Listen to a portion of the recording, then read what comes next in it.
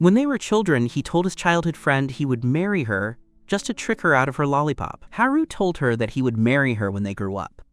However, his tsundere childhood friend pretended to be disgusted by him on the surface. In reality, she cared about him immensely. Many years later, after returning from studying abroad, Haru headed straight to Natsumi's house with his luggage. He shouted a couple of times and kicked the door twice, but the door remained completely motionless. He checked the time. It was already midnight. Since she wasn't home this late, he assumed she must be out fooling around. He pulled up her number and dialed it. He wondered if she would still remember his voice, considering they hadn't seen each other for quite a long time. The phone rang for a while before connecting. Haru immediately said in an overbearing tone, "Natsumi, where are you fooling around? I'm back in the country and right outside your apartment. Come back and open the door for me now." However, the voice on the other end wasn't hers. A strange female voice asked, "Are you looking for Sister Natsumi? She's busy right now. Call back later," the girl said before hanging up immediately. Haru froze for a moment, his anger instantly flaring up. It was obvious the person who answered was just a lackey. He couldn't believe a mere follower dared to bully him. Meanwhile, inside a private booth at the 8+1 bar, Natsumi was drinking with others. A handsome guy sat beside her, intimately placing his arm around her shoulder. Kenta gazed obsessively at her beautiful face and couldn't help but lean in closer. He felt that a woman as perfect as Natsumi was truly a rare find in this world. Natsumi suddenly frowned slightly, a flash of displeasure in her eyes, and pushed him away. "Stay away from me," she snapped harshly. "Where is my phone?" Her follower, Yuki, who was sitting nearby, quickly ran over and held the phone out with both hands. "Your phone is here." Just then, the phone rang. Natsumi blinked, looking at the unfamiliar number with no contact name. After she answered, Haru's angry voice shouted from the other end, "Natsumi!" She frowned, failing to recognize Haru's voice at first, which left her in a bad mood. Aside from her family, no one ever dared to call her by her full name like that. She asked impatiently, "Who is this?" Haru paused for a moment before asking, "Is this Natsumi? How boring, I'm hanging up." "Where are you? I'm coming to find you." Haru hurriedly tried to stop her. No matter how inexperienced he was, he could hear the hint of drunkenness in her voice. It was clear this girl had gone out to party and had been drinking. Ordinarily, Natsumi would have hung up immediately, but for some reason, the voice sounded familiar to her. As if possessed, she blurted out her location. "I'm at the Akun bar, booth 520. "Fine, I'm coming over now. Wait for me." Before Haru could finish, she hung up. Natsumi lowered her hand, staring at the disconnected screen. The alcohol was buzzing in her head. While she wasn't completely blurred, she wasn't entirely sober either. She wondered who that could have been. She muttered to herself, "There isn't a man in this world who dares to give me orders." Then she corrected herself. It seemed there might be one. She was just about to remember who. Kenta leaned in again from the side. "Natsumi, was that your new boyfriend calling?" Natsumi didn't want to deal with this simp and leaned back against the sofa. Seeing that she looked uncomfortable, Yuki quickly stepped out. A moment later, she returned with some hangover medicine. "Sister Natsumi, here is the medicine." Natsumi reached out to take it, but Kenta snatched it away. "Natsumi, let me feed it to you." Natsumi felt lazy and didn't want to move, so she let him wait on her. She was used to being served, having been pampered since childhood. Meanwhile, after getting the address, Haru left his luggage with the first-floor security guard and set off to find Natsumi. Having been away for so long, he stared out at the city streets from the taxi window. He finally arrived at the bar street and rushed to the entrance of the bar. As he tried to enter, he was stopped by a security guard. "Little brother, are you an adult yet?" Haru shouted, "I'm looking for Natsumi," and slipped inside while the guard was distracted. Once the guard heard he was looking for the young Miss Natsumi, he didn't dare stop him and let him through. The bar was surprisingly large. After searching for a long time, Haru finally found booth 520. He pushed the door open and shouted aggressively, "Natsumi!" Everyone in the booth immediately turned to stare at him. A man in a suit walked over with a face full of disdain. "Who are you? You think calling Natsumi's name like that will get her attention?" "Little brother, you're a bit too naive." As Kenta approached, Haru was hit by the scent on him and immediately wrinkled his nose. He took a few steps back and told him, Don't come any closer. Yuki walked over and looked at Haru with a smile. Are you looking for Sister Natsumi? She went to the restroom and will be back in a moment. Kenta, however, was very unhappy. He looked Haru up and down and snorted in annoyance. Don't tell me you're Natsumi's new boyfriend. So she dumped me. Just to fall for you?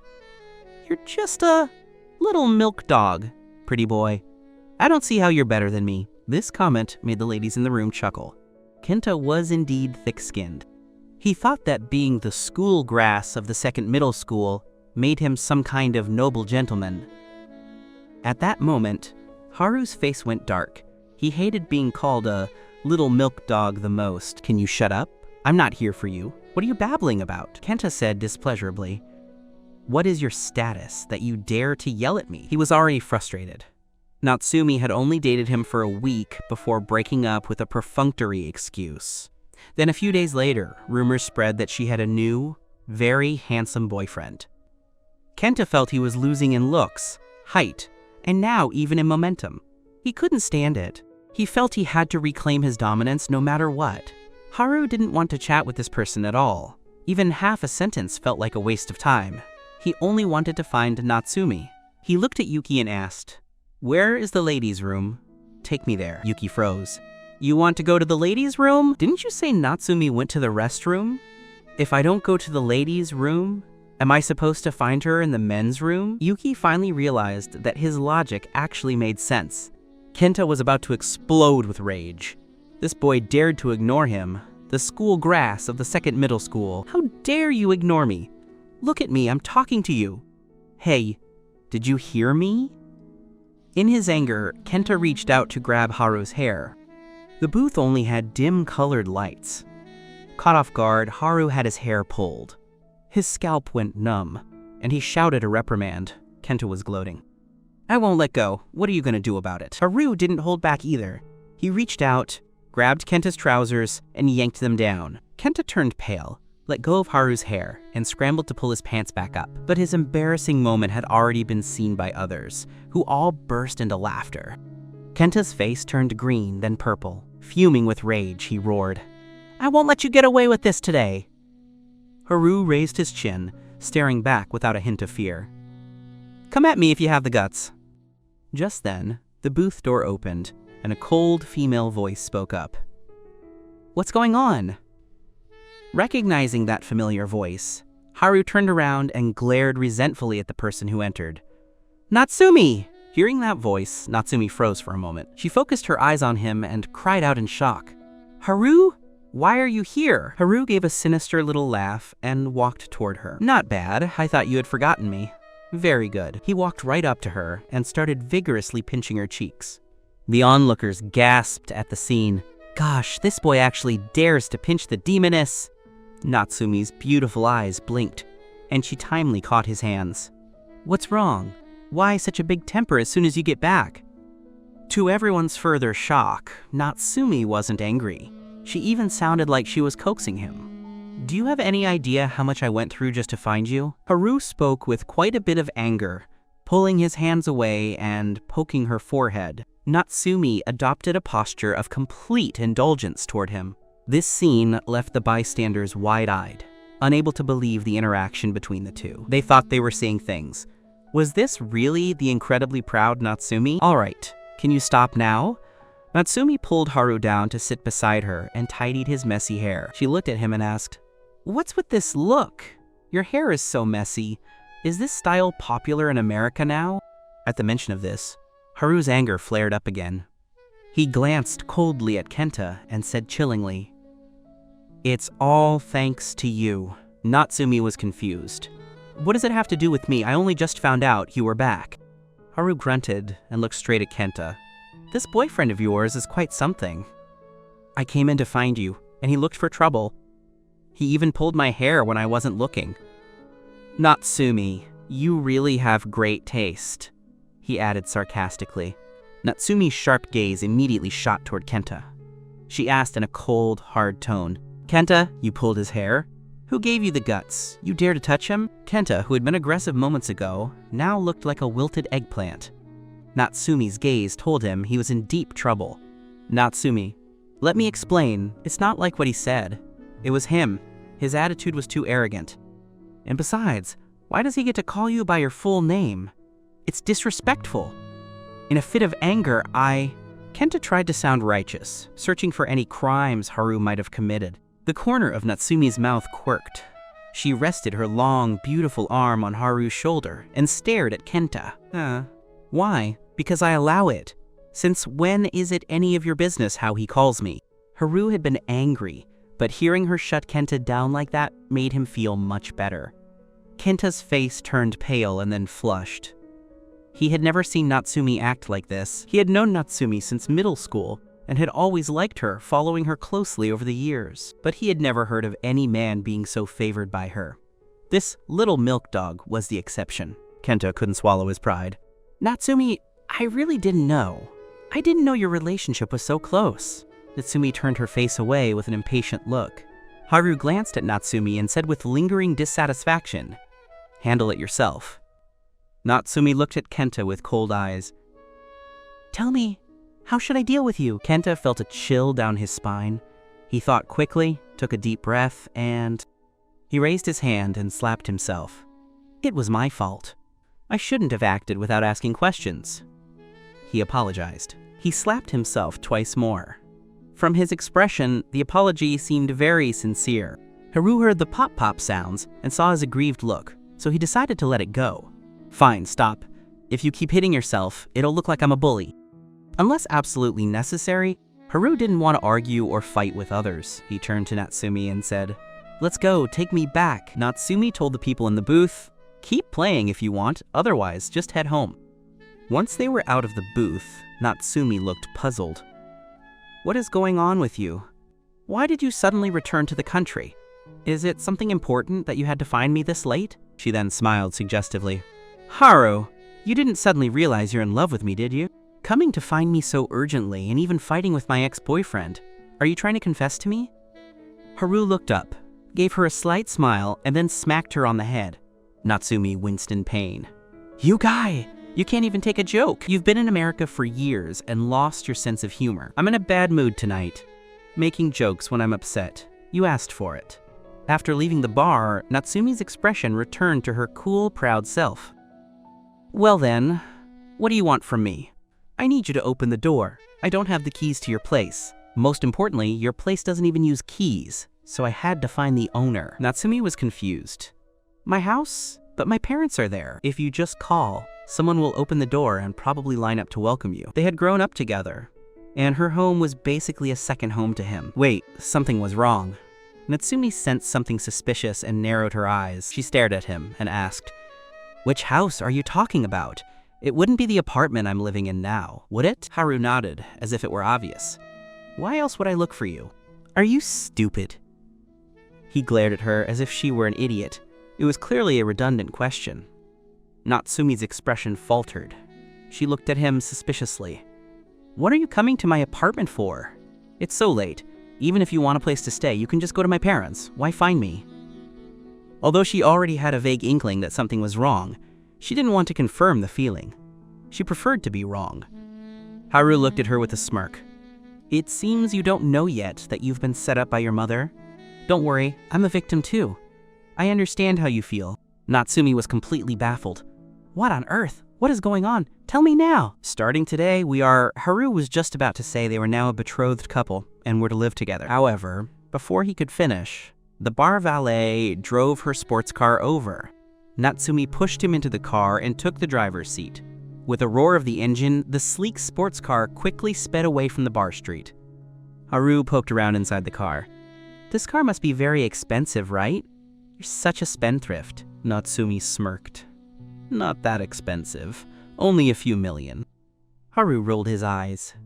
If millions weren't expensive, what was? Then give me a few million to spend, he said, holding out his palm. Natsumi drove with one hand and smacked his palm with the other.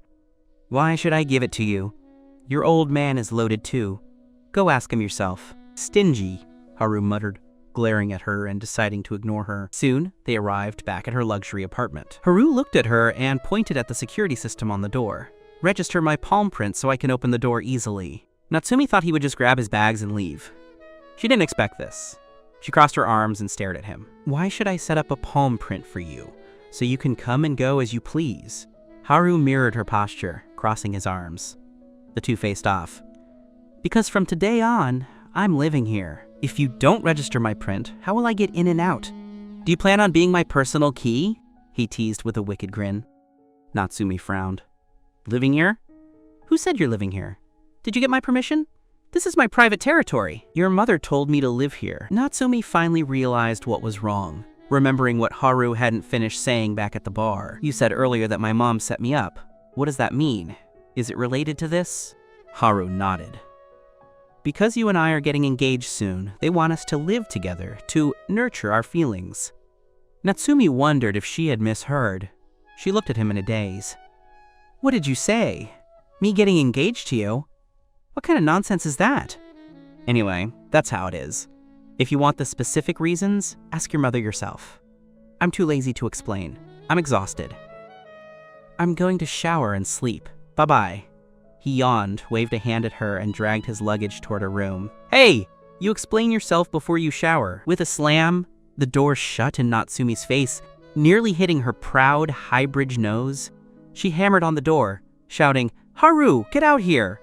A moment later, Haru opened the door, holding a change of clothes and leaning against the frame. I am really sleepy right now. My brain is stuck. Let's talk tomorrow, okay? With that, he brushed past her and headed toward the bathroom. Natsumi looked at him helplessly. Noticing the fatigue on his face, she decided to let it go for now. Early the next morning, Haru came into the living room shouting, Natsumi, is breakfast ready? I'm starving. With sleepy eyes, he sat on the sofa, his head nodding as if he might fall back asleep at any moment. Natsumi poured a glass of water in the open kitchen, her petite frame leaning against the counter. She said lazily, There is no breakfast. I don't cook here. If you want to eat, go out and buy it yourself. Haru frowned and began to wail pitifully. What am I supposed to do? I get dizzy if I miss a meal. I'm still a growing boy. There are all kinds of drinks and milk in the fridge and biscuits and snacks in the cupboard. Just help yourself and eat something to tide you over for now. Then I'll call home and have my parents pick you up and take you back there. As soon as I heard there was something to eat, I scrambled off the sofa and ran over to the fridge. Didn't I tell you last night? From today on, I'm living here with you. I wasn't constrained at all. Acting as if I were in my own home, I casually took out some milk to drink. Seeing an apple, I took that out too. After drinking half a carton of milk, I started munching on the apple. Natsumi stared at me and said, As for the engagement and all that, I won't agree to it. I shrugged. If you don't agree, then go back and tell your parents and Grandpa Shu. I can't make the decisions. Hearing this, Natsumi frowned. And Grandpa? What on earth is this mess? Your mom said if you go back this weekend, she'll explain everything clearly to you. By then, even if you don't want to agree, you'll still have to obey, so you might as well stop struggling. I had clearly seen the outcome. As long as it was Grandpa Shu's command, she would have to follow it whether she liked it or not. Natsumi felt a bit frustrated. Forget the weekend. I'll take you back tonight to clear things up. Suit yourself, I said, waving my hand dismissively. Anyway, I've already given in. She'll end up just like me in the end. After finishing the apple, I washed my hands and said to her, You're heading to school, right? Wait for me. I'll brush my teeth, wash my face, and change clothes. It'll be quick. Natsumi asked doubtfully, You're coming to school with me? I beamed at her. Because starting today, I'm transferring to your school. Natsumi had a look on her face like she was going crazy, but I ignored her and went into the bathroom. My light humming could still be heard from inside. After I finished freshening up, we finally headed out. Although Natsumi was impatient, she couldn't just leave me behind, so she drove me to school. We were nearing Shande High School. Because it was a prestigious private school, the campus was huge, and the grand school gates could be seen from afar. I immediately shouted, Stop, stop, stop! Just drop me off here! Natsumi had no choice but to pull over, asking puzzledly, We haven't reached the school yet. Why are you getting out here? Before she could finish, I had already hopped out of the car. With a roguish smile, I said, I'm not walking into school with you. It would definitely attract too much attention. I still prefer to keep a low profile. Bye, you go on ahead. I'll buy some breakfast before I head in. Whatever you want, Natsumi replied, not really caring. So many people wanted to be seen arriving in her car for the prestige. I, on the other hand, was the one acting dismissive of her.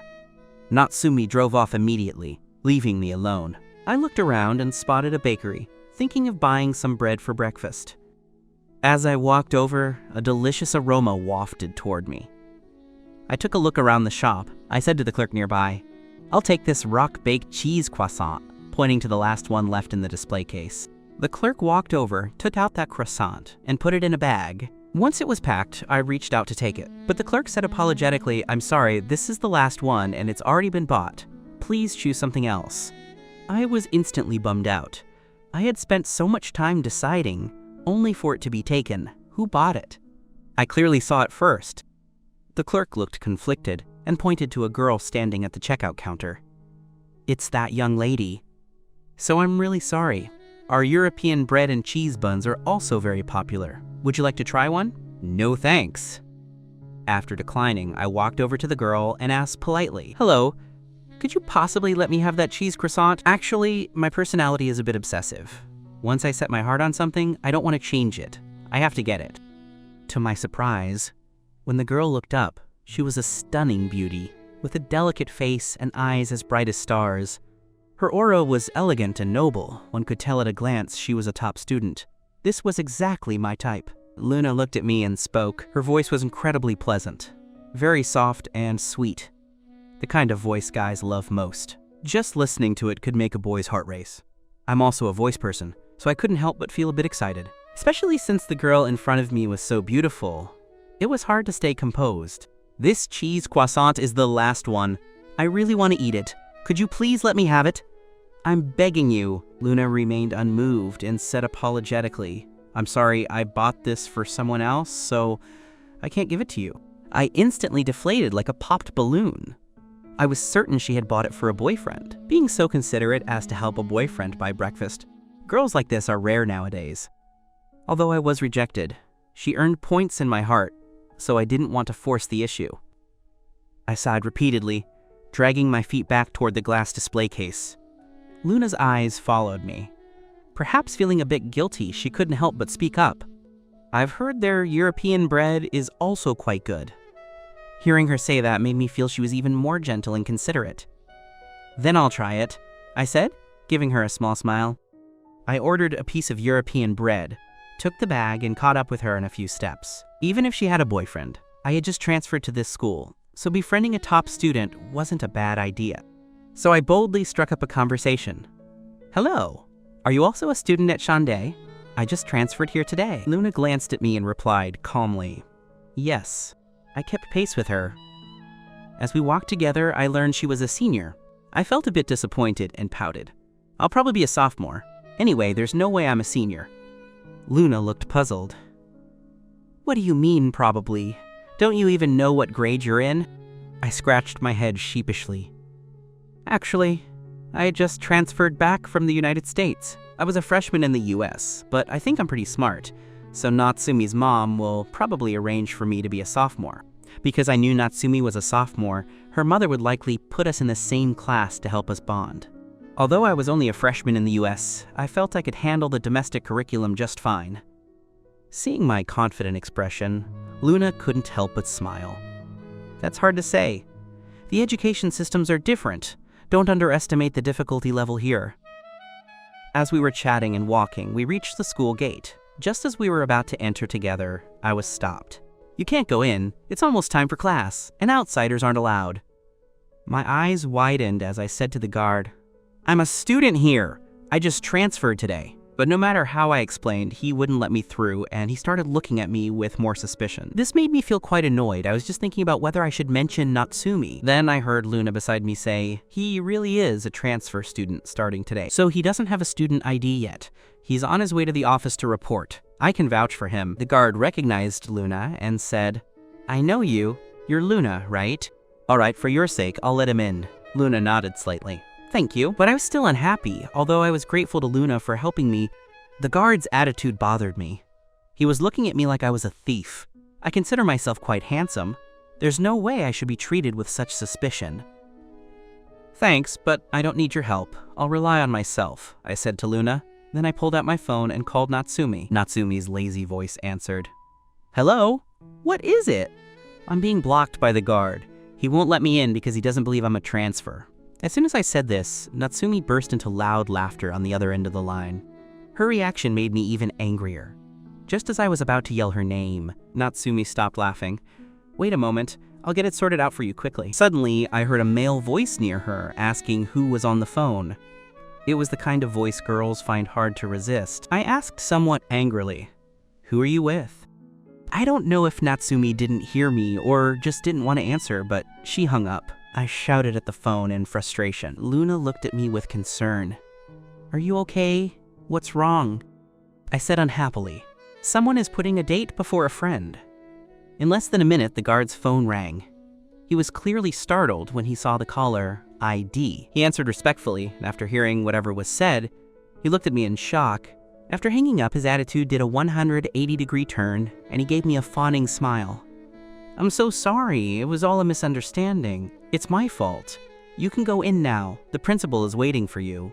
Hearing this, I was finally satisfied and walked in with a swagger.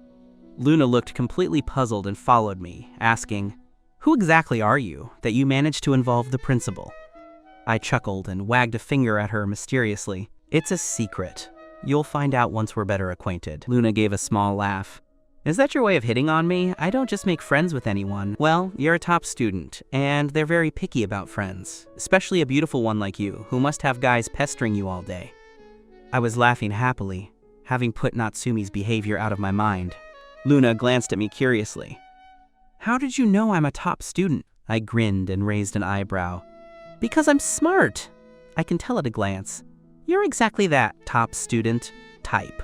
Was I right? The guard said he recognized you just now. Why? Are you very famous at school?"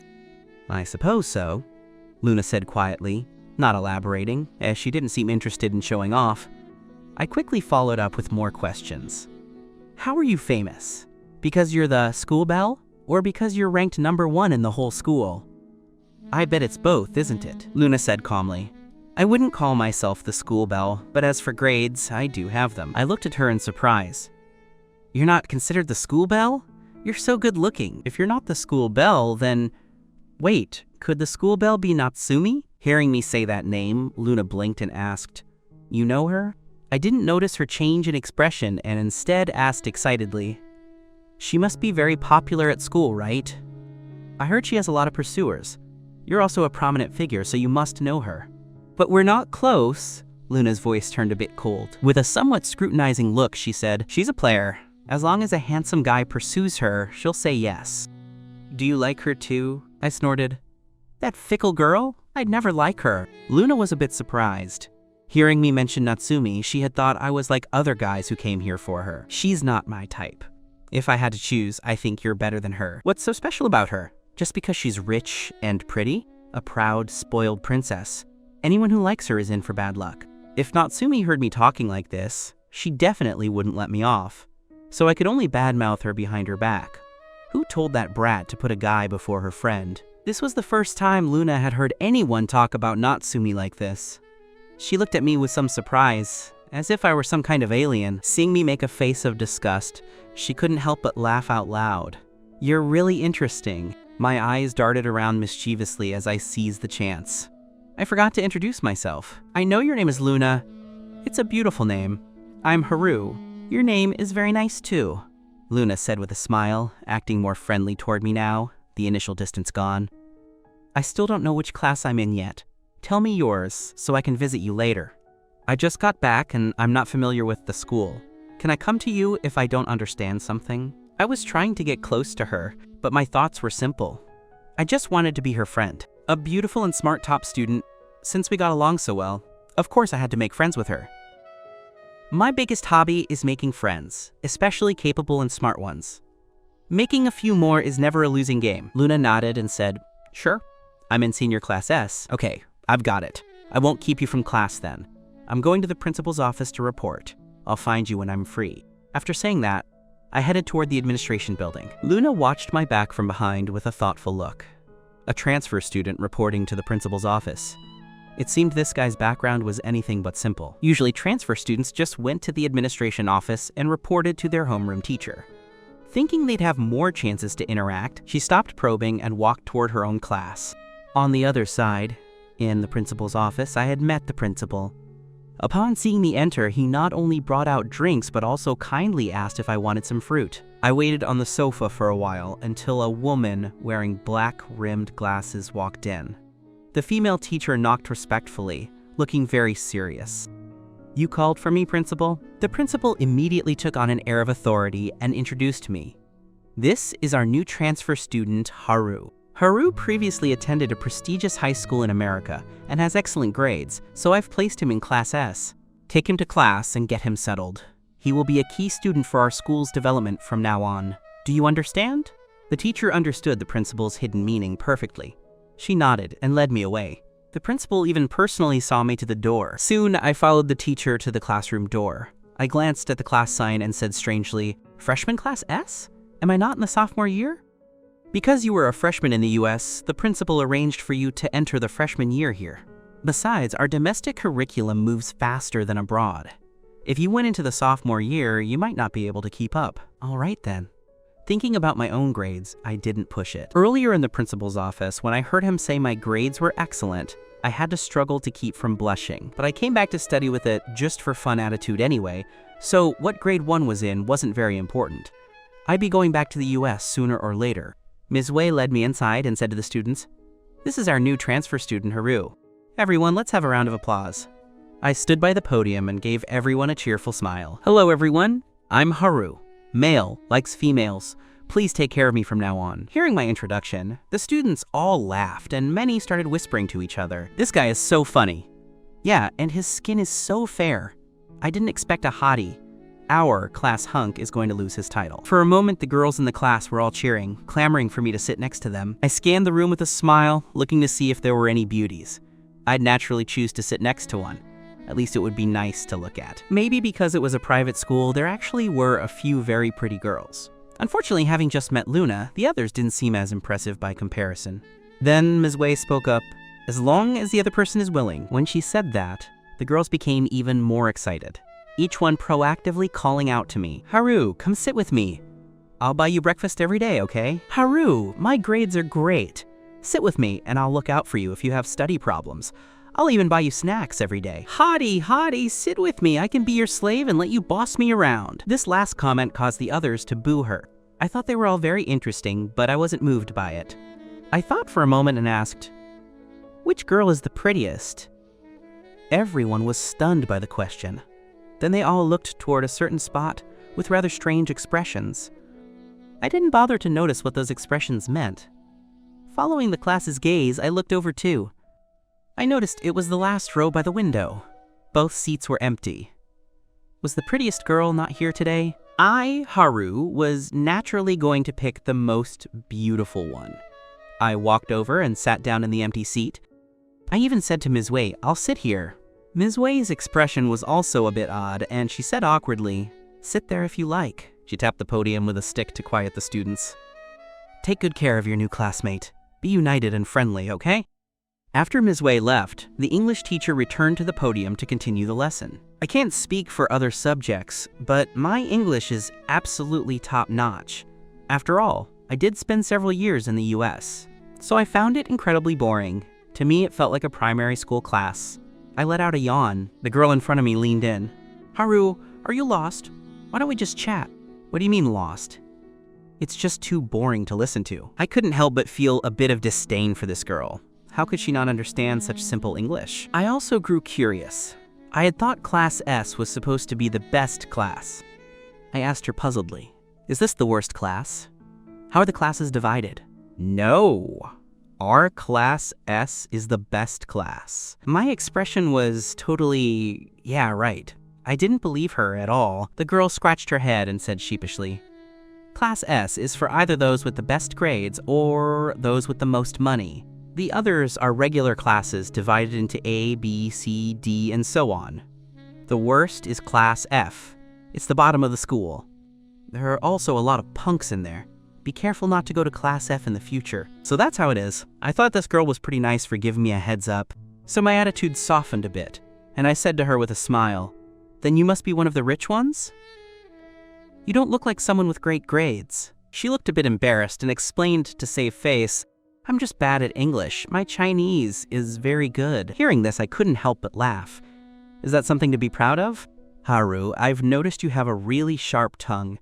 You don't look as innocent as your handsome face suggests. This is called sharp-tongued? You haven't seen true sharp-tongued yet. By the way, I'm Mammy. If you ever need anything, you can come to me for help. We kept chatting with our heads down, completely failing to notice that the teacher's face on the podium was getting darker and darker. The student in the back row, stand up! The English teacher shouted, her eyes fixed right on me. The new student, please translate the next paragraph. The teacher suddenly called out. I didn't even realize she was calling me. I was still happily chatting with my head down. It wasn't until the boy across the aisle pushed me. Haru, the teacher is calling you. I lifted my head composedly and met the teacher's fuming eyes. Yes, teacher? Is there something you need? The teacher's face was a sight to behold, turning shades of blue and gray, then changing color again. She was clearly beyond livid. Haru, you will translate the second paragraph of the text. I shrugged innocently. But teacher, I don't have a textbook. Borrow one from a classmate. Clearly, she wasn't going to let me off that easily. Mommy looked at me sympathetically and handed me her book. She whispered, just say whatever. She won't dare do anything to you. A mysterious smile curled onto my lips. I casually took the book and flipped to the designated page. Then, fluent English with a distinct American accent poured from my mouth. It was completely different from the teacher's Chinglish, and the students were absolutely stunned by how good it sounded. Is it this paragraph? As for the translation, it means this. I then provided a perfect translation of the text I had just read. The teacher stared at me blankly, her face looking even worse now, as if she had been publicly humiliated. Teacher, may I sit down now? I asked with a beaming smile. Sit down, the teacher said, her face pale and her voice reluctant. Mommy looked at me with pure worship. That was incredible. How is your English so good? That accent. Seriously, if I didn't see your face, I'd think it was a foreigner speaking. I blinked with feigned ignorance. Oh, did I not mention it? I just came back from the US. I attended the top elite high school there. Wow. The classmates who were eavesdropping let out collective gasps, casting admiring glances my way. After class, I felt a bit bored, so I decided to go find Natsumi and see what kind of carefree life she was leading. Walking toward the sophomore building, I headed straight for Class S without a second thought. Based on the intel Mommy gave me, this was my logical conclusion. Although I didn't know Natsumi's exact grades, seeing how she spent all her time dating, they couldn't be that great. However, the Chusa family was incredibly wealthy. It went without saying she'd be in Class S. I quickly found the Class S room and peeked through the back door. Sure enough, I saw that girl, Natsumi. Damn it. She was actually flirting with a guy. Technically, since I have an engagement with her now, it's only normal for me to feel a bit jealous, right? I justified it to myself. I wasn't jealous because I liked Natsumi. I was jealous in my capacity as her fiancé. This girl is such a jerk. She knows it's my first day and I don't know my way around. Instead of coming to help me get settled, she's busy dating. It really ticked me off. My eyes darted around mischievously. I gave a wicked grin. Just you wait. I stepped back to the stairwell, grabbed a random girl, gave her a charming smile, and made a request in my most magnetic voice. Excuse me, classmate, could you please go into Class S and tell Natsumi that her husband is looking for her? Please and thank you. The girl was a bit of a bookworm wearing glasses. Dazzled by my charm, she nodded blankly. I'll go right now. Meanwhile, I hid around the corner to watch. I saw the bookworm walk into Class S and say loudly, Natsumi, your husband is looking for you. The noisy classroom went silent instantly. You could have heard a pin drop. I could imagine everyone's eyes bulging out of their sockets. I covered my mouth to keep from laughing. A few seconds later, Natsumi walked out with a dark expression. Hiding around the corner, I waved at her to show her where I was. Natsumi had a, I knew it was you, look as she walked over. I knew it! You're doing this on purpose to cause trouble, aren't you? I jumped out from the corner and said, You brat! You only care about your dating and completely ignored me. Just wait. Tonight, when we go back to the shoe house, I'm telling your parents everything. I crossed my arms. She was the one in the wrong here. Seeing this, Natsumi gave a helpless sigh. What exactly do you want? I glanced behind her. Sure enough, the guy she had been flirting with had followed her out and was looking our way. I gave a sly, wicked grin. You made me angry. If you want me to cool down, you have to follow my lead. Natsumi knew me best. Seeing that look on my face, she knew I was up to something bad. What do you want me to do? Natsumi leaned against the wall, staring at me intensely. Looking at her haughty posture, I huffed. Simple. Come over here, give me a hug, and kiss me on the cheek. Hurry up. Natsumi glared at me. She didn't need to look back to know that many people had sneaked out to watch. If she made an affectionate gesture toward me now, wouldn't that confirm the husband claim? In public, have you no shame? I still care about my reputation, Natsumi said, finding an excuse to refuse. I was annoyed. This brat actually wasn't listening to me. Natsumi, you've changed, I complained. You weren't like this before. You never used to refuse anything I asked.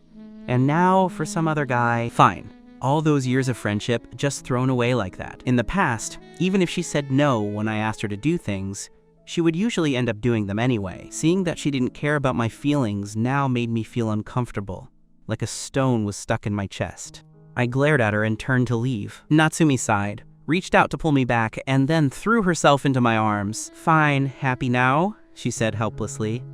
Is there any point to these pranks? I'll have to explain this to my boyfriend later. It's such a pain. I gave a low huff. You care that much about your boyfriend? I'm technically your fiancé right now, you know. Natsumi said irritably.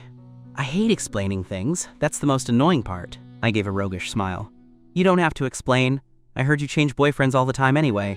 It'll be someone else in a few days, so why bother? Natsumi thought about it. I guess that makes sense. You got your hug. Now go back to class. I'll find you for lunch at noon. No thanks. I met a major beauty today. I'm gonna have lunch with her later. After saying that, I pushed Natsumi out of my arms, looking like I was ditching her after getting what I wanted. Natsumi blinked. A major beauty? The most beautiful person in this entire school is standing right in front of you, and you're going to eat with another woman instead of me? Oh ho! Is our proud little princess jealous? I grinned mischievously. Why would I be jealous? I just think there's something wrong with your eyesight, Natsumi replied, clearly displeased as her pretty eyes glared at me. But in her mind, she was wondering who this major beauty could possibly be. I peeked behind her and confirmed that her boyfriend was fuming.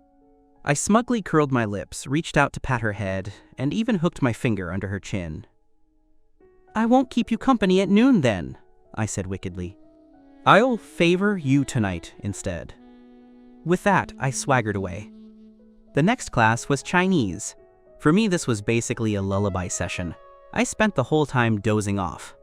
My chin was propped up by my hand, and my head kept nodding like a chicken pecking at grain.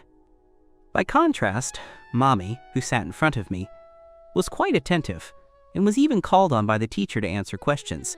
I don't know how long it took, but I finally survived until class ended. As soon as the teacher left, I stretched. Ah, that was an uncomfortable nap. I should have brought a pillow. I almost cricked my neck. I held my neck with both hands and twisted it from side to stretch. Mommy turned around and looked at me, caught between laughter and tears. Do you have any idea how soundly you were sleeping? It was almost contagious. I leaned on the desk and stood up abruptly. Finally, school's out. Let's go. Time for food. Where's the cafeteria? Is the food good? Haru, are you part pig? Mommy couldn't help but roast me. After chatting all morning, we were like friends now. You're the pig. It's noon. Of course we have to eat. Don't you eat? Hurry up and take me to the cafeteria. It's your treat. Once I get to know someone, I become very blunt. Besides, I already knew Mammy was a rich second generation. Treating me to a meal wouldn't cost her much. Fine, my treat. Our cafeteria is divided into different zones. Ordinary students eat in the cheap area, but we usually go to the deluxe zone. I'll take you there in a bit and recommend some good dishes. Mommy packed her things and stood up. I suddenly cried out, Oh, I forgot. I have to find someone. Who are you looking for? Before Mammy could finish, I was pulling her out of the classroom. Let's go. You know the school better. Lead the way. Where are the senior classrooms? I didn't care that others were looking at us suggestively. I was afraid that if I went too late, Luna would be gone. Mammy looked at my hand, holding hers, her expression subtle. What do you need in the senior building? I smiled. I'm looking for Luna in senior class S. Do you know her? Mommy's expression turned strange. Luna? You're looking for her? What's your relationship with her? If I said we're boyfriend and girlfriend, would you believe me? Mommy's eyes nearly popped out in shock. So her mysterious boyfriend is actually you? So she really has a boyfriend? Hearing the truth, I couldn't help but feel a bit disappointed. What a waste. Mommy, having sharp ears, caught that. What do you mean by that? Are you not her boyfriend? I was just teasing you. If you can't even tell that, how are you gonna hang out with me? Go reflect on yourself. So you were lying. You made me really think you were her boyfriend. I looked annoyed. Since I figured she'd be my underling from now on, I had a duty to educate her. In the future, when you follow me, you need to learn to distinguish between my jokes and the truth. Got it? Oh, got it, Mammy replied blankly, but she quickly snapped out of it. Wait, why do I need to learn that? I interrupted her and steered the topic back to Luna. Anyway, tell me, what's the deal with Luna's mysterious boyfriend? Is he not from our school? Why is it mysterious? Mommy shrugged.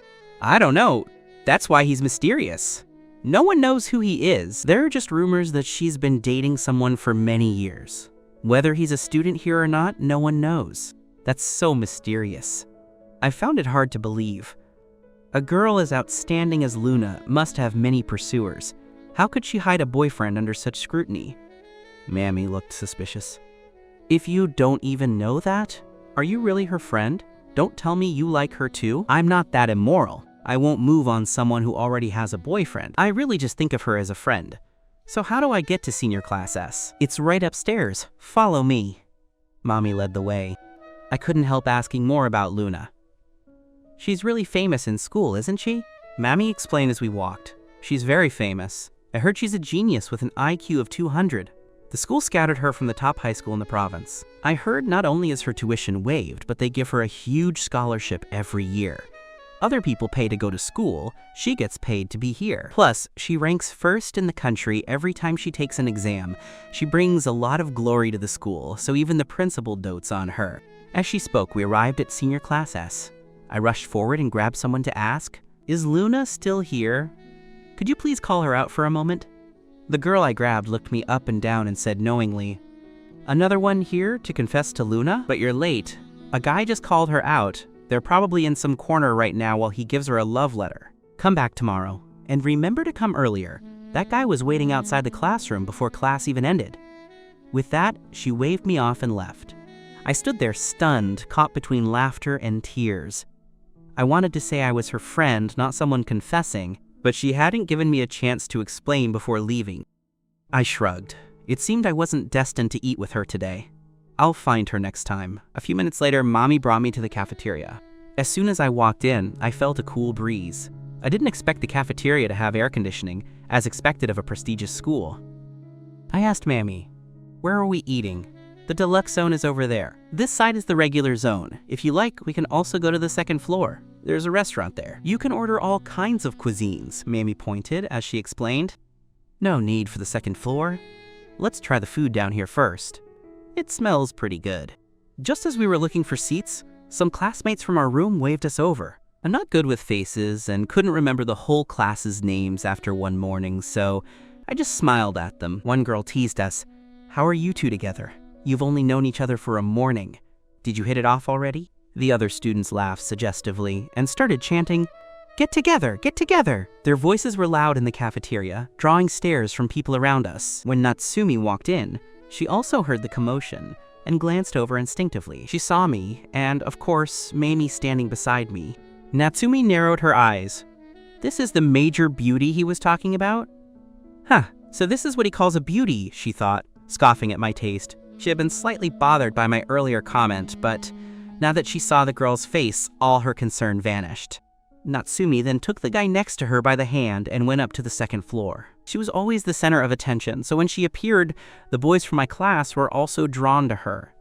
"It's Natsumi! She's going to the second floor.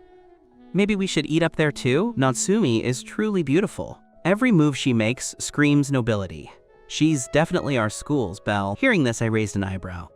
"She's the school belle? Is there really no one better looking than her? I think Luna from the senior year is also very beautiful."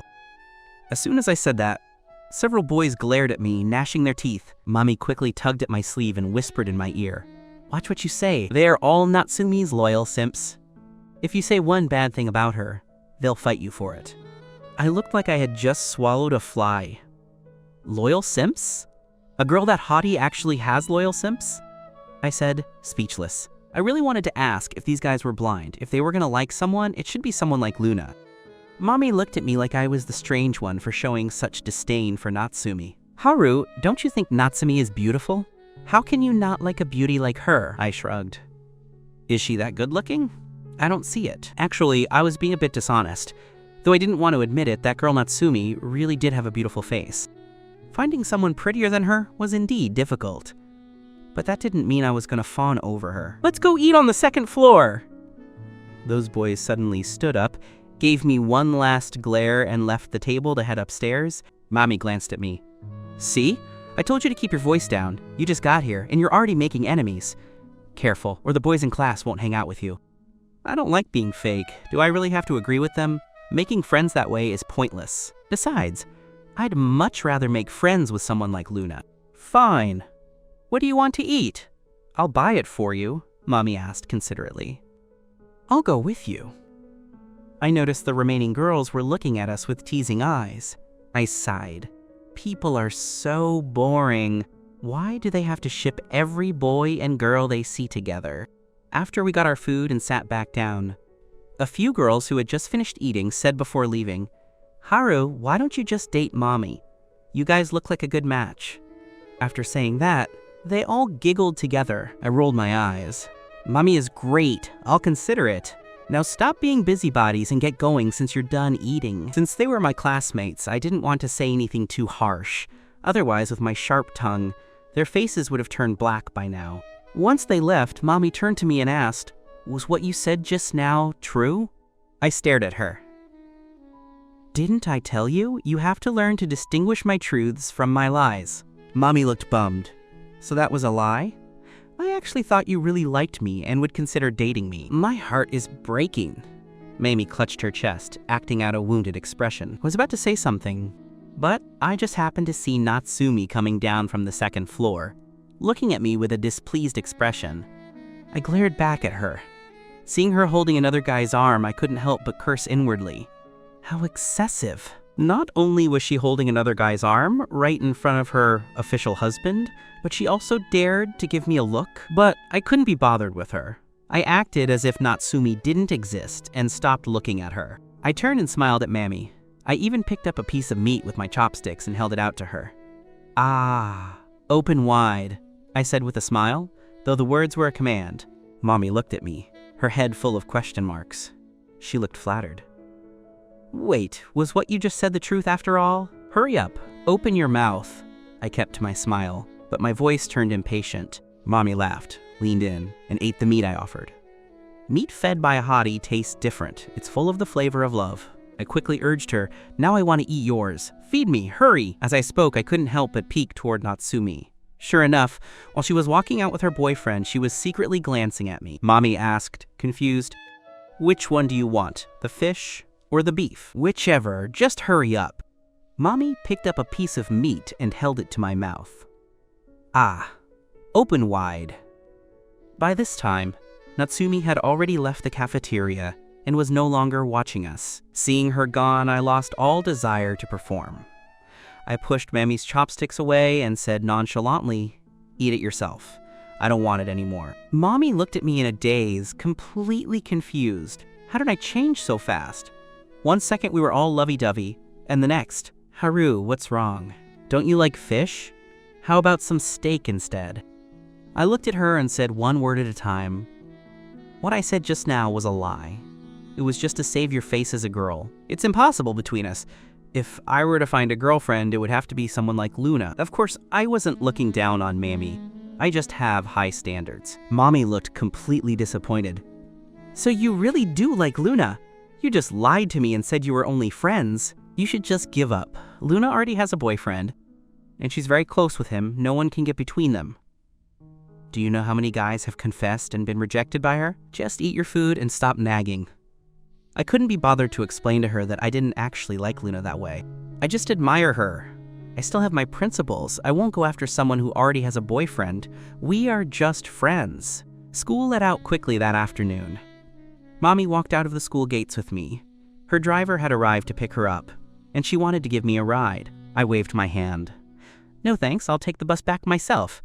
You go ahead. See you tomorrow. Mommy still didn't know my true identity. After seeing me show off in English class, she had already categorized me as one of those students who got into Class S based on good grades. Naturally, she didn't view me as a wealthy young master. Thinking I was going to squeeze onto a public bus, she pulled me again and said, "Just let me give you a ride. I have a car right here. It's so convenient. You'll have to crowd with people if you take the bus." But I couldn't tell her that I was waiting to take Natsumi's car back. I had to follow her lead and say, "Taking the bus is no big deal. You get used to it. Hurry up and get in the car so you can go home," I said as I pushed her and stuffed her into the car. Once the car had driven far away, I quietly returned to the side of the school gate and dialed Natsumi's number. Luckily, it connected right away. I was worried Natsumi wouldn't pick up my call. "Where are you?" "Out. What do you want?" There was a whistling sound of wind on Natsumi's end. It sounded like she was driving. I didn't expect her to leave school so quickly. I said a bit angrily, "You've already left? Why didn't you wait for me?" Natsumi let out a cold laugh. "Don't you have a major beauty by your side? Why don't you just let her take you home? It's a perfect chance for you to play the gallant admirer.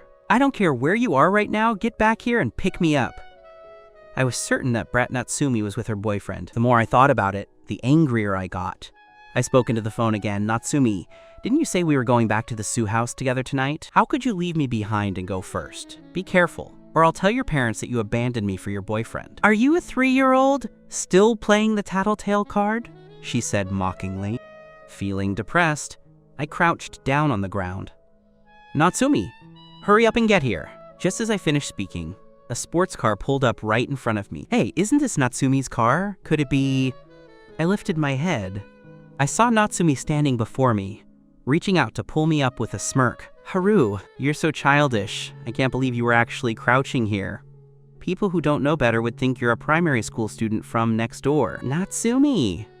I was so annoyed I reached out to pinch her cheek, but a smile returned to my face. It turned out the brat was lying to me on purpose, being out my foot. She was probably watching me from nearby the whole time, waiting for me to make a fool of myself. I glared at her and asked, "You were hiding and watching me the whole time, weren't you?"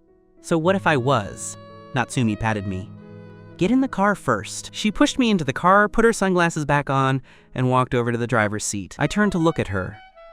"What are you acting cool for? Why the sunglasses? Stop trying to look impressive." As I spoke, I reached out and snatched them away. "Hey!" Natsumi shouted. She had just started the engine when I grabbed her glasses. She could only glare at me helplessly. Soon we arrived back at the Isu residence.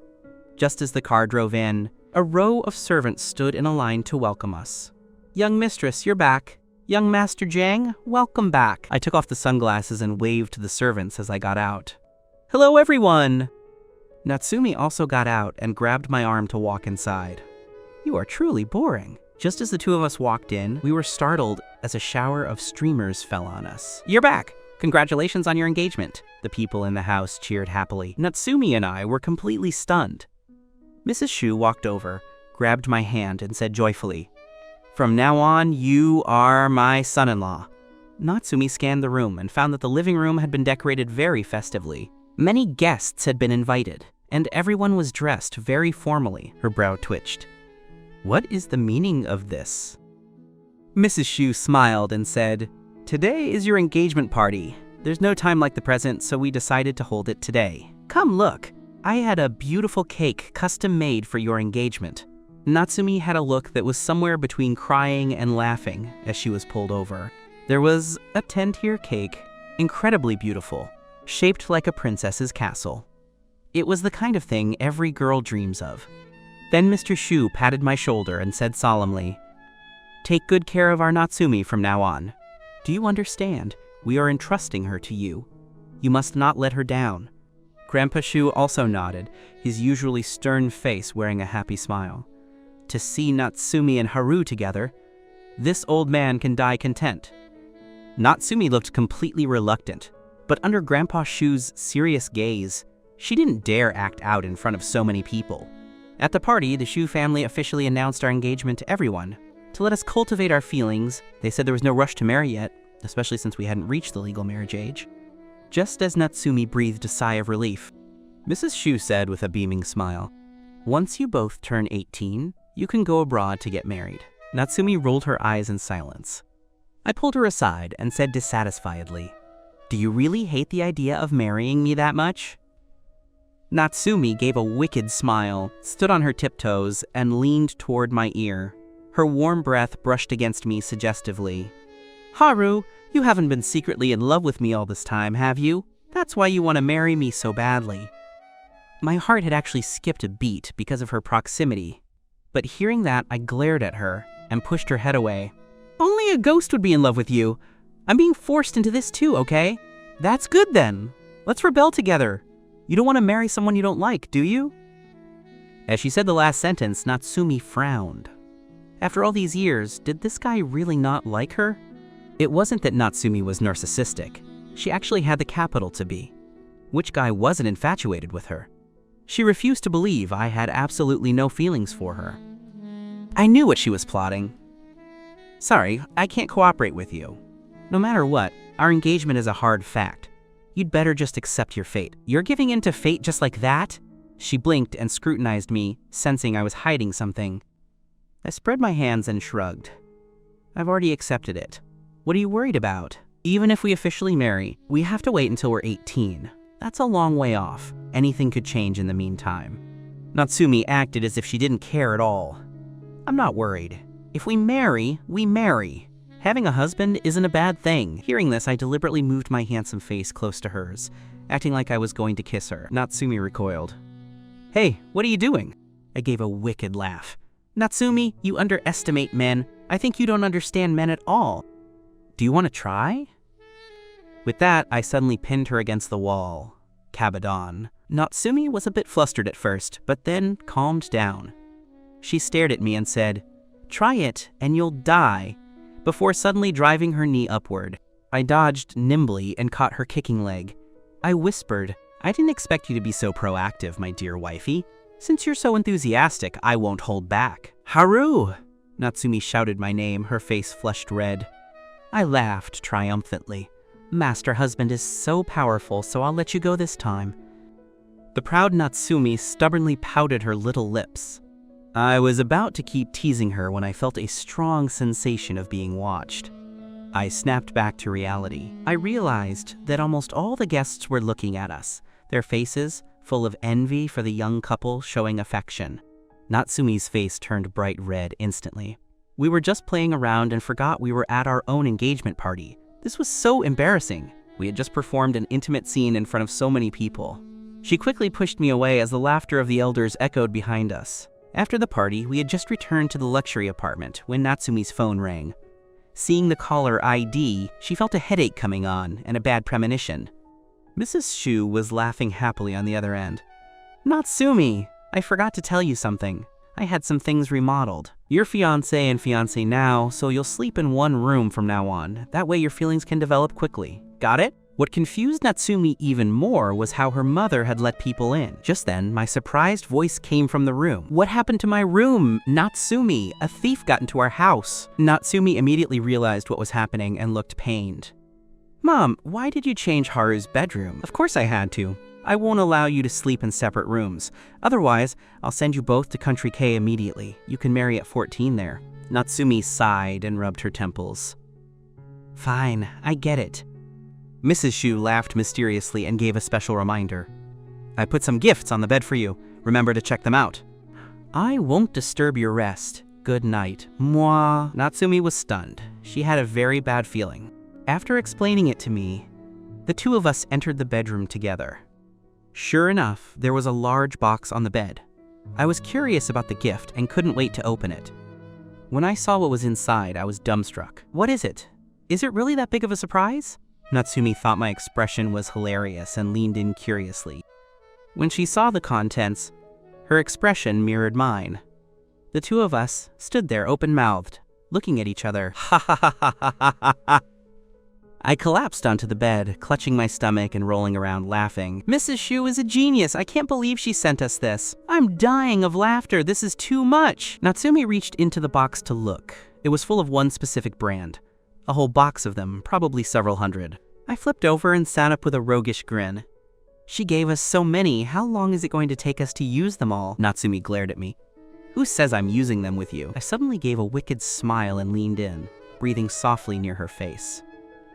What are you shy about? We're already engaged, come on. Natsumi's delicate face turned beet red. She crossed her arms over her chest and stared at me warily. You pervert! I scoffed and teased her. It's just umbrellas, condoms. Why make such a big deal? Don't tell me you've never seen these before. Natsumi, provoked by my words, immediately grew defiant. She tilted her chin up proudly and said, Who says I haven't seen them? I just don't want to use them with you. I crossed my arms and huffed. You're so fickle and have had so many boyfriends. Who knows if you have some kind of disease? Natsumi was unhappy hearing that, and my look of disgust toward her cleanliness stung her. She immediately curled her lip and said, I'm still a virgin. Believe it or not, I stared at her suspiciously. Real or fake? You've had so many boyfriends and you're still a virgin? I don't think anyone would believe that if you said it out loud. Actually, Natsumi regretted saying it as soon as it came out. Like I said, she's had so many boyfriends, keeping her virginity. If word got out, people might think she was frigid. It would damage her image as the school belle. Haru, let's just pretend I never said that and you never heard it, okay? Natsumi narrowed her pretty eyes and gave a charming, seductive smile, trying to appease me. I immediately caught on to why she was acting like this. I grinned like a cat that had just caught a mouse. Oh, so you want me to keep this secret for you? Natsumi nodded. I laughed slyly. It's not impossible. But you have to listen to me, and then I'll pretend I didn't hear a thing. What do you want, master husband? Natsumi said, giving me a quick peck on the cheek. This attitude was more like it. I'm very easy to talk to. I won't make things hard for you or ask you to do anything illegal. It's simple, I chuckled. From now on, this room is mine. You sleep on the sofa. Natsumi's smile froze. She looked at me in disbelief, as if she were hallucinating. You're making a girl sleep on the sofa? I nodded, acting as if I hadn't said anything major. Natsumi's lip twitched. She was a wealthy young lady used to warm, soft beds. How could she sleep on a sofa? Afraid she would back out, I pointed a finger at her and repeated her words. You just said you'd do whatever I said. No backing out. Natsumi was speechless. She was finally experiencing what it meant to lift a rock only to drop it on your own foot. Fine, I keep my promises, Natsumi said with a generous air. But internally, she was already plotting how to reclaim sovereignty over the bedroom. I grabbed a pillow, stuffed it into her arms, and waved her away.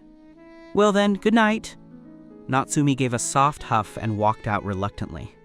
After a moment, she came back and suddenly spoke. Hey, was that girl you ate lunch with today your major beauty?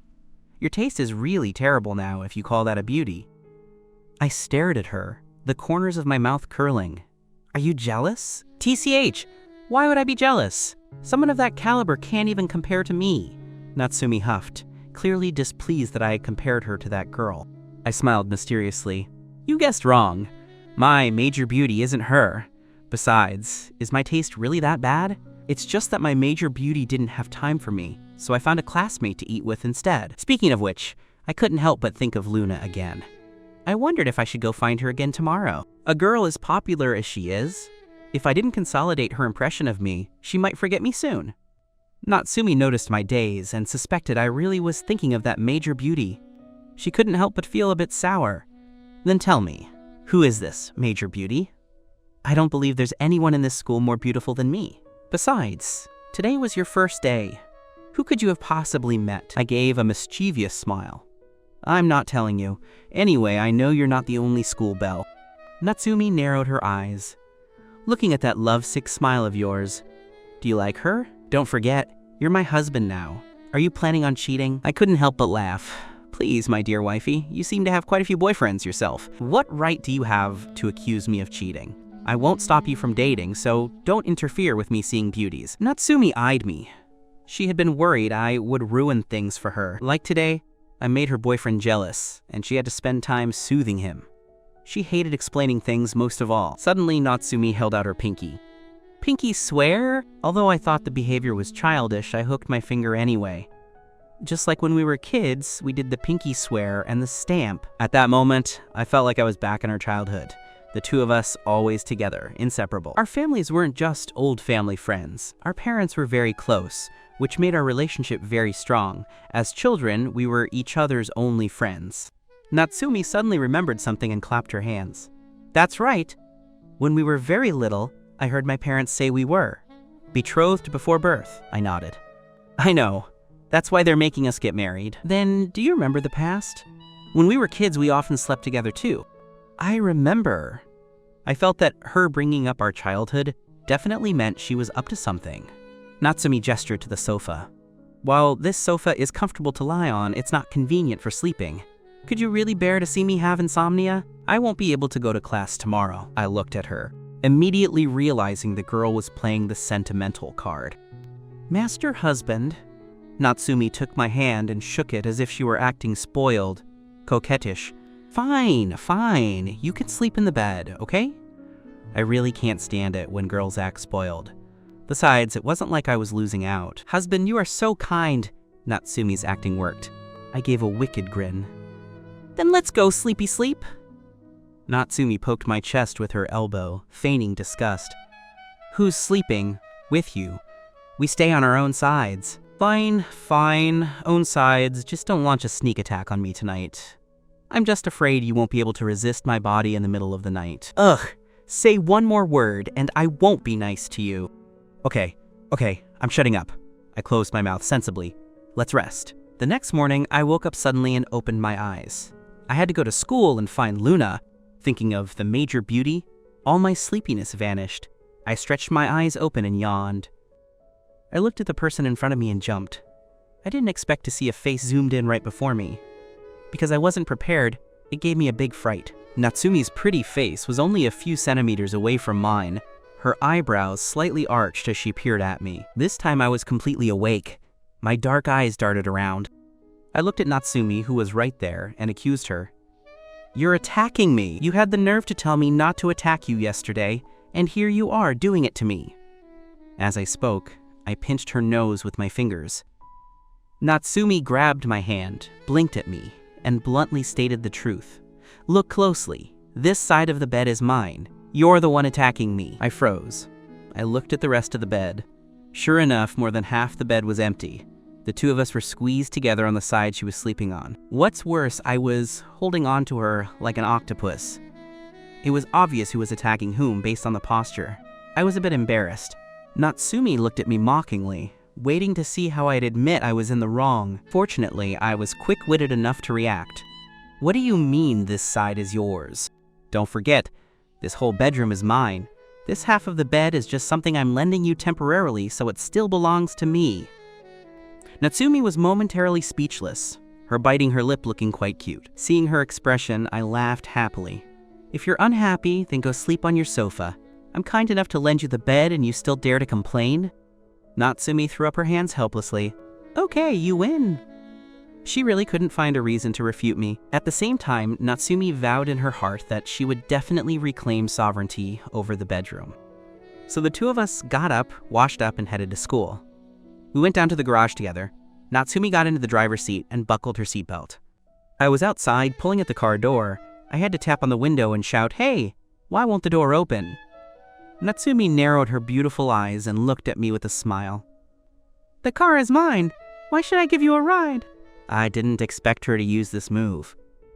Natsumi, if you don't take me to school, am I supposed to go by myself? If you trade for the usage rights of the bedroom, I'll take you to school every day from now on. Natsumi stated her condition. I won't agree. Just you try leaving me behind. Be careful, or I'll tell... Before I could finish my threat, Natsumi started the engine and the cool sports car drove straight away right in front of me. Natsumi! I was so angry my face turned blue. I looked around the garage in a daze. Because it was still very early, there was no one else in the garage. The vast, spacious garage was empty except for the cold cars. The wind blowing on me felt a bit chilly. Natsumi, you brat! Just you wait! Just then, there was a sudden roar of an engine. The sports car that had just left backed up and returned to me. Natsumi's pleasant voice rang out, and the car door opened automatically. I was still a bit huffy, but I got in anyway. I gave her a hard glare. The two of us looking at each other like that seemed particularly childish, like two kids having a tantrum. Natsumi couldn't help but find it funny. It was like a memory from childhood. Okay. It was all my fault. My foot just wouldn't listen, and I accidentally drove off. I'll treat you to a meal to make up for it another day, okay? Seeing that her attitude was sincere, my anger cooled slightly. I couldn't be bothered to hold a grudge against a mere woman. Natsumi stepped on the gas and sped along. We were finally almost at school. I stared boredly out of the car window, considering what to buy for breakfast in a moment. Suddenly, a petite figure caught my eye. It was Luna! I widened my eyes in surprise as I saw her enter the same bakery from yesterday. I hurriedly shouted to Natsumi, "Stop the car! Stop the car! Hurry!" I even waved my hands around frantically to get her to pull over. "What's the matter? We're not there yet," Natsumi said, but she followed my lead and pulled over to the curb. "I don't want to show up at the school gate with you. If people see me getting out of your car, everyone will know I know you." With that, I unbuckled my seatbelt and prepared to get out. I paused suddenly, turned back, and gave her a mischievous smile. Natsumi glared at me. One look at that smile and she knew nothing good was coming. "What else?" I held out my hand and wiggled my 5 fingers. "Give me your wallet." Natsumi helplessly took out her wallet, placed it in my palm, and said with feigned disgust, "Why don't you get your own money?" I gave her a, "I'm just lazy, what are you gonna do about it" look. "Besides, you're my wife now. Isn't it only natural that I spend your money?" I flipped open her wallet and saw a thick stack of large bills. My eyes lit up, and I greedily took them all. "Hey, leave some for me!" Natsumi protested against my bandit-like behavior. "Don't you have a card? You can just swipe it." Speaking of which, I remembered something. I pulled several cards out of her wallet, picked one, and slipped it into my pocket. Natsumi huffed. "You really know how to pick. You took my black card directly. This one is off limits." I felt a bit dissatisfied. "You have so many other cards." Despite saying that, I obediently put the black card back into her wallet. Natsumi snatched the wallet, pulled out a card, and handed it to me. "That one is the primary card. Only I can use it. This one is a supplementary card for the black card. Use this one." I took the card with a happy grin, looking at her in disbelief. "Can I swipe it whenever I want?" "Wow, so generous. You should know that a supplementary black card also has no spending limit." Natsumi deliberately put on a fierce face and stared at me. "Just you try swiping it recklessly." Although that's what she said, her willingness to give me the supplementary card already showed her trust in me. "That's hard to say," I said with a wicked smile. "Anyway, I've already accepted it. How I swipe it is my business." With that, my eyes crinkled into a smile, and I suddenly beckoned her over. Natsumi looked at me, puzzled. "What do you mean?" She thought I wanted to whisper something to her, so she leaned in without suspicion. But as she leaned closer, I suddenly gave her a kiss on the forehead and said with a grin, "Thanks, wifey." After the kiss, I slipped out of the car. Natsumi froze for a moment, then smiled. "This guy, honestly." I waved to her through the car window and then entered the bakery nearby. Natsumi prepared to start the car once I disappeared, but she paused for a moment. With one hand on the steering wheel, she thought to herself that I seemed a bit strange just now. Meanwhile, inside the bakery, I walked up behind Luna with a bright, sunny smile and patted her shoulder. "Hello!" Luna turned around. "Not expecting it to be me," she said with slight surprise. "Why is it you again?" "Yeah, it seems we're destined to meet." I leaned in and saw the croissants in the display case in front of her. My heart skipped a beat. I couldn't help but wonder, was she buying them for her boyfriend again? If so, just then, Luna said to the clerk, "I'll take 1 rock-roasted cheese croissant." "I'll take one too." There were several croissants left today, so I could finally fulfill my wish from yesterday. The clerk packed them up and handed them to us with a smile. "Thank you for your purchase. Is there anything else you need?" Luna didn't want anything else. I, however, ordered a lemonade. "Do you want a drink too? The drinks here are quite good." "Oh right, you girls seem to like milk tea. How about one?" Luna said in a calm voice. "No thank you." Watching her slight nod and polite manner, I thought she was so beautiful, especially when the sunlight fell on her hair, highlighting her graceful silhouette. The two of us then left the bakery together. I was a bit hungry, so I took a secret bite of the croissant, a satisfied look on my face.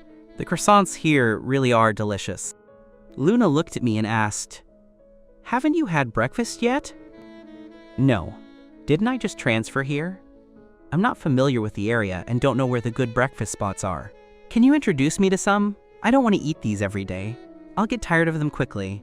Perhaps seeing my pitiful look made Luna feel sympathetic. Plus it was still early, so she replied, "Sure, actually, there are many good places to eat near our school. I'll take you there." "Great!" I nodded happily.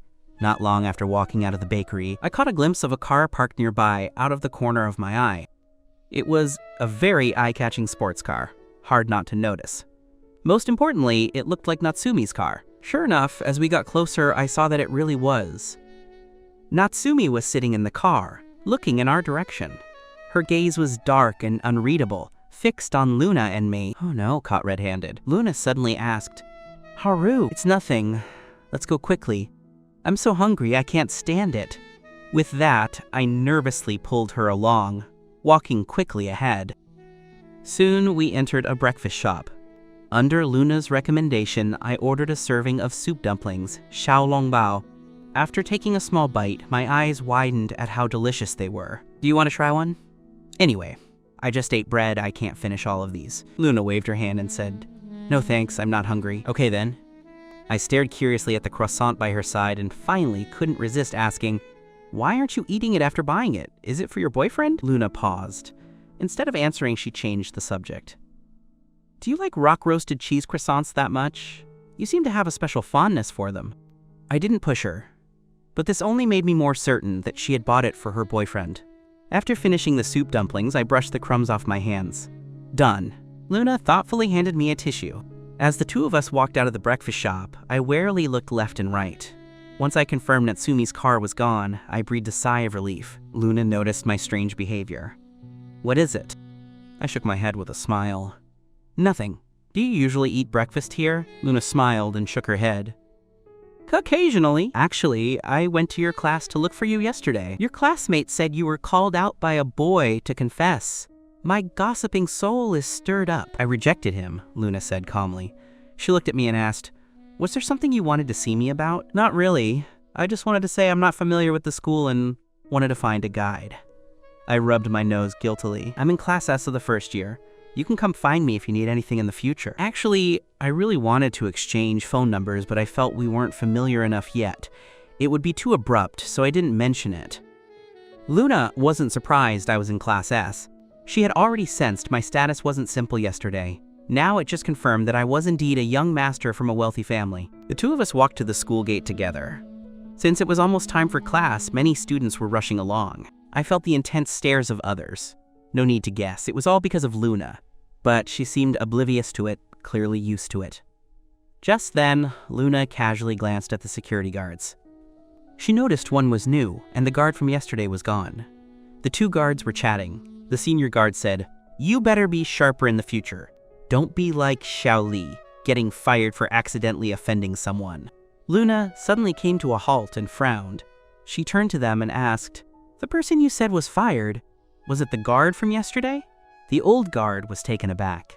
He clearly recognized her, so his attitude was very polite as he explained, "Yes. Is something the matter?" "When was he fired?" Luna asked further. "Well, he was fired yesterday afternoon." As for the reason, the old guard seemed very hesitant. He glanced at me beside her and could only say, "I'm sorry, that's an internal matter. It's not convenient to tell you." But even without him saying it, Luna understood what was going on. She nodded with a dark face. "Thank you, I understand." Then she walked ahead, as if she had forgotten I even existed. "Luna, why are you suddenly walking so fast? It's not time for class yet." Luckily, with my 1.8-meter-long legs, I soon caught up. I spread my arms to block her path. "What's wrong with you?" I asked, puzzled. "Was that guard your relative?" "You look very unhappy." I had no idea what I had done wrong. I just looked into her eyes, waiting for an explanation. Luna finally looked at me. Her tone was no longer warm and gentle like before. It was a bit cold as she spoke. "Why was that guard fired?" "You're telling me you don't know, Haru? Are you trying to play dumb in front of me?" "What do you mean by that?" I really don't know. Should I know? I was very confused. Her attitude right now seemed to say that the guard being fired was my fault. I just transferred here yesterday. I don't even know him. We have no grudge. Why would I want him to lose his job? No grudge? Yesterday when he stopped you, you were very angry, weren't you? And that phone call. It was from the principal, right? If you didn't have some special status, would the principal personally receive you? I was left speechless by her words. Luna's voice grew colder as she accused me. Do you know how important that job was to that guard? His child was just born. Just the money for formula and diapers costs 1,000 or 2,000 yuan every month. And the household expenses. Do you know what it means for him to lose this job? I stood there dazed, not knowing what to say for a moment. No, you don't. To a young master from a rich family like you, what's a few thousand yuan? With money and power, a casual word from you can decide someone's fate. That's very fun, isn't it? I'm sorry, I don't like making friends with people who use their power to bully others. Luna left these words behind and directly walked away, leaving me stunned by the scolding. I looked at her back aggrievedly. Everything was fine when we were eating breakfast, so why did it suddenly turn into this? Being lectured for no reason made me feel terrible. When I reached Class S, I slumped over my desk, feeling depressed. Mommy glanced back at me, then turned her whole body around and asked with concern, Haru, what's wrong? Are you in a bad mood? I looked at Mammy and asked, why is Luna so angry? Is she angry with me? Mommy was taken aback by my question, so I told her the whole story. After listening, Mommy had a look of understanding. Hurry and tell me, why is she so angry? That guard isn't her relative.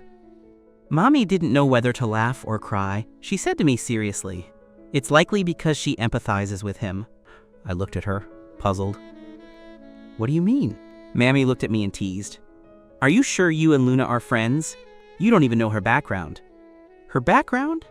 I showed great interest in this topic. My ears perked up like a rabbit's, my face showing the expression of a serious student. So Mommy filled me in. I told you before, Luna was scouted by the school. They gave her a very large scholarship. Her accepting it means her family is very poor. I widened my eyes in surprise. Really? Her family is very poor? You can't tell just by looking at her. Luna's clothes didn't look like those of a poor student at all. But thinking about it, it might be because she's good-looking enough. She has a good figure, a clean aura, and even a faint air of nobility. So even if she wears street market clothes, she can make them look like designer brands. Of course it's true. Many people know.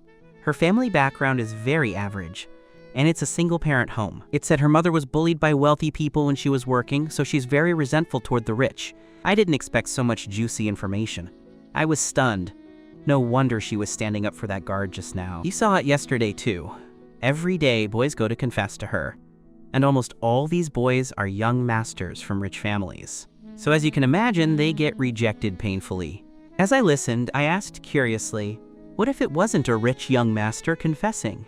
Would her attitude be different? Mommy shrugged.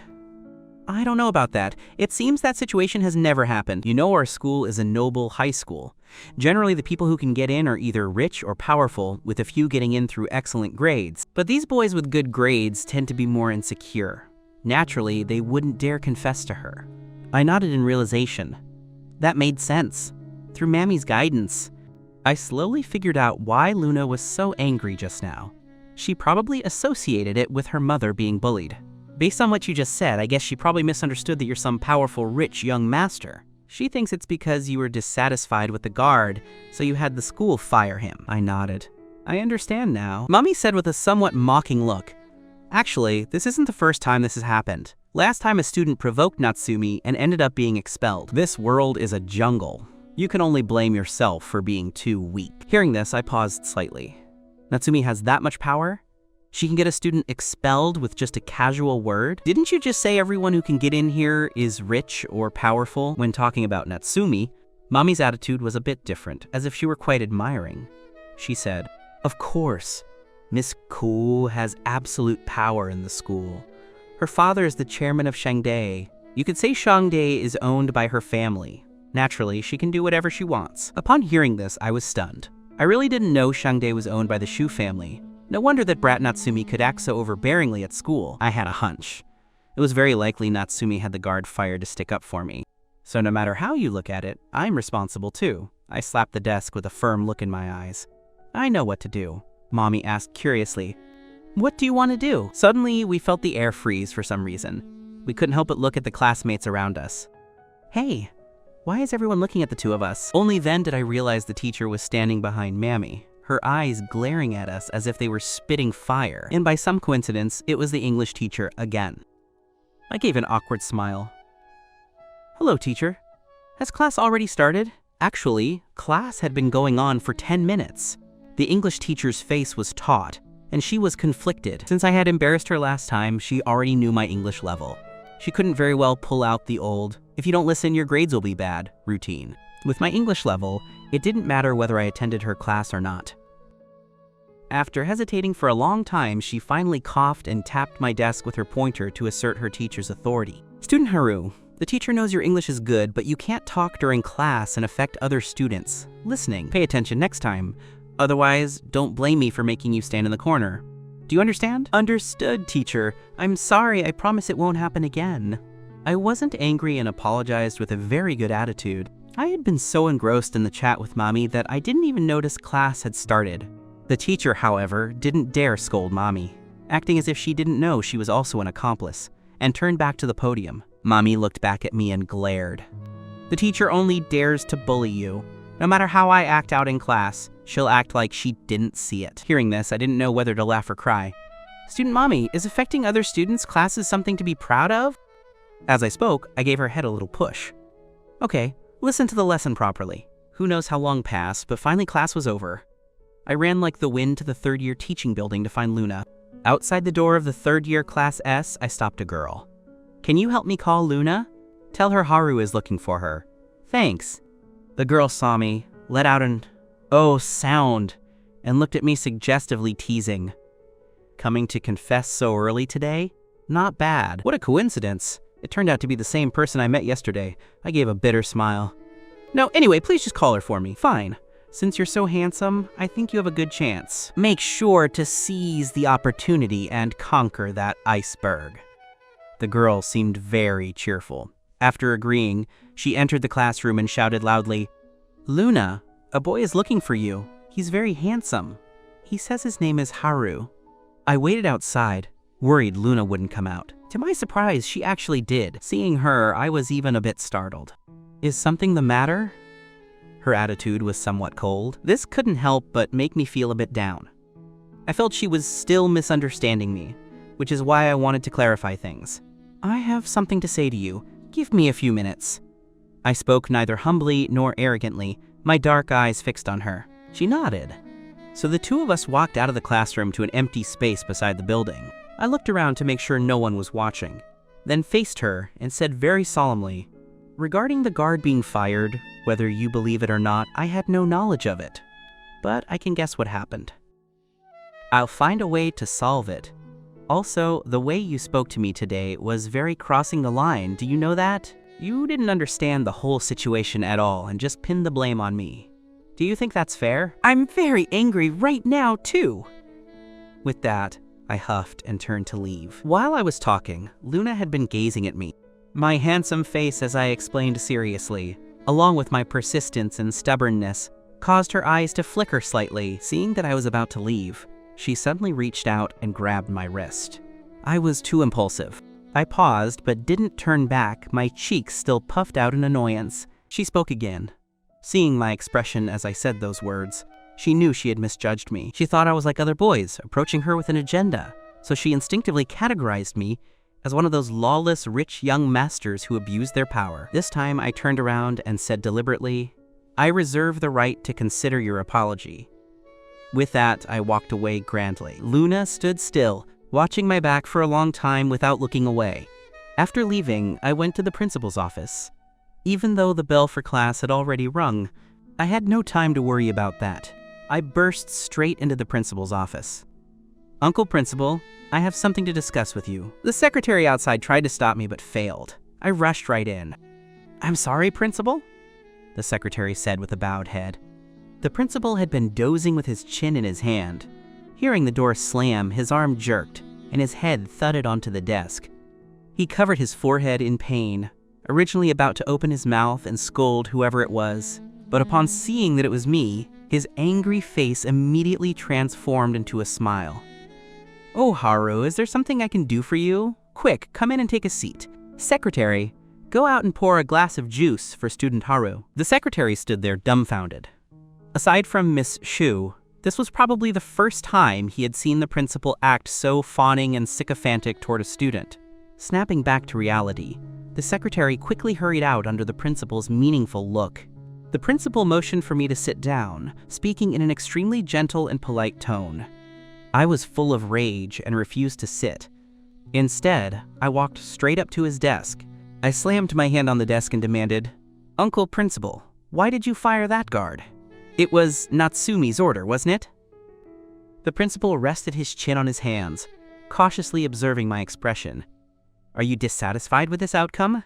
If so, then tell me, what else would you like? Do you want to withhold his remaining wages? Or perhaps blackball him so he can't find a similar job at any other school? These are easy to arrange. Just say the word and I'll handle it immediately." Hearing this, I was nearly exploding with anger. Bang! I slammed the desk again, but this time I hit it too hard, making my palm go numb. I frowned and pulled my hand back. "That's not what I meant. I don't want to do anything to him.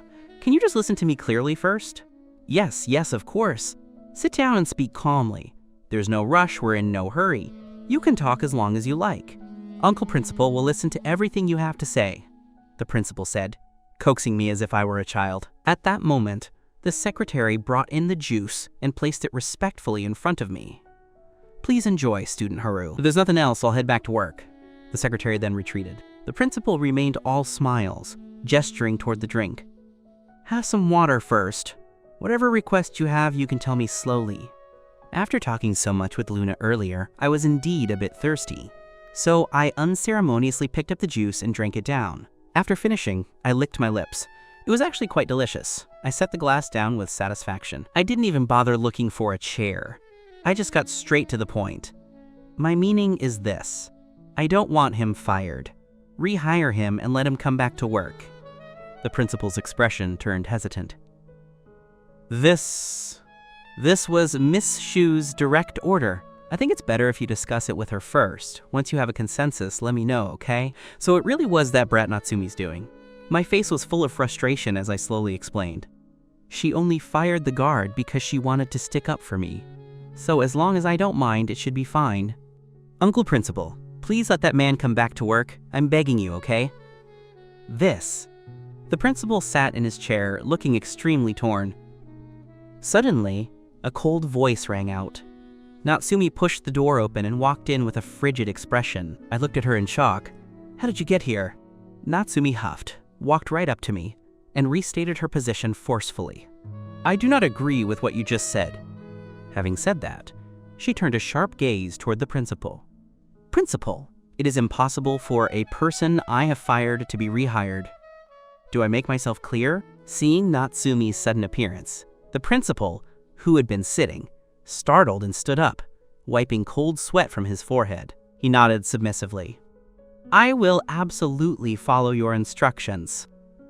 I was so angry I nearly choked on her name. "How can you be like this? Does that guard have a grudge against you? Why do you have to take away someone's livelihood? This is hateful." Natsumi walked up to me and said indignantly, "I only did it to stand up for you. And look at you. I fire someone, and you want to hire them back. Aren't you just slapping me in the face? I never asked you to stand up for me like that." My chest was heaving with anger as I glared at her. Natsumi glared back, a flush of fury on her pretty face. "You're doing this for that Luna girl, aren't you?" "What?" I looked at her in confusion. "You know Luna." Natsumi curled her lip in a sneer. "She and I have a history. How could I not know her?" "Why are you being such a simp? As soon as you see a pretty face, you throw everything aside and dive right in." Natsumi finally realized that the major beauty I mentioned before was Luna. At this thought, her anger flared up again. Plus, the fact that I had jumped out of the car this morning just because I saw Luna, it all added up. I tried to explain myself. I only think of her as a friend. I'm not trying to... Before I could finish, Natsumi interrupted me. The video of you two pulling and tugging at each other has already spread through the whole school. By now, who doesn't know that you are the first boy Luna has ever treated differently? What video? What pulling and tugging? I was completely bewildered by Natsumi. I had no idea what she was talking about. At that, Natsumi took out her phone and played a video for me. I was stunned. It was actually a video of my conversation with Luna earlier. Because of the distance, you couldn't hear what we were saying, but you could see our movements. It did look like we were tugging at each other, which would naturally lead people to think there was something romantic between us. Seeing this, I hurriedly defended myself. You've misunderstood. What have I misunderstood? You clearly went looking for her and were all over each other. And yesterday you said the major beauty you wanted to eat with was Luna, right? You only met her yesterday. Are you already that in love with her? Do you even know she has a boyfriend? Haru, have you lost your mind? Natsumi was beyond furious. She thought I had been infected by liberal ideas from abroad and found it fun to try and steal other people's girlfriends. Hearing those words, my body trembled. I was already feeling wrong today. It was bad enough being misunderstood by Luna for no reason, but to have even Natsumi view me this way made me feel even more hurt. I glared at her fiercely, no longer wanting to explain. I turned and walked out in a fit of rage. This made Natsumi even angrier, her expression turning ugly. Behind her, the principal looked at her hesitantly and asked cautiously, Mishu, then I should. Natsumi whipped around in a rage. Shut up! She cursed under her breath and quickly chased after me. Haru! However, she was a few seconds too slow. By the time she ran out of the principal's office, I was nowhere to be seen. She stomped her feet in frustration and chased downstairs, but she didn't know that I was actually hiding in the corner of the stairwell. As she ran out in a hurry, her shadow flickered right past me. She didn't notice me hidden there in the shadows. I punched the wall a few times and cursed under my breath.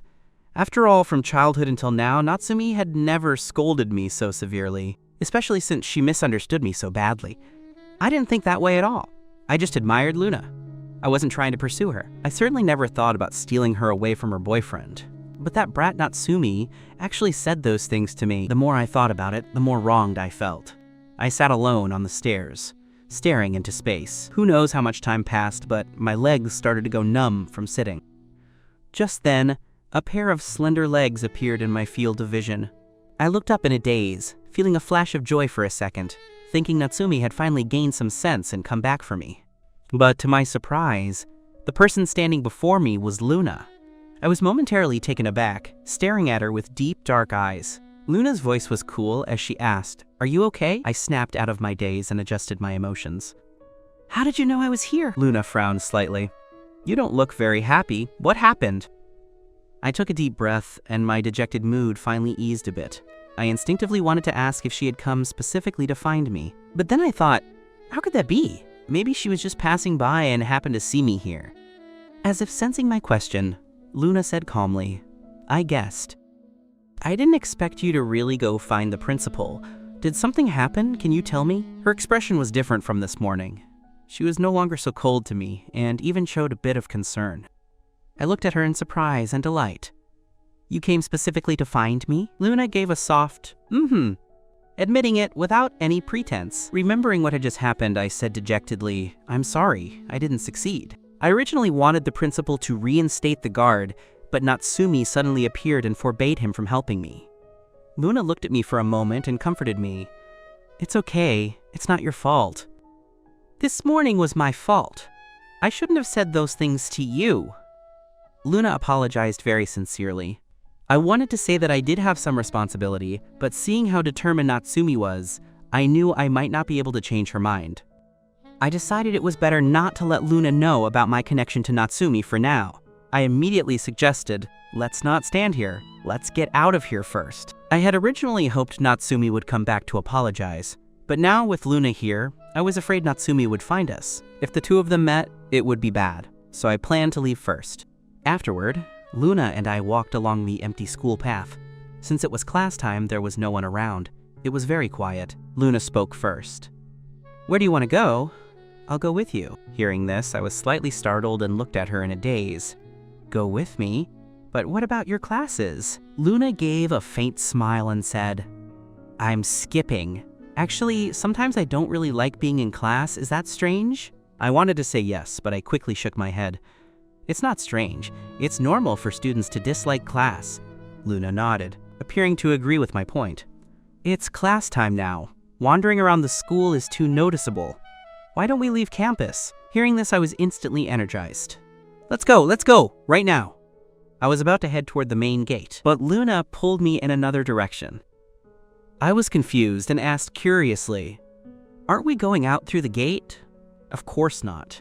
There are people guarding the gate. It's not convenient. Just follow me. Before long, we arrived at the sports equipment room. Luna walked ahead, leading me toward the back door. There was a passage there, facing a wall. I immediately understood. Do we jump over here to get outside the school? Exactly. The wall here is relatively low, and unless there's a PE class, very few people come here. Luna explained as she pulled a small ladder out from a nearby corner. I was amazed. She looked like a straight-A student. Who would have thought she'd have such a trick for skipping class? Soon, we used the ladder to successfully exit the campus. Luna looked at me and asked, "Is there anywhere you want to go?" I thought about it and gave her a smile. Rule number 1 of skipping class: you can't stay near the school, or it'll be a disaster if a teacher spots you. Luna was amused by my expression. It seems you're quite experienced. Then let's head to the bus stop first, and we can decide where to go from there. Okay, I'll follow your lead. I'm not familiar with this area anyway. Luna pondered for a moment. How about going to a bowling alley? I happen to know a place. I nodded without objection. Sure. Just then, a bus arrived. Luna gestured for me to board. Probably knowing I wouldn't have any change, she paid the fare for me. She swiped her bus card and told me to stay behind her. Then she remembered something and asked, "Have you never taken a bus before?" Of course I have. With that, I stepped up into the bus, poked my head in to look at the cabin, and said gloomily, "But there are no seats left. Let's get off." Actually, I was lying just now. I had never taken a bus in China, but I had taken them abroad, and over there, if the seats were full, you couldn't get on. Seeing that I really was about to get off, Luna laughed in surprise and quickly stopped me. Don't get off. The next bus will be the same. There won't be seats. Although the seats are full, the standing area is still very empty. I was glared at by the driver and quickly got on the bus. Meanwhile, in the second-year Class S, the atmosphere was extremely eerie. For the teacher, this class was like sitting on a bed of nails. Finally, the bell rang for the end of class.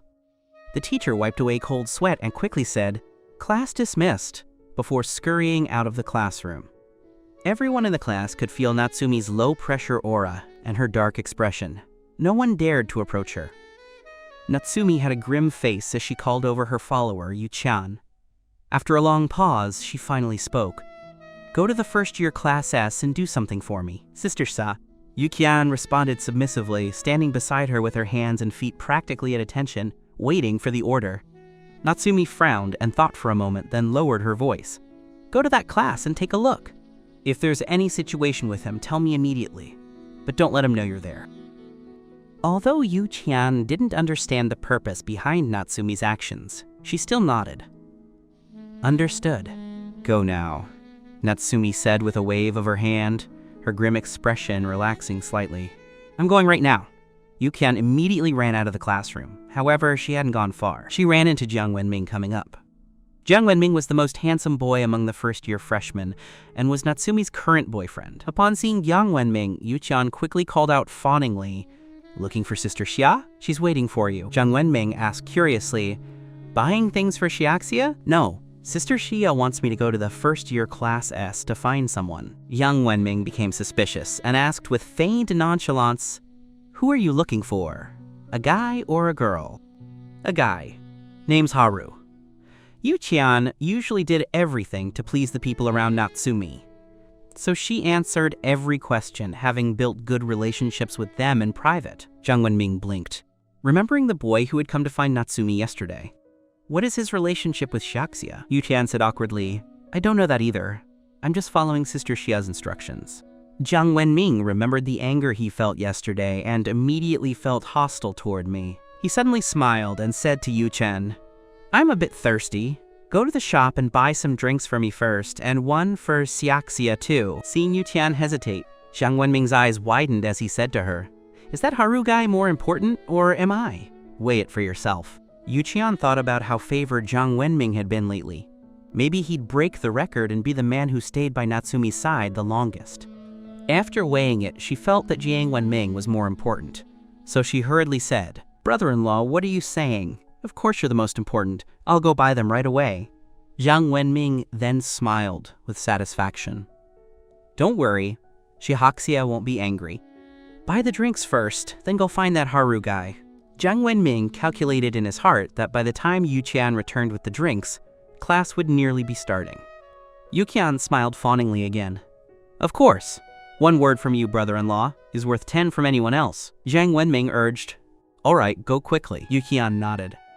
"I'm going right now." Watching Yu Qian walk toward the shop, Jiang Wenming smirked and turned back toward the second-year Class S. Upon entering, Jiang Wenming walked toward Natsumi. He sat in the chair next to her and began showering her with concern and attention. However, he didn't receive a response for a long time. Only then did Jiang Wenming notice the atmosphere in the classroom was very strange. He looked up at Natsumi's pretty face, that cold look. It gave him a fright. "Shaxia, what's wrong? Who made you angry?" he asked with a look of great concern. Natsumi was already quite annoyed. Seeing him only made her feel more irritated. She didn't want to deal with him at all. Jiang Wenming felt dissatisfied but didn't dare show it. He guessed that what Natsumi was thinking about right now was that man named Haru. Before long, Yu Qian returned with the drinks, panting as she stopped at the door, holding a bottle in each hand. She walked over. "The drinks?" With that, she placed them in front of the two. Natsumi's face was ashen. Her gaze moved from the drinks to Yu Qian's face. "Did I tell you to go buy drinks?" she asked, her voice sounding like she was gritting her teeth. Jiang Wenming hurriedly explained. "I asked her to buy them. I was worried about you, afraid you'd be thirsty." The air seemed to freeze for half a second. Suddenly, Natsumi violently pushed Jiang Wenming away, her eyes sweeping over him coldly. She roared without mercy. "Disappear from my sight!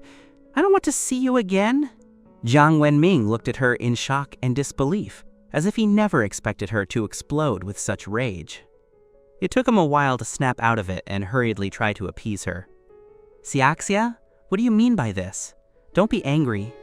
But he had miscalculated. Natsumi was in no mood to listen. "Don't make me say it a second time," she barked. Her gaze shifted to Yu Qian. "What about the thing I just told you to do?" "No." Yu Qian trembled under her gaze. Reacting faster than Jiang Wenming, she quickly said, "Sister Xia, don't be angry. I'm going right now, immediately." Then she turned and bolted out. Beside her, Jiang Wenming asked blankly, "So, what you meant just now is that you're breaking up with me?" Natsumi said coldly, "Yes. Starting today, we are no longer boyfriend and girlfriend." To Jiang Wenming, those words were like a bolt from the blue. But to the other boys, it was wonderful news, especially the boys in this class. Every one of them had fought tooth and nail to get into this class just to be near Natsumi, hoping that proximity would bring preference. Now it was perfect. Natsumi was single again, and they all had a chance. They weren't polite to Jiang Wenming at all, shouting for him to get out. "How can you be so shameless? Sister Xia told you to leave, yet you're still hanging around here like a pest.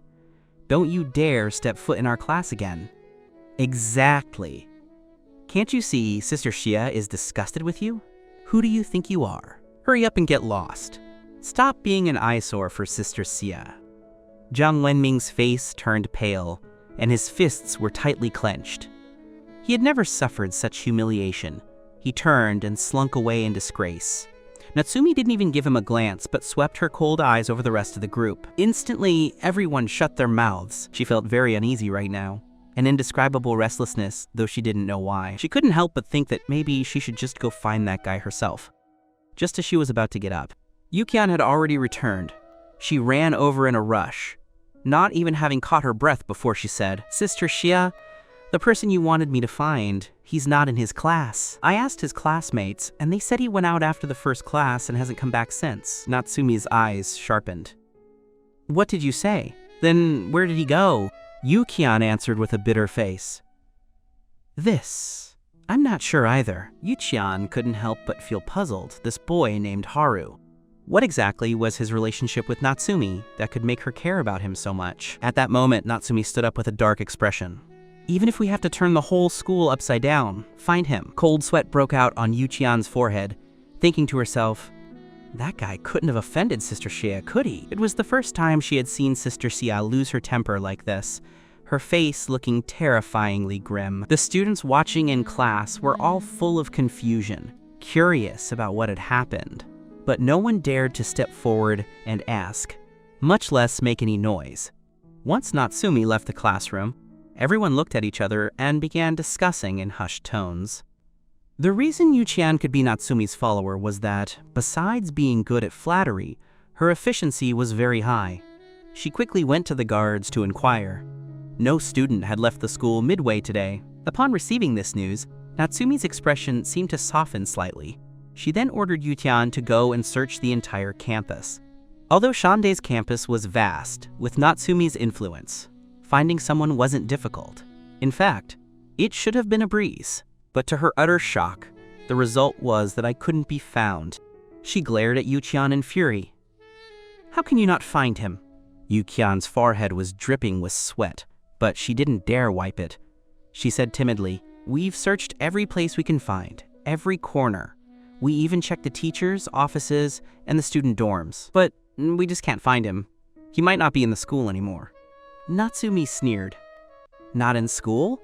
Does he have wings to fly out? The guards said they didn't see Haru leave. If he's not in school, where else could he have gone? Sister Xia, I can't figure it out either. Maybe it's some other way to leave without the guards noticing her. He didn't leave through the main gate. That's why the guards didn't see him.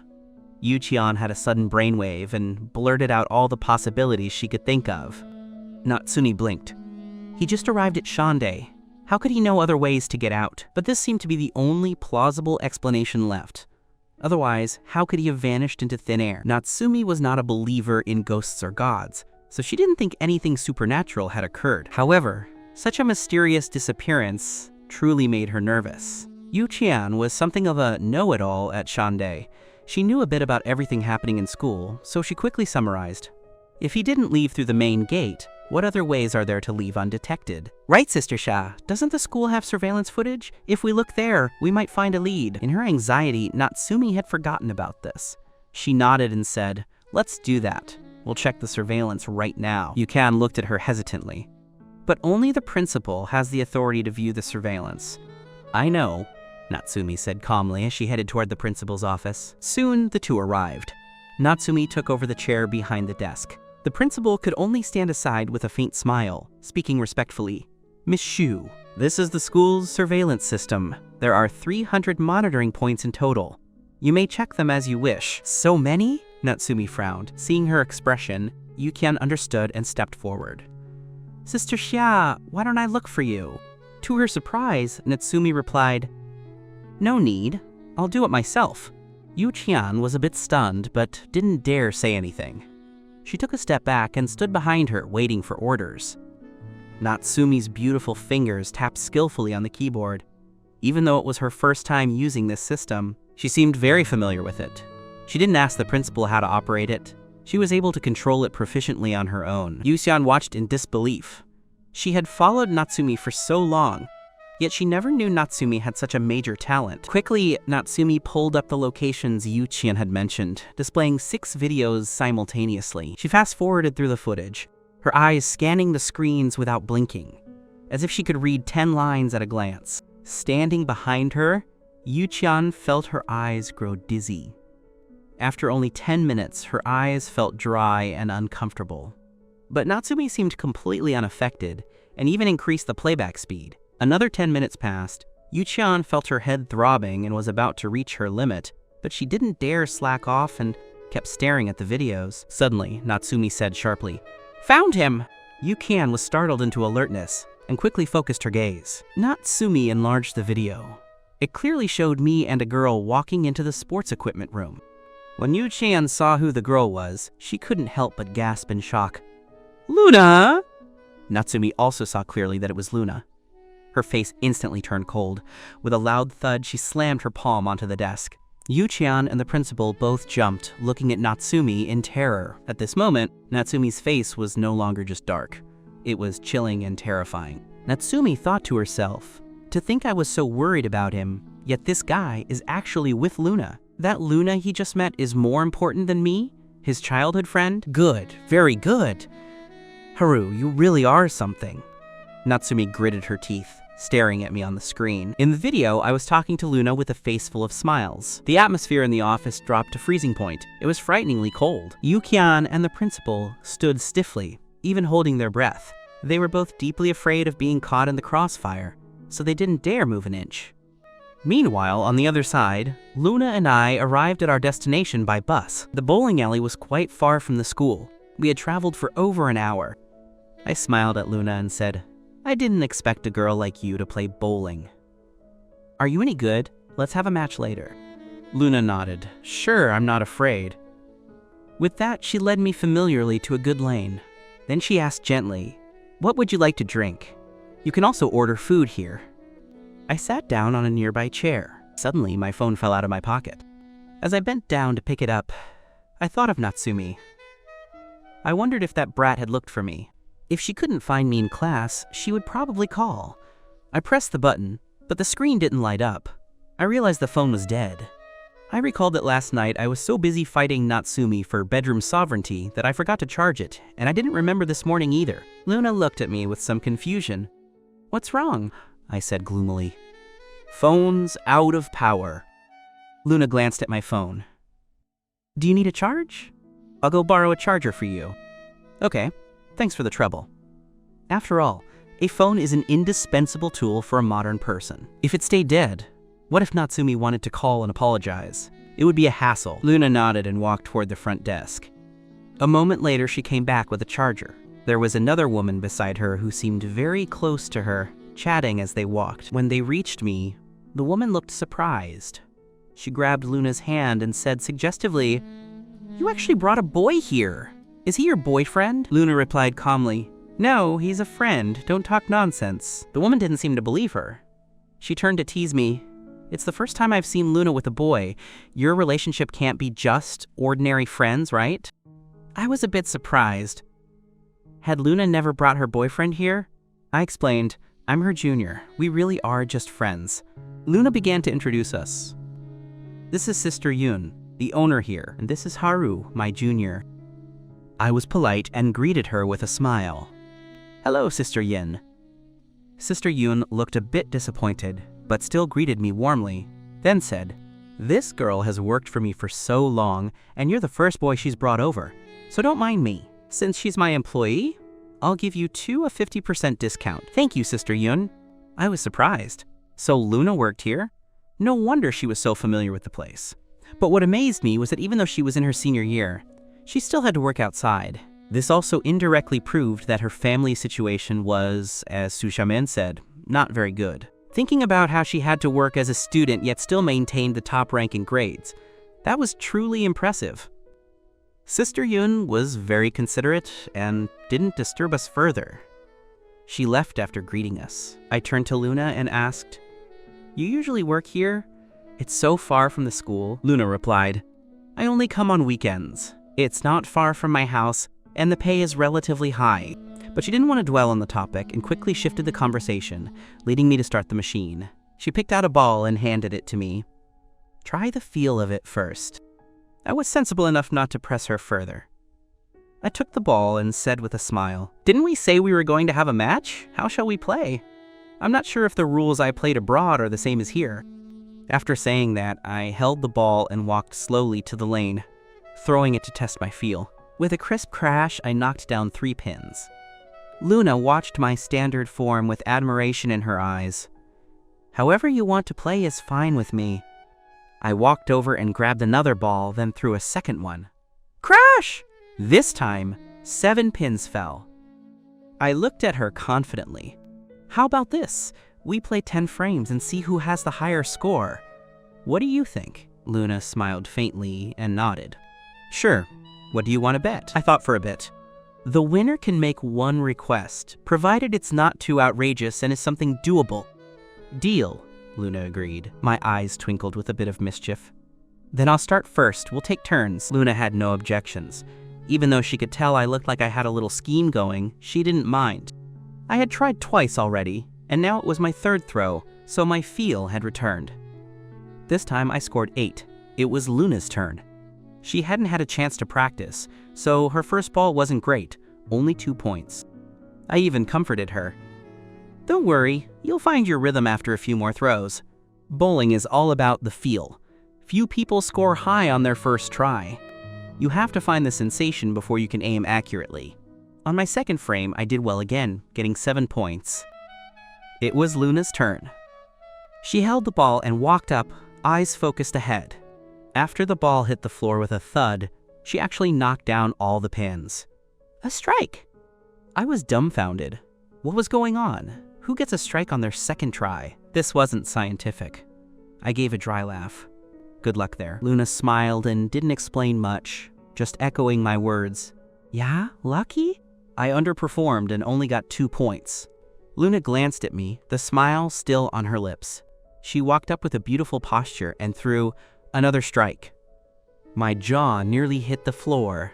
Once could be called luck, but twice in a row? That's called skill. Luna curled her lips slightly. Just a good feel for it. I was shocked. Her feel was too good. Strikes aren't that easy to come by. I've had consecutive strikes before, but usually only toward the end when I'm in the zone, not like her. By only the third frame, before even warming up, she gets 2 strikes. Can we still play together happily? It was my turn again.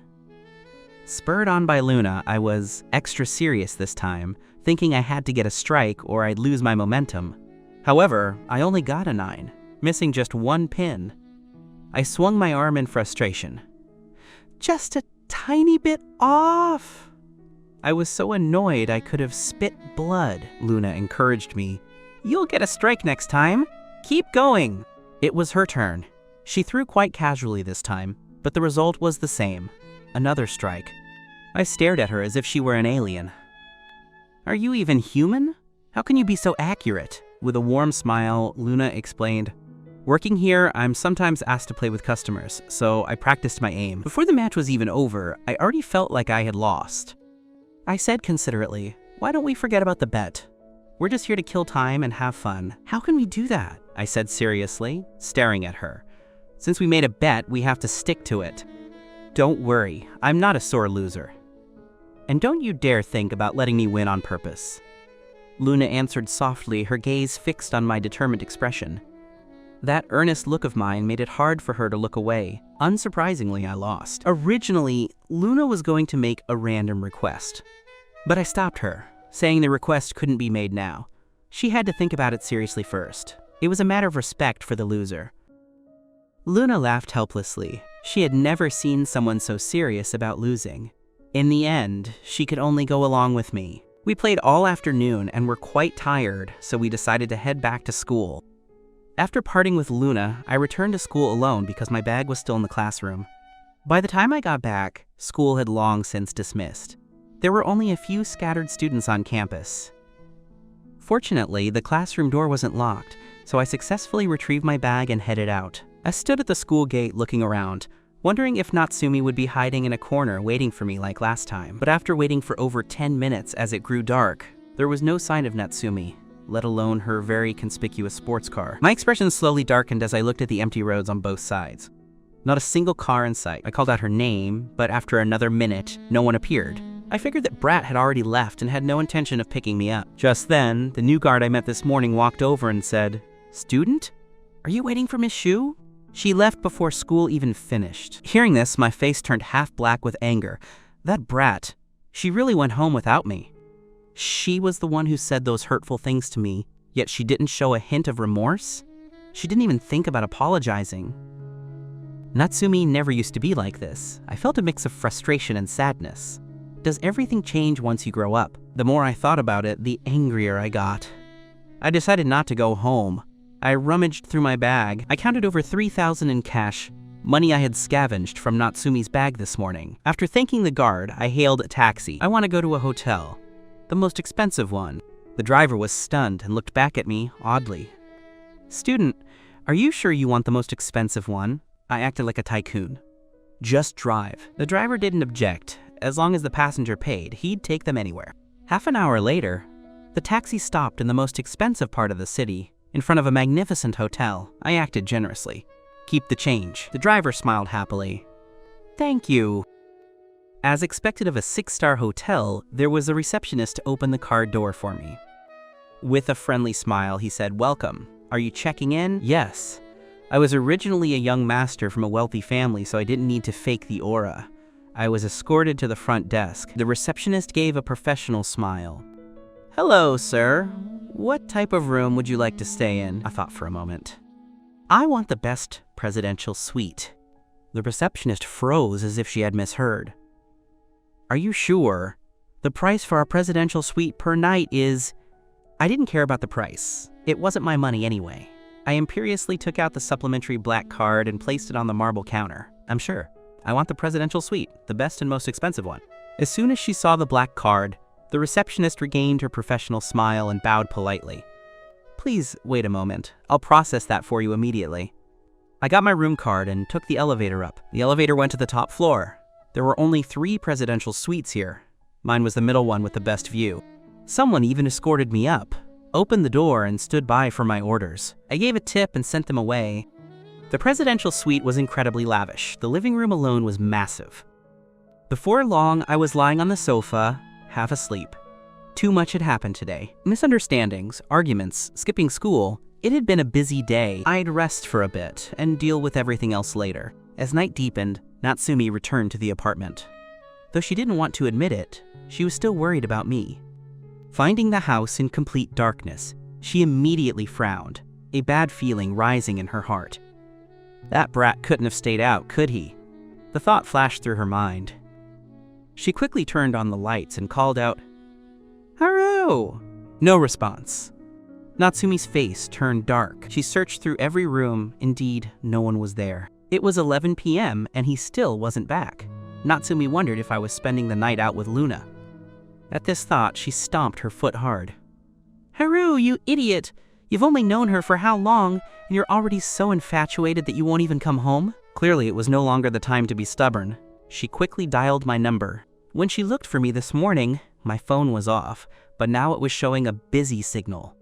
At least it was on. Natsumi blinked as she thought of a possibility. Did that guy block me? So she used the landline to try my number. This time, it wasn't busy. He really had blocked her. Natsumi's chest heaved with rage.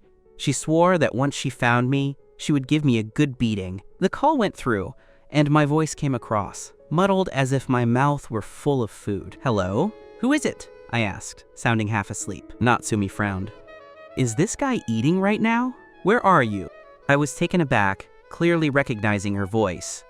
After a moment's pause, I snorted and said, "Find me if you're so capable. You went too far today. I don't want to talk to you until you apologize. Bye." With that, I slammed the phone down with a clack. Natsumi stared at the receiver for a while. A wicked smile curled on her lips as she hissed, "Don't think for a second I can't find you." Natsumi entered the study, pulled out another phone, and dialed my number. The ringer went off, and I answered. Natsumi deliberately waited a second. Using the gap, her long, elegant fingers tapped rapidly across the keyboard. Then she spoke. "If you don't give me a hint, how am I supposed to know where you are?" "A hint? Let me think. I'm in a very luxurious place. It's very comfortable here. Guess where?" Natsumi suddenly said, "All right, that's enough for now." I let out a confused, "Huh?" "I will find you." Natsumi blinked, looking at the results on her screen. She already knew exactly where I was. Before I could say another word, she hung up. I stared at my phone in a daze for a good while. I wondered if I had missed something or if I had accidentally let my location slip just now. Thinking back, I snorted to myself and tossed the phone aside. I didn't believe she could actually find me. 20 minutes later, lying on the sofa, I let out a yawn and stretched. I walked over to the floor-to-ceiling windows to admire the beautiful night view. Suddenly, the doorbell rang. I was puzzled. Hadn't everything I ordered already been delivered? Was something missing? Without a second thought, I went to open it. "Haru! Haru!" A petite figure barged in before I could even react. I saw the person's face clearly. "How did you know I was here?" I couldn't believe it. She actually found me. Natsumi scanned the entire suite. After confirming Luna wasn't there, she finally felt relieved. When she found out I had checked into this hotel, She was worried I might be with Luna, so she had sped all the way here. A 30-minute drive took her only 20. "Let's go, come home with me." She grabbed my hand and tried to pull me toward the door. I grimaced and struggled to pull my hand back. "I'm not going back." The strength difference between a guy and a girl was too much. I broke free from her grip with one jerk and took the chance to push her out. With a loud slam, the door shut right in Natsumi's face. Natsumi went to the door and pounded on it. "Haru, open up! Come home with me right now!" I replied stubbornly. "I'm not going back." Outside the door, Natsumi frowned, just as she was thinking of how to get in. A man in a suit walked up to her and said respectfully, "Miss Shu." This man was the hotel manager. This 6-star hotel was under the Shu Corporation, so the manager had rushed over as soon as he heard Natsumi was here. Natsumi reached out her hand and stared at him. "Give me the room card." The manager looked a bit hesitant, as this was against the rules. He said, quote, "This might not be appropriate. Miss Shu, who exactly is the guest inside to you?" Natsumi thought for a second and said, "Have the front desk check it, and you'll know. He's using my card. Also, I want to know, did he check in alone, or was he with someone else? I need to know immediately." "Certainly. I'll have someone check right away," the manager replied quickly. He called the front desk. Once the answer was confirmed, he immediately had a room card brought up. The front desk confirmed that the gentleman had checked in entirely alone. Hearing this, Natsumi truly relaxed. She knew she had misunderstood me. Recalling what happened this morning and the harsh words she had said, she realized she was in the wrong and was already thinking of how to coax me. It didn't take long for someone to deliver the room card. "It's fine now. You all can go." "Yes, Miss Shu. Please let us know if you need anything else." The manager left with the staff. Inside the room, I noticed the noise outside had stopped. Because the soundproofing was so good, I couldn't hear the conversation outside unless they shouted. Did that girl actually leave? Just as I was feeling dejected, I heard the beep of the card sensor, and then the door was pushed open. I happened to be leaning against the door and was pushed right onto the carpet. Natsumi walked in. Seeing me like that, she couldn't help but laugh. "What are you doing lying on the carpet?" Though her tone was teasing, she walked over and reached out to pull me up. I glared at her and demanded, "How do you have a room card? This hotel is so unreliable, giving my card to someone else without permission." Natsumi smirked and said playfully, "Because I told the manager you're my husband." "Who's your husband?" "I'm telling you, I'm very angry this time. If you don't apologize, I will absolutely not forgive you." Thinking of the grievances I suffered today, I stared at her resentfully. "Do you know how out of line you were today? Saying those things to me. Do you really think I've become that kind of guy?" Natsumi thought back to the day's events and wasn't very happy with herself either. She took my hand, shaking it gently with a spoiled tone. "I'm sorry, okay? I don't know what got into me today. Forgive me, please." Hearing her say, "I'm sorry," my mood improved significantly. I wasn't as angry anymore, and my expression softened, but I still had to explain myself. I only see Luna as a friend. I know she has a boyfriend. No matter how much I admire her, I wouldn't ruin her relationship. Natsumi watched my expression and knew I wasn't lying. Especially when I mentioned Luna, there was no romantic longing, just a flat tone, like mentioning any other friend. The weight on her heart seemed to vanish, and she felt much lighter. But she still asked with some lingering concern, "Then what happened today? You skipped class with her, didn't you? Where did you go?" I froze and looked at her in surprise. "How did you know I skipped class with her?" Natsumi chuckled and said proudly, "If you don't want people to know, don't do it. Shonde is my territory. Nothing can be hidden from me." I looked at her in disbelief, my mouth agape. I clearly believed her. Natsumi suddenly said, "A fly just flew in." I jumped and quickly clamped my mouth shut, but I soon realized I'd been tricked. I was so annoyed that I pinched her little face and kneaded it. "You lied to me." Natsumi grabbed my hands, her expression turning mock serious. "All right, no changing the subject. Tell me quickly. Where did you go with her? What did you do? Did you do anything to betray me?" "Betray you?" I quickly understood what she meant and explained immediately. "I was just unhappy, and she accompanied me to clear my head." "What are you overthinking?" "What do you mean, betray you? Even if something really happened between us, it's none of your business." Natsumi crossed her arms and stared at me. "Have you forgotten again? We are officially engaged. You are my fiancé. If something really happened with her, How is that not betraying me? You have the nerve to talk about me?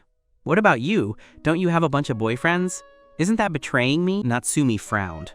What, bunch of boyfriends? I don't have a bunch of boyfriends. There are plenty just at Shandai, not to mention the school grass, from other schools. Which one of them isn't your boyfriend? I have informants, you know. Don't try to fool me. Hearing this, Natsumi smiled. You mean those? Those are all in the past. Don't listen to the school gossip. I'm not that flirtatious. Even though I've dated quite a few guys, I only date one at a time. I only get a new boyfriend after the old one is over. I'm very devoted, okay? I snorted at that. You call that devoted? However, hearing her admit she had so many boyfriends made me feel a bit uneasy. Natsumi didn't know whether to laugh or cry. She probably felt she was in the wrong, since I had never had a girlfriend. Compared to her history, it did seem a bit unfair.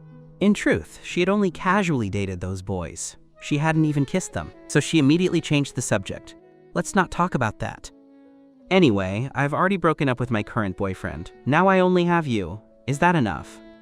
I was slightly surprised. That's not right. When I went to see you yesterday, weren't you still flirting with him? How did you break up today? Natsumi smiled at me and said pointedly, Wasn't it all for you? I asked in total confusion. What does it have to do with me? Anyway, we broke up. Natsumi suddenly noticed something. Hurry up and tell me. Stop stalling. Where did you and Luna go today? Didn't I just say she just went with me to clear my head? I rolled my eyes at her, not understanding why she was so fixated on this. Natsumi snorted. I want the details. Tell me the exact location. Where did you go? What did you do? Tell me every single thing. Don't leave anything out. Do you hear me? I leaned back against the sofa and sighed at the ceiling. How am I supposed to say? I don't even know where that place was. Natsumi's eyes widened, and she questioned me. You didn't know where it was and you still followed her? Haru, are you stupid? Don't call me stupid. I reached out and patted her little head. Natsumi giggled and grabbed my hand as I reached out. I immediately turned the tables and pulled her toward me. Natsumi, you're the stupid one. Little dummy, little idiot, little moron. I intentionally rattled off a bunch of names and messed up her hair. You dare call me names? You jerk! You bastard! Natsumi shouted at me, her slender hands waving in front of me, trying to hit me. I played a trick and pinned both her hands down so she couldn't move. Yay, you lose! I laughed triumphantly, acting like a mischievous little boy who had pulled off a prank. After struggling with me for a bit, Natsumi made a pouting face. You jerk, you won't even let me win. When we were kids, we were evenly matched, but now I was so tall and she was so petite. It was like night and day. How could she ever beat me? The space on the sofa was limited, and we were playing so recklessly that we didn't realize how close we had become. We were still bickering and didn't notice anything else until I felt it. I panicked and looked away, awkwardly letting go of her. I broke the silence first and said, I just went to a bowling alley with her. It was pretty far from school, over an hour by bus. Natsumi gave a distracted, her focus clearly elsewhere now. I sat to the side. The wrestling just now had made me sweat, so I glared at her and complained. It's your fault. Why did you have to act up? Now I'm all sweaty. She sat right next to me and said, Dear hubby, come home with me, okay? As soon as I heard that, I refused. I'm sleeping here tonight. I already paid for it. It's a waste not to sleep here, and they have a massive free breakfast in the morning. Natsumi looked at me with amusement. Just for a free breakfast? The cost of one night in this presidential suite is enough to buy me breakfast for a year. I'm not listening. If I knew the actual price, I'd definitely regret it. Even if it wasn't my money, I'm not the type who likes to waste it. At first, I only did it to annoy Natsumi, thinking I'd spend her money to get back at her. Natsumi watched me for a while and finally gave up. Fine then. Tomorrow is the weekend anyway. As she spoke, she walked toward the bathroom. I hurriedly asked, Wait, what are you doing? Natsumi looked back at me. Showering. I'm not going back either. I'm staying over tonight. I was stunned. Why are you sleeping here? Go back to your apartment. But Natsumi acted as if she hadn't heard and had already gone in to shower. Whatever, let her be. I'm not the one losing out. After I finished washing up, I was so tired that I fell asleep as soon as I hit the bed. When I woke up the next day and opened my eyes, Natsumi's face was right in front of me again. I looked down and saw we were in the same position as before. I muttered, "Why does it always end up like this when I sleep with Natsumi?" I disentangled myself from Natsumi's embrace, sat up with groggy eyes and pinched her cheek. "Hey, wake up." Natsumi, woken by me, looked at me with a bit of morning crankiness. After a while, she reluctantly sat up and stretched lazily. Her hair was a bit messy, but it gave her a kind of messy beauty look. Seeing she wasn't fully awake and her eyes were nearly glued shut, I said kindly, "I'll get up first. You sleep a bit more." Natsumi hummed in response and went back to sleep. I got out of bed quietly, and after washing up, I called for breakfast to be delivered. But Natsumi didn't sleep much longer, just an extra 10 minutes of eye shutting before getting up to wash. When she came out of the bedroom, I asked in surprise, "You're up so soon? Why didn't you sleep more?" Just then, the hotel breakfast arrived. Natsumi walked over lazily and sat down next to me. "I'm hungry. Can't sleep," I said with a smile. "I ordered what you like. Eat up." Natsumi squinted at me for a while. Unexpected kindness usually means a hidden motive. "Why so nice? What's the scheme?" She looked at the breakfast on the table and saw her favorites were indeed there. I handed her a piece of bread and got straight to the point. "Isn't it the weekend? You must have plans. I just got back and don't have many friends. How about you take me out to have some fun?" Natsumi raised an eyebrow and teased. "No." I took the bread back and stuffed it into my own mouth as a sign of protest. Natsumi gave me a mock glare, seemingly thinking it over, and said slowly, "It's not impossible to take you, but I get it. Half the rights to the bedroom go to you? Happy now?" I quickly offered the condition. Natsumi finally curled her lips in satisfaction. "That's more like it." I shouted at her. I knew she'd find a way to take back control of the bedroom. But I was clever too. I only gave her half. I still have half the rights. After breakfast, we left the hotel. Natsumi's car was in the underground garage, so we took the elevator down together. As we walked, I asked curiously, "Where did you go yesterday?" "I went back to school after class, but the guard said you left early." Around the corner of the hotel, a camera was pointed right at us, clicking away, but neither of us noticed. We laughed and played all the way to the garage. These 2 days over the weekend were great. The relationship between us had quietly moved a step closer. On Monday, I went to school and had just sat down in the classroom. Sushaman turned around and looked at me worriedly. "Haru, are you okay?" I asked in confusion, what could be wrong with me? Sushaman turned her chair to face me. She hesitated for a long time before finally speaking. "Is it true that you confessed to Luna? Did she say yes? You went to see her because you liked her and wanted to confess, right?" That's when I remembered the video incident, I said, caught between a laugh and a cry. "Of course it's not true. You saw that video too? I just had something to talk to her about." I don't know who filmed that, but they're talking nonsense without knowing the truth. Getting my denial, she asked, "Really? You really didn't confess to Luna? You don't like her?" Hearing that, I gave a playful smirk. Su Xiaoman's expression froze, and a flash of disappointment instantly colored her eyes. I laughed and explained, "I like her in an admiring way, not romantic way. A girl like Luna, pretty, smart, steady, and gentle, is basically a goddess in every guy's heart. Few guys wouldn't like her." Hearing this, Su Xiaoman breathed a sigh of relief. "Don't scare me like that," I said with a bit of longing.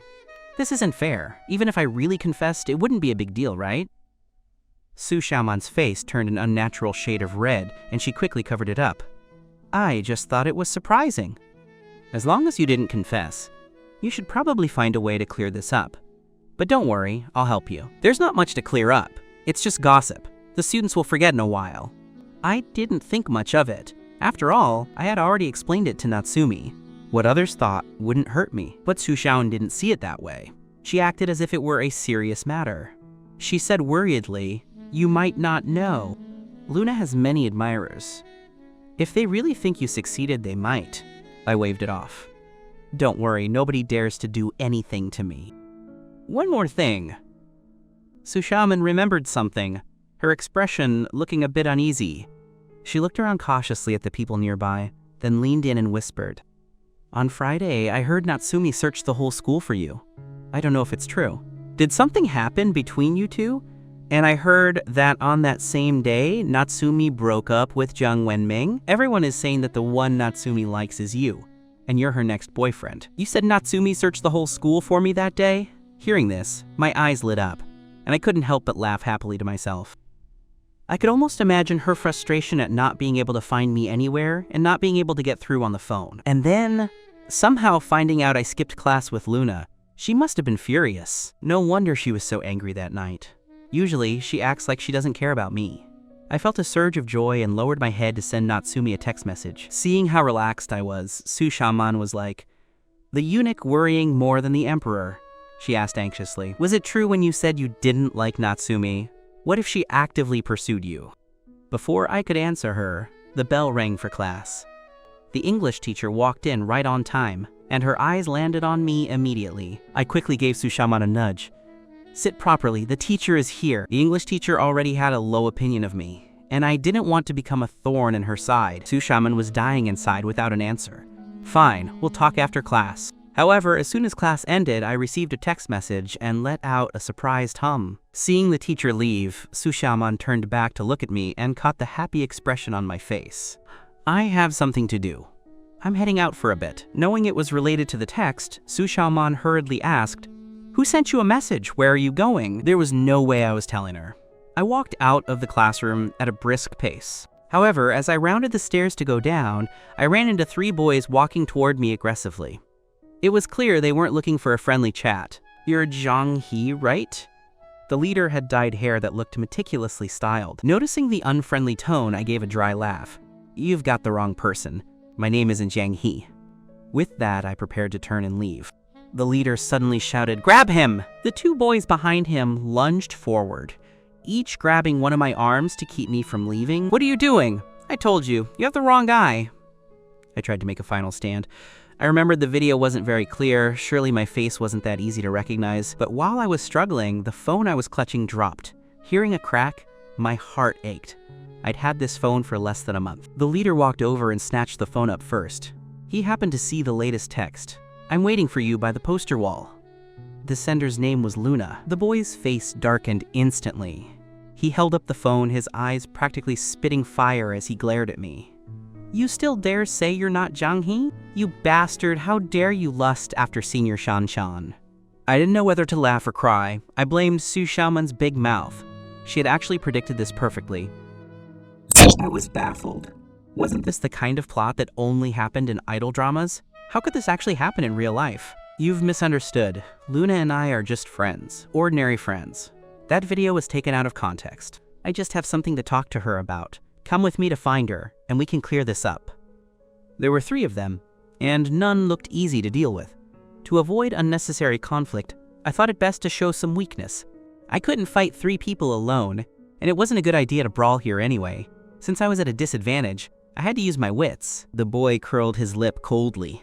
He suddenly stepped forward, grabbed my collar, and roared. "Who's talking to you about Senior Shanshan? We came for Sister Natsumi, you jerk! If I, Chen Wei, don't teach you a lesson today, how can I call myself the president of Natsumi's fan club?" I was stunned. It turned out they were after me because of Natsumi. Now I felt even more wronged. I put on a pitiful act. If it were for Luna, I'd accept it. But Natsumi and I have nothing to do with each other. Don't believe the rumors. Rumors are usually false. Chen Wei snorted coldly. You think I'll just believe that? Don't think I'm so easy to fool. Sister Natsumi would never actively pursue a guy. Stop dreaming. The boy holding my left arm suddenly said, "Bro, I just thought of something." Could he have started the rumor himself? Just to get Sister Natsumi's attention and make her interested in him? As soon as he said that, all 3 glared at me with murderous eyes. I let out 2 dry laughs and said weakly, "Your imaginations are too vivid." I was starting to feel a bit uneasy. How did things spiral like this? If people really decided I was behind this and word got out, the countless guys at school who liked Natsumi could drown me in their spit alone. Just then, the phone in Chen Wei's hand rang. The 3 of them looked at each other. I had a bad feeling. Who would be calling now? Was it Luna? If it was Luna, it might be fine. But if... Chen Wei glanced at the caller ID and froze. He said in a daze, It's Sister Natsumi. How is that possible?" The other 2 boys looked shocked and unbelieving. No way. How could this guy have Sister Natsumi's number? We'll know if it's really her if we answer it. Chen Wei looked grim. but he made a decision, swiped the screen, and connected the call. "Jang-hei!" A sharp roar came from the phone. That voice was all too familiar to them. It was the voice of the woman they were obsessed with. It was Sister Natsumi. It really was her. I looked at their infatuated faces in shock. Was this really necessary? Natsumi was gorgeous, sure, but getting this starstruck just from hearing her voice? My brain suddenly clicked. Seeing the two guys had loosened their grip, I snatched my phone back from Chen Wei and bolted down the stairs. By the time the three boys reacted, I had already run down the flight of stairs. They couldn't catch me. Bro, are we just gonna let him run? Why does he have Sister Natsumi's number? I can't accept this. Chen Wei gritted his teeth, glaring at my retreating figure. HMPH. This isn't over. He's still in school. Where can he go? Unless he never comes back. Next time we catch him, he's dead. But he has her number. Could he actually know her? If we beat him up, we'll... Shut up! Chen Wei roared. He must have used some trick to get her number. I don't believe Sister Natsumi would like him. Who does he think he is? Even if I beat him to a pulp, no one will come after us. The two boys nodded in agreement, taking the chance to suck up to Chen Wei. Exactly! With your status, why fear that jerk? We have to wreck him next time. On the other side, I ran all the way to the senior year building, leaning against a wall and panting as if I were about to collapse. Just then, the phone rang again. Caller ID Natsumi. Hearing my weak voice, Natsumi frowned and asked unpleasantly, "What just happened?" "You're getting bolder, actually daring to hang up on me. Where are you now?" I caught my breath and patted my chest. "I'm in the classroom! Why are you looking for me?" "Huh? You dare lie to me? Getting brave, aren't you?" Natsumi let out a cold laugh, immediately seeing through my lie. I was startled and looked around. Was she hiding somewhere watching me? How else did she know I wasn't in class? "It's all your fault." I decided to turn the tables and complain. I was just caught by a bunch of boys. I almost got beaten up, you know? "What happened? Can't you just say it? Do you have to wait for me to ask?" Natsumi sounded very impatient. "I just escaped a dangerous situation and haven't even caught my breath. Let me breathe for a second before I talk, okay?" I said crossly, annoyed that I'd been dragged into her mess. "Is your mouth rested enough now? Can you talk?" I took 2 more deep breaths before describing what happened. "He claimed to be the president of your fan club." "A fan club? Oh my god," I teased, acting like I couldn't handle the absurdity. Natsumi was annoyed by my tone, as if I were mocking her. "That fan club has nothing to do with me. Those boys started it themselves. Don't pin that on me." "Fine, let's not talk about that. Come to my place. I'll give you 5 minutes.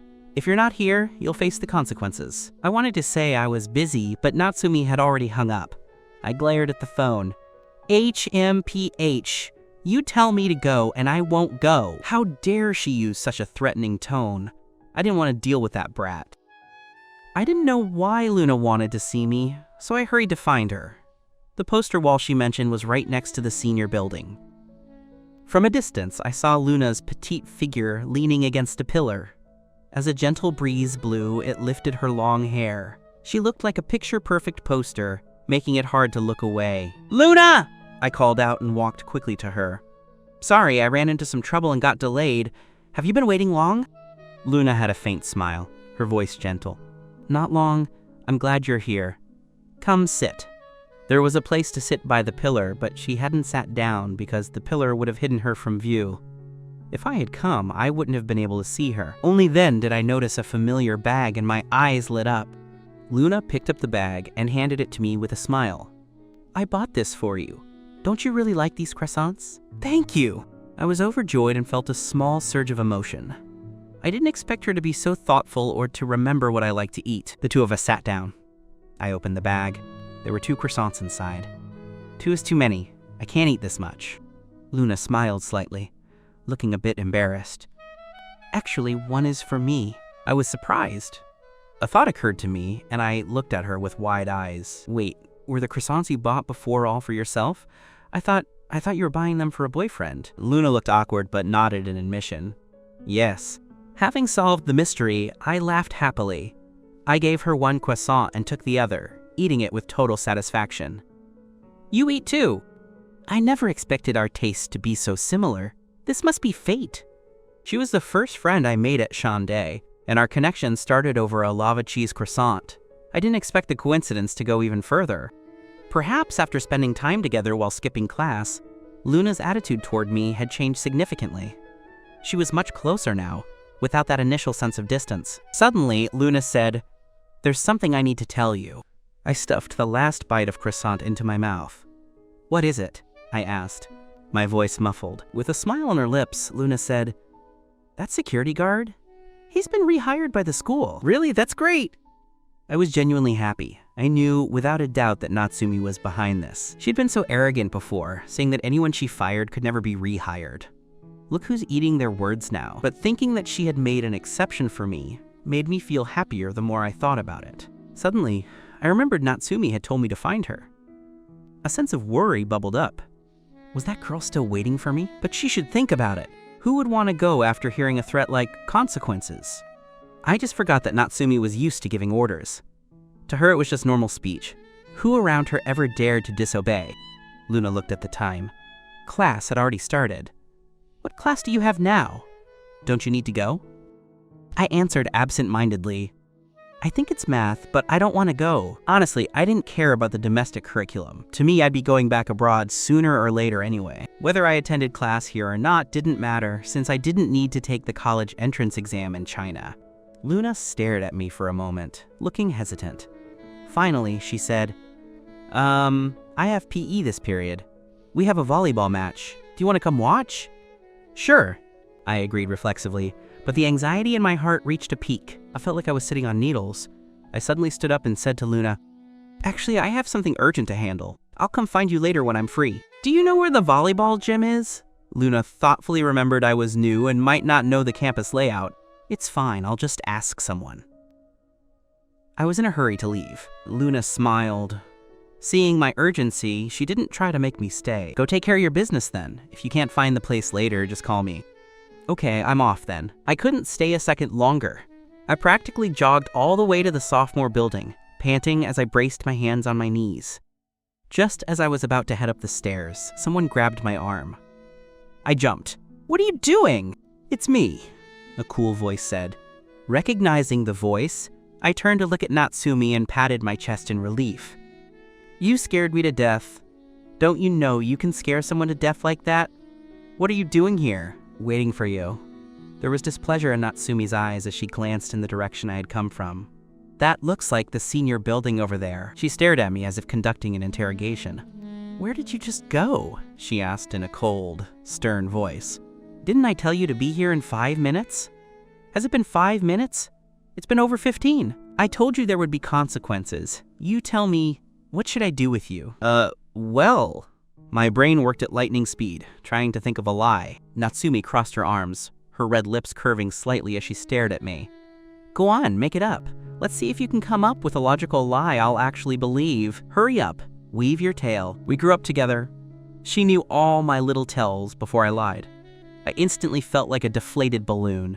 I wasn't going to lie. Then tell me, where were you just now? Natsumi continued to press. Suddenly, I didn't dare say it.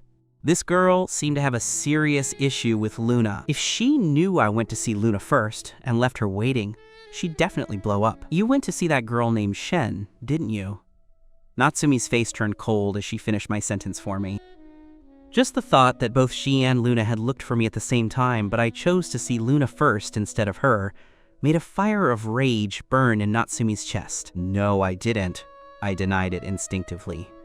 But as soon as the lie left my mouth, a strong sense of unease filled my heart.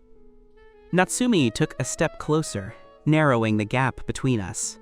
Her gaze was piercing, as if she were trying to see right through me. Just as I was thinking about whether to confess and beg for mercy, Natsumi spoke up. What did that mean? Even if she really saw that I'd gone to see Luna, that didn't count as cheating, did it? Natsumi raised her hand, her slender finger brushing against the corner of my mouth. A few crumbs stuck to her fingertip. It was as if she had caught me red-handed. You were hiding away eating bread. You didn't even wipe your mouth properly. I breathed a sigh of relief. So by cheating, she meant sneakily eating bread. Natsumi brought her finger to her lips and licked off the crumbs. Why do you like that stuff so much? I was stunned by her action. Why did she have to lick them off? In a tone full of disdain, Natsumi added, "Isn't that the kind of bread kids eat? You're so childish." I immediately retorted, "You're the childish one. Just because you don't like it doesn't mean no one else can eat it. I'm telling you, don't insult my favorite food." With that, I turned to leave. Natsumi quickly pulled me back. All right. I glared back at her impatiently. "Why did you call me here anyway? Was it just to insult me?" "Of course not." Natsumi knitted her brows, her expression turning serious. "All right, let's get down to business. Who was it? What are their names? Did they do anything to you?" "Didn't I say? The guy claimed to be the president of your fan club. You should know him." I got annoyed again just thinking about it. It was all Natsumi's fault that I'd become a target for everyone. Natsumi rolled her eyes. "I told you I don't care about that stuff. Who were they?" "How should I know? Let me think. One was called Chen Wei. I don't know the others." "Chen Wei? Never heard of him," Natsumi said indifferently. "Then forget it. I'm fine anyway. I'll just be careful and avoid them from now on." I'd never dealt with something like this. Though I was a bit scared at the time, it didn't seem like such a big deal now. Natsumi watched me for a while, then suddenly said, "How about I announce to everyone that you're my boyfriend? That way no one will dare mess with you. After all, they're afraid of my family's power." "No, absolutely not," I said, but then noticed her face turning cold. I quickly forced a smile to lighten the mood and explained carefully, "I'm doing this for your sake. If I take the spot of your boyfriend, how are you going to flirt with other guys? Am I right?" Natsumi looked at me with cold eyes, her voice displeased. Did I ever say I needed to flirt with other guys? Natsumi was incredibly upset because she felt my desperate refusal to be linked with her was likely because of Luna. Since I liked Luna, I had to keep myself single. I scoffed, looking at her with a gaze that suggested I'd seen through her nature. "You're so flirtatious, having one boyfriend after another without a break. Can you actually stand not being in a relationship?" Natsumi asked once more with a serious expression. "Do you really not want to?" I nodded vigorously, my face full of indifference. Natsumi's lips curled into a cold sneer. "You said it, Jung-hee. When I find a boyfriend, don't you dare regret it." I spread my hands to show I didn't care. "Go ahead and find one. It's none of my business." We were only forced into this engagement. It wasn't a real marriage, so I wasn't going to restrict her. She should be laughing secretly, but instead, she was losing her temper at me. It was completely nonsensical. "Fine, remember what you said." Her voice sounded like it was squeezed out from between her teeth. She turned and went into the building. "Hey, are you angry?" My reaction was a bit slow, and I only just sensed her rage. But by the time I wanted to chase after her, she was gone. I tried hard to think about it. I couldn't figure out how I'd angered her. I was being so generous, giving her the freedom to date.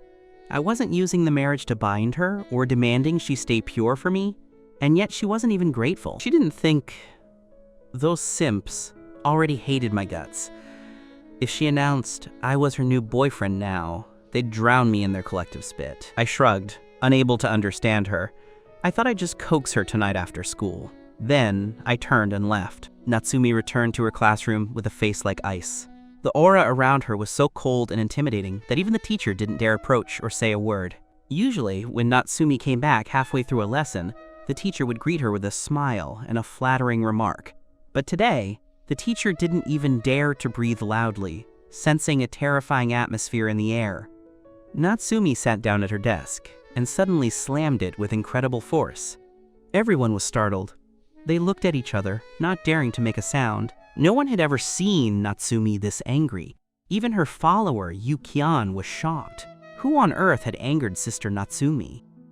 Whoever it was, they were definitely going to have a bad time. On the other side, I planned to watch Luna's match. I couldn't find the venue and was about to call her. I saw a few boys walking toward me from a distance, so I decided to ask for directions.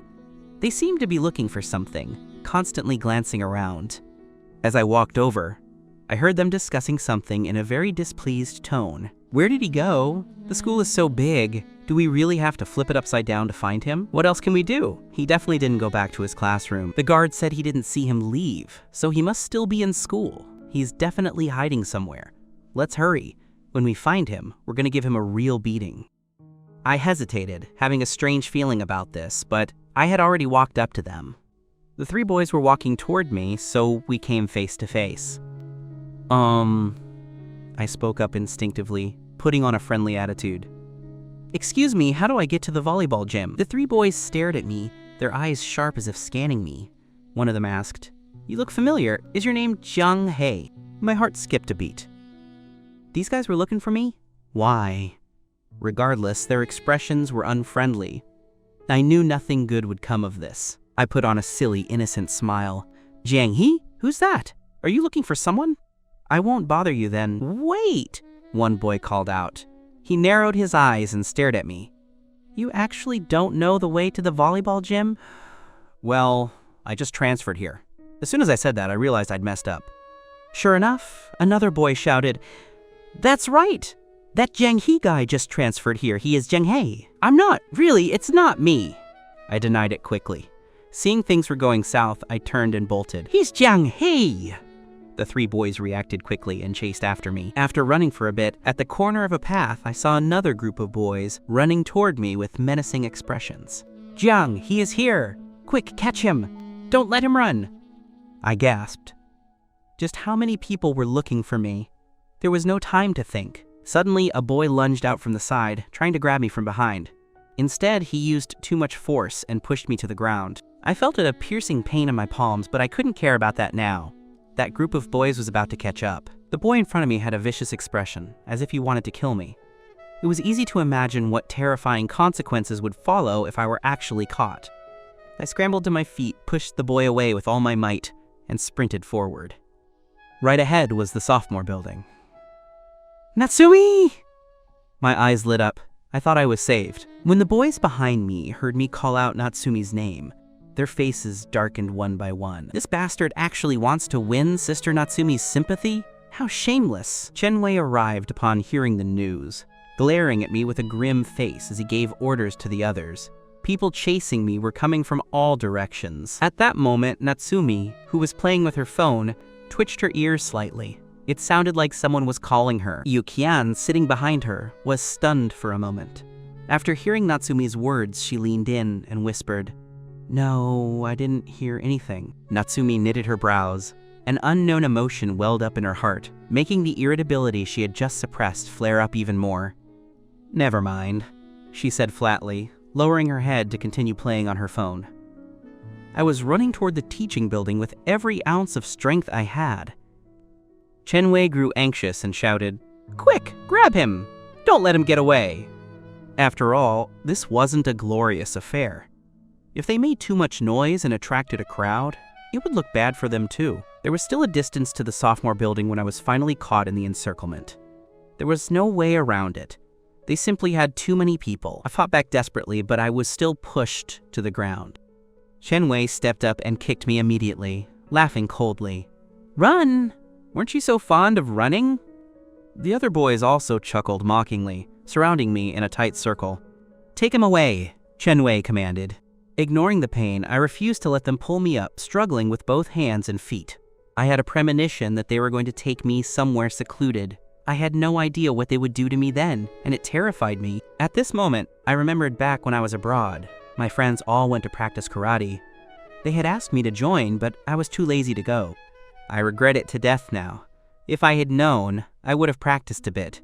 Then I could have fought 10 of them at once, and these guys wouldn't be able to do a thing to me. One of the boys, having been kicked by my flailing legs, angrily stomped on my back. "How dare you lust after our sister Natsumi? A commoner like you trying to score with a goddess? You're absolutely shameless." The reason these guys dared to touch me was that they had asked around in Class S. They knew I only got into the elite class because of my good grades. I wasn't some rich young master. Because of this, their indignation toward me was even more intense. Natsumi's previous boyfriends all had status, so even if these guys were jealous, they didn't dare do anything and could only love her in silence. But that had caused a lot of resentment and envy to accumulate. This time, they were using me as an excuse to vent it all out. He's just a commoner anyway, no matter what we do. That was the mindset these boys had. So even seeing me in such a pathetic state, they didn't have a shred of sympathy. They even wanted to take it further. "Bro, what now?" someone asked Chen Wei anxiously. We have to get Zhang-hee out of here quickly, or we might attract attention. Chen Wei glared at me coldly and suddenly ordered. The others were surprised. Did you hear me? If he won't walk, beat him up. Hurry! Chen Wei barked. The others reacted quickly and began to gang up on me. I fought back with everything I had, punching and kicking, but they were too many. Don't touch me! Get lost! I was kicked again, this time directly in the stomach. The pain made me curl into a ball, clutching my stomach tightly. Fine beads of cold sweat broke out on my forehead, and my handsome face was contorted in pain. Because I had been rolling on the ground, my face was covered in dust.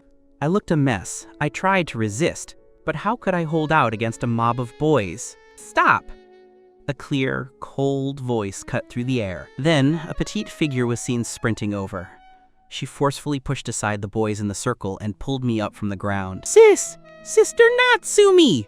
The boys who were pushed to the ground stared at her in shock. They never expected this.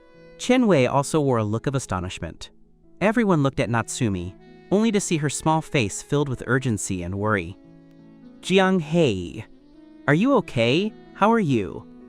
Natsumi carefully cupped my head, looking down to check my condition. Hearing her voice, I let out a sigh of relief. Natsumi's brows were tightly knit. Seeing my clothes in disarray, she hurried to straighten them for me. Then she asked anxiously, "Tell me quickly." I shook my head, struggling to stand up.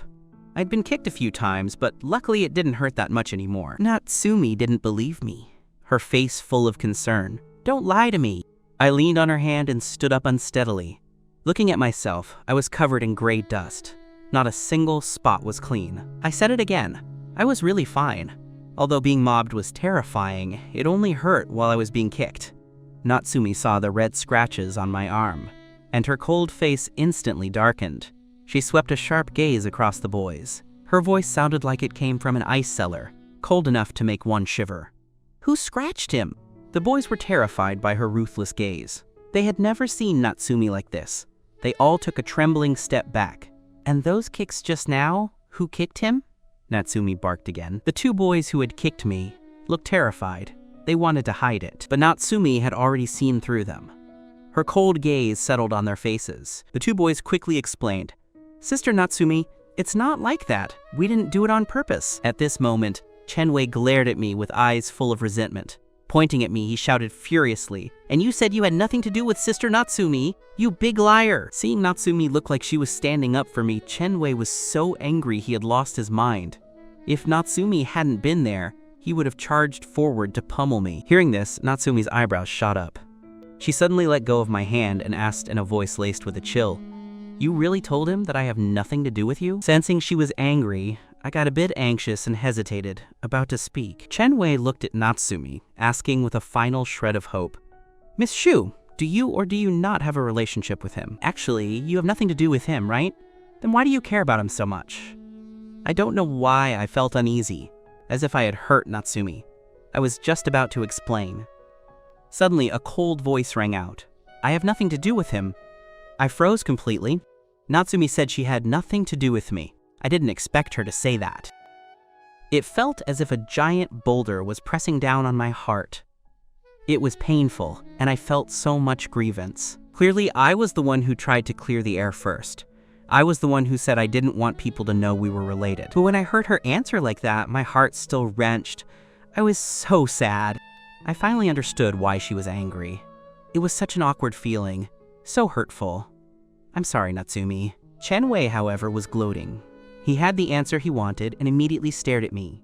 Sister Natsumi said it herself. She has nothing to do with you. You bastard! Don't think that by acting weak, our sister Natsumi will take pity on you. Hearing Chen Wei call me a bastard over and over, Natsumi was incredibly annoyed. She barked sharply, "Shut up!" Chen Wei was surprised.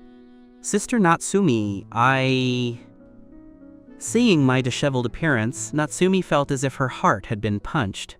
She took my arm, deeply regretting her impulse just now. Just because she heard that I had distanced myself from her, she was so upset that she wanted me to feel the same way. However, the onlookers who saw this were almost all stunned. Because the commotion had been so loud, most students had ignored their classes and run out to watch. Now the whole building was packed with people. Seeing the scene, everyone couldn't help but start gossiping. Chen Wei watched this, gritting his teeth, wanting to rush over and pull us apart so I wouldn't touch his beloved woman. But Natsumi's furious gaze from earlier was too terrifying. It made him feel panic. He didn't even dare move. Sister Natsumi. He finally found his voice, staring at Natsumi reproachfully. Didn't you say you had no relationship with Jiang He? Why are you... The boys around him were all gnashing their teeth. Some clenched their fists, but the Shu family's power was too great. No one dared go against Natsumi. Hearing Chen Wei's voice, Natsumi looked up and turned a cold, contemptuous gaze toward him. Who are you? Do I need to explain my relationship with him to you? Chen Wei looked wounded and said emotionally, I'm the president of your fan club. I'm not some nobody. I am. Natsumi curled her lip in a cold sneer. I never acknowledged such a thing. If you guys want to play around, fine. I usually can't be bothered to care. But don't actually start thinking you're somebody. Chen Wei was clearly devastated, swaying on his feet. He had always believed that because he was the president of Natsumi's fan club, she must know of his existence, and that he was special to her.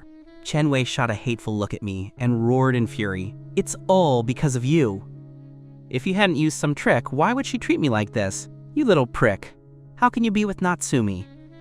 Chen Wei was nearly insane as he rushed toward me to start a fight. I grabbed Chen Wei's wrist, but as a result, blood began to seep from my palm. How did you get hurt like this? Natsumi was shocked. Her gaze swept over the crowd again, her aura becoming even colder. You guys did this?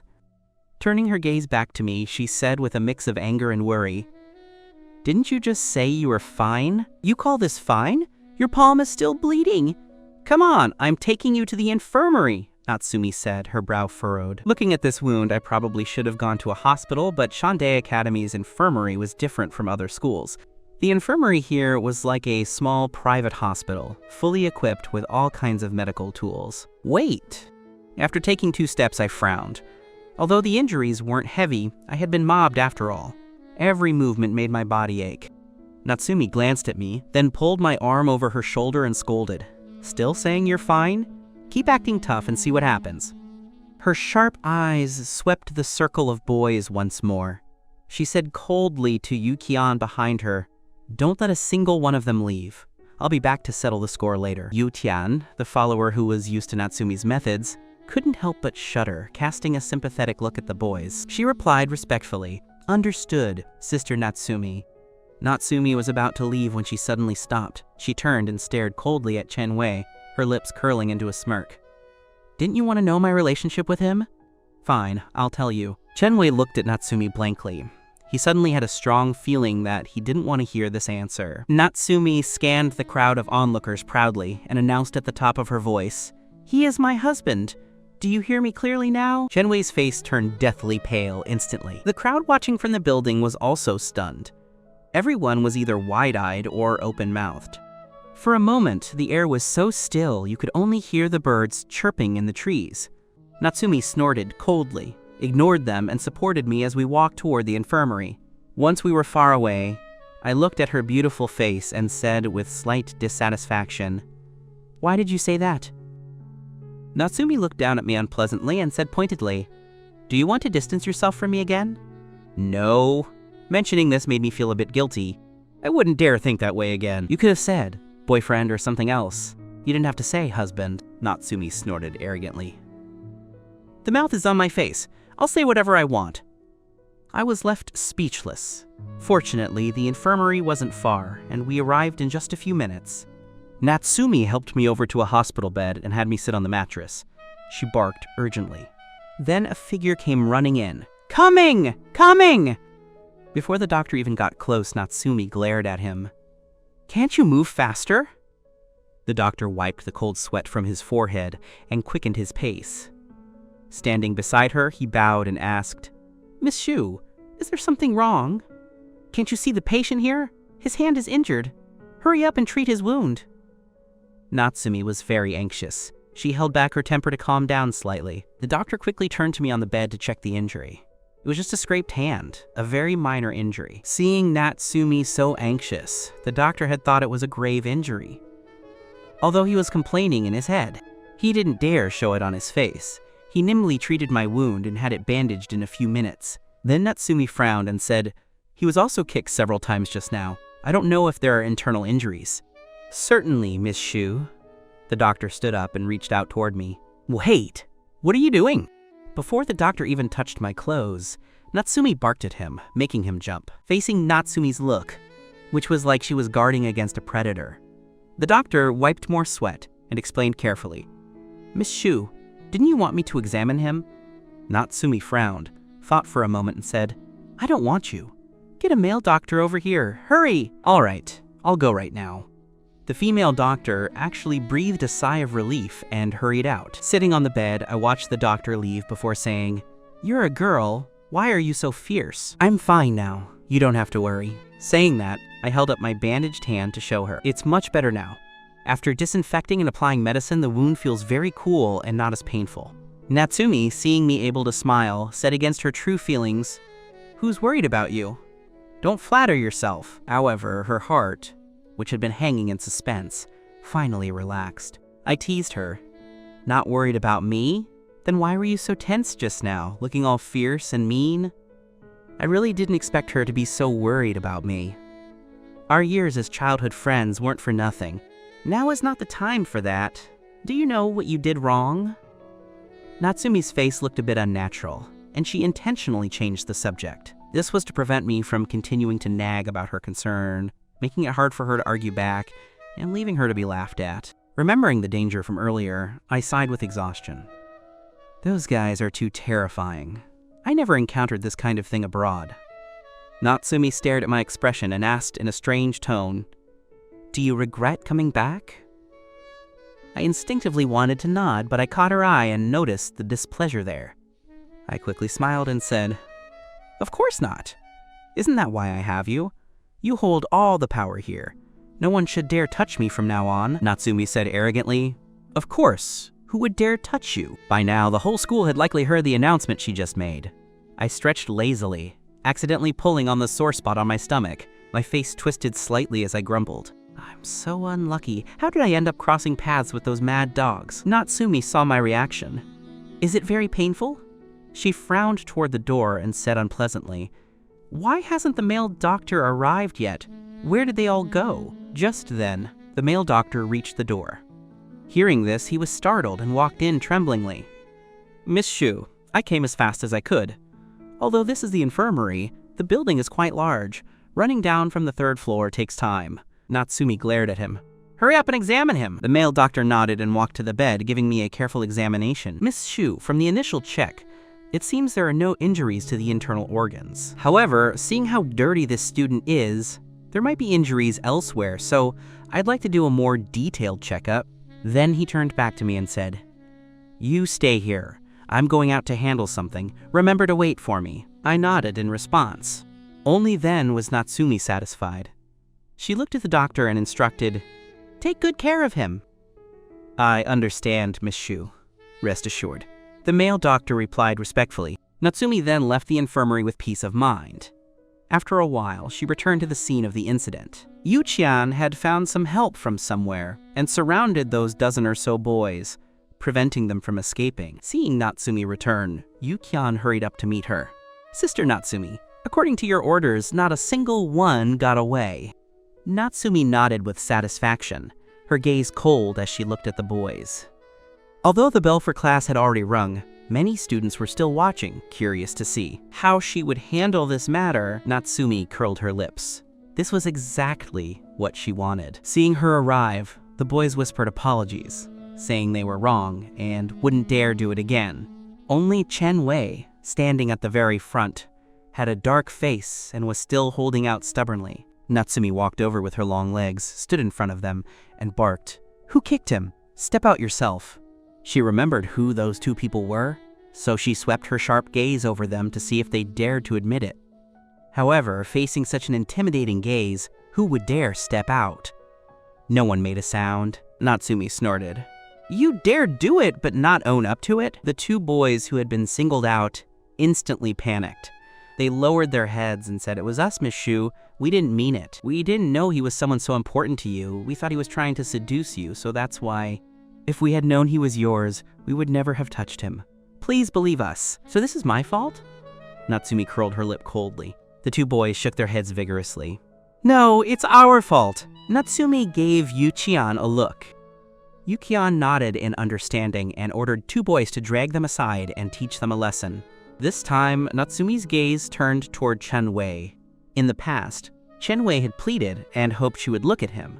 But now that his wish had come true under these circumstances, he felt no joy, only a chill from the bottom of his heart. The screams of those two boys echoed in his ears as they were beaten until they begged for mercy. Chen Wei gritted his teeth, still not admitting that he had also had a part in kicking me. Natsumi looked at him with cold eyes. That terrifying pressure nearly broke Chen Wei, but he still said nothing, just kept his head down in silence. "Very well." Natsumi's beautiful red lips curved coldly. Her deep eyes made it impossible to tell what she was thinking. She moved her gaze from Chen Wei to the other boys and suddenly gave a command. "Kneel!" The boys looked at her in shock. The two who had just been taught a lesson were also dragged back to their original spots. Natsumi said sternly, "I want you to kneel all the way to the infirmary and apologize to Zheng He." The boys' eyes widened in astonishment, but no one dared to say no. At that moment, one boy knelt down. Seeing this, the other boys quickly followed suit.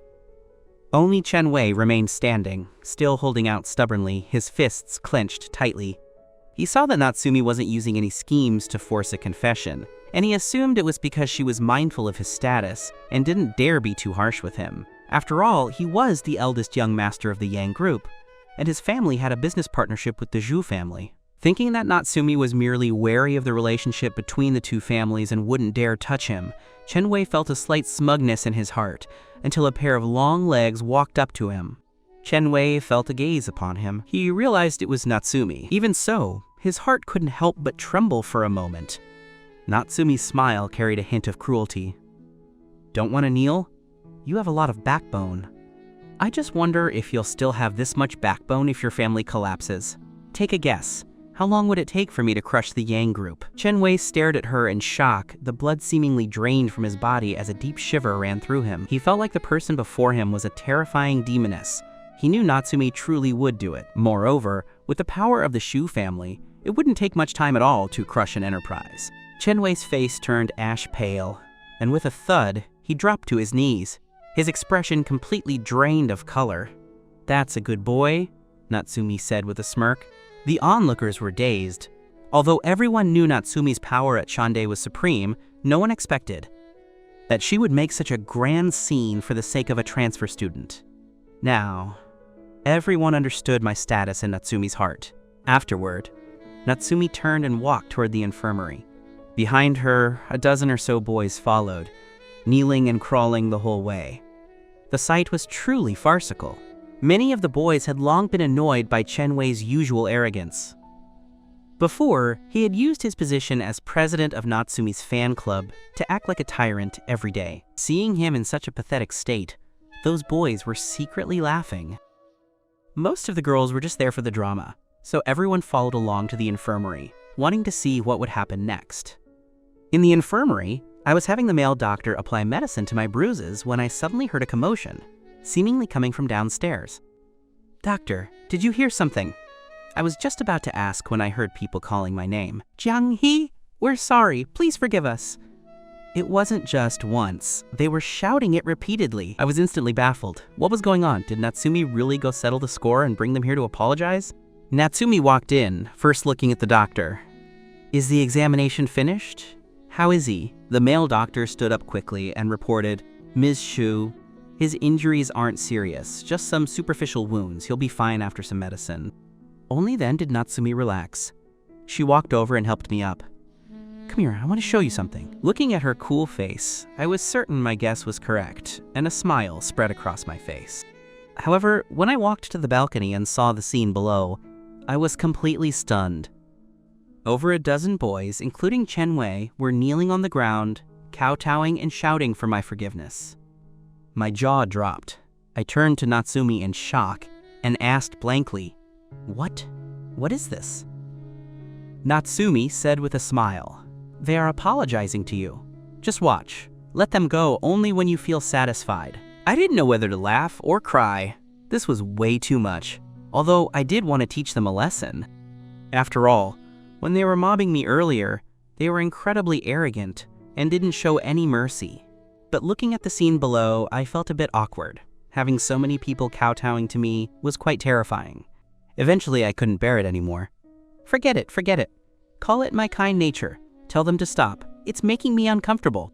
The boys downstairs were all pampered rich heirs who had never suffered such humiliation, so they were doing this quite reluctantly. Natsumi glanced at me disapprovingly. "Don't be so soft-hearted. Think about how they didn't show any mercy when they were hurting you."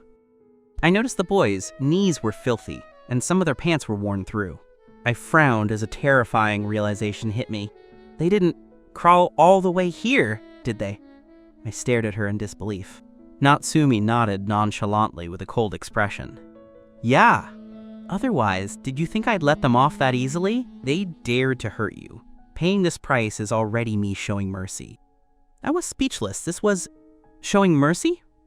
If she hadn't shown mercy, what would the result have been? I couldn't imagine it at all. This was the first time I had witnessed her crazy side. Since they hadn't received my forgiveness, the people below kept kowtowing, not daring to stop. I really didn't like seeing such a sight. Seeing that Natsumi wouldn't speak up for me, I took a step forward and said to the boys, "I forgive you, hurry up and leave." Only then did the boys stop their movements. Natsumi looked at my expression, snorted, and took my arm to lead me back inside. "If you don't want to look, then don't. Next time, can you consult me before you act?" I sighed, looking at her. Natsumi acted as if she hadn't heard. She took the medicine from the doctor and led me away. Back at the apartment, I was exhausted and fell asleep on the sofa almost immediately. Seeing this, Natsumi snorted and said in a mock disdainful tone, "What a terrible sleeping posture." She then brought a small blanket from the bedroom to cover me. Just then a ringtone sounded. It was the phone in my pocket. I was disturbed by the ringtone, my brows furrowing, as if I were about to wake up but didn't want to. Natsumi quickly fished the phone out of my pocket to keep it from waking me. To her surprise, the caller ID showed Shen Yu. Her eyes narrowed unpleasantly. This guy actually had Shen Yu's number? Just how good was the relationship between these two? The phone kept ringing, and seeing that name flashing on the screen made Natsumi furious. Without hesitation, she hung up.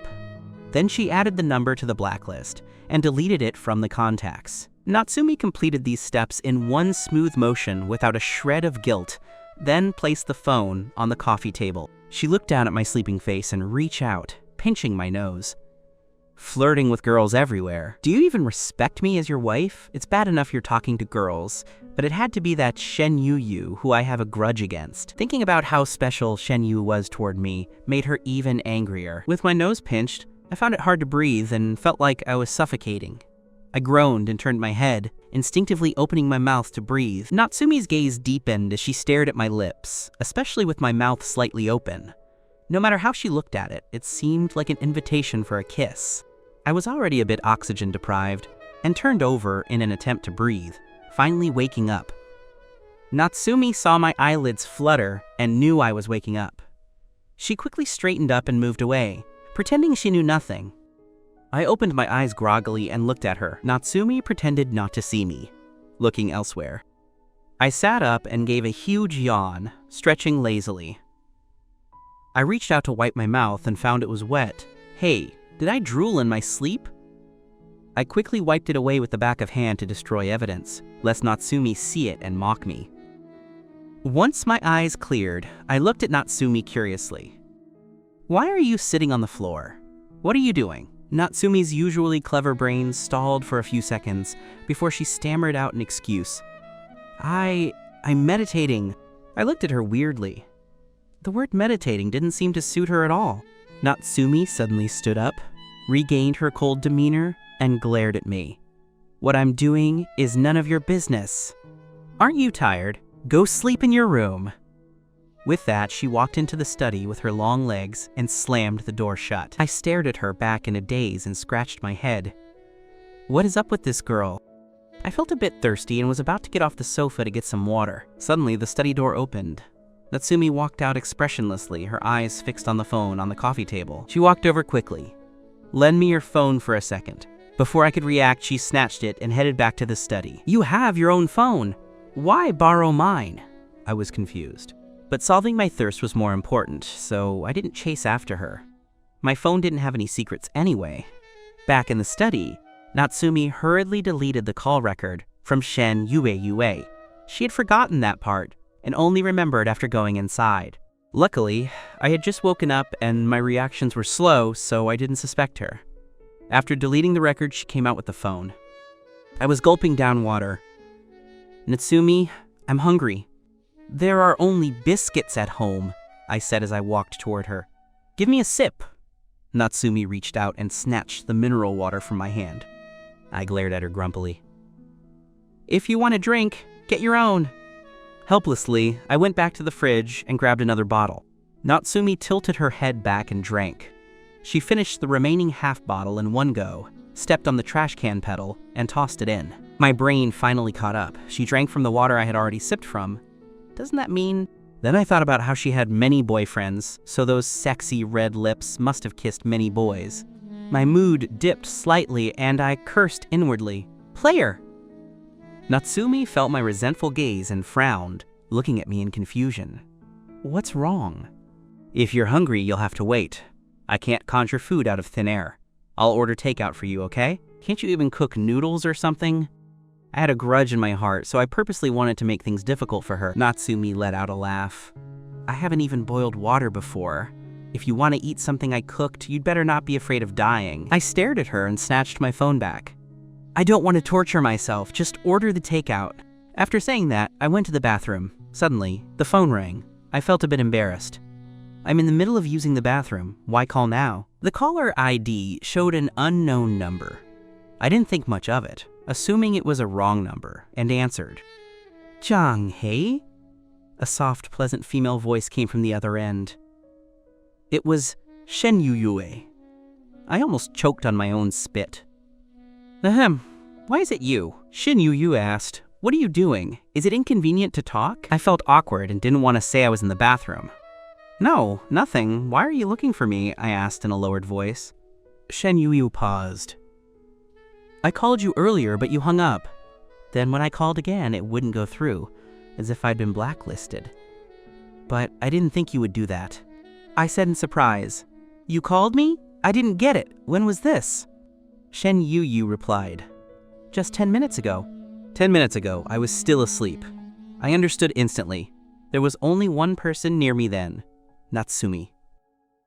It didn't take a genius to know it was that girl's doing. She saw Shen Yu calling and hung up on her. And she blacklisted her. She had just taken my phone for no reason. It was definitely to destroy the evidence. Curse her! How could that girl do that? Thinking of this, I quickly apologized. "Shen Yu, I'm sorry, my friend did that." Shen Yu's soft voice said gently. "It's okay. I knew it wasn't you. How are you? I heard you were beaten up. Is it serious?" So Shen Yu was calling me so urgently out of concern. It seemed she already considered me a friend, which made me happy. "It's not serious. I was going to find you at the volleyball hall, but I was unlucky and got stopped on the way and beaten up." Shen Yu's voice grew heavier. I heard, "I'm sorry. If I hadn't asked you to come, it has nothing to do with you. How could I blame you? If anyone's to blame, it's Natsumi. It's because of her that those crazy fanboys beat me up. Are you really okay? If something's wrong, don't lie to me. I want to know your real situation."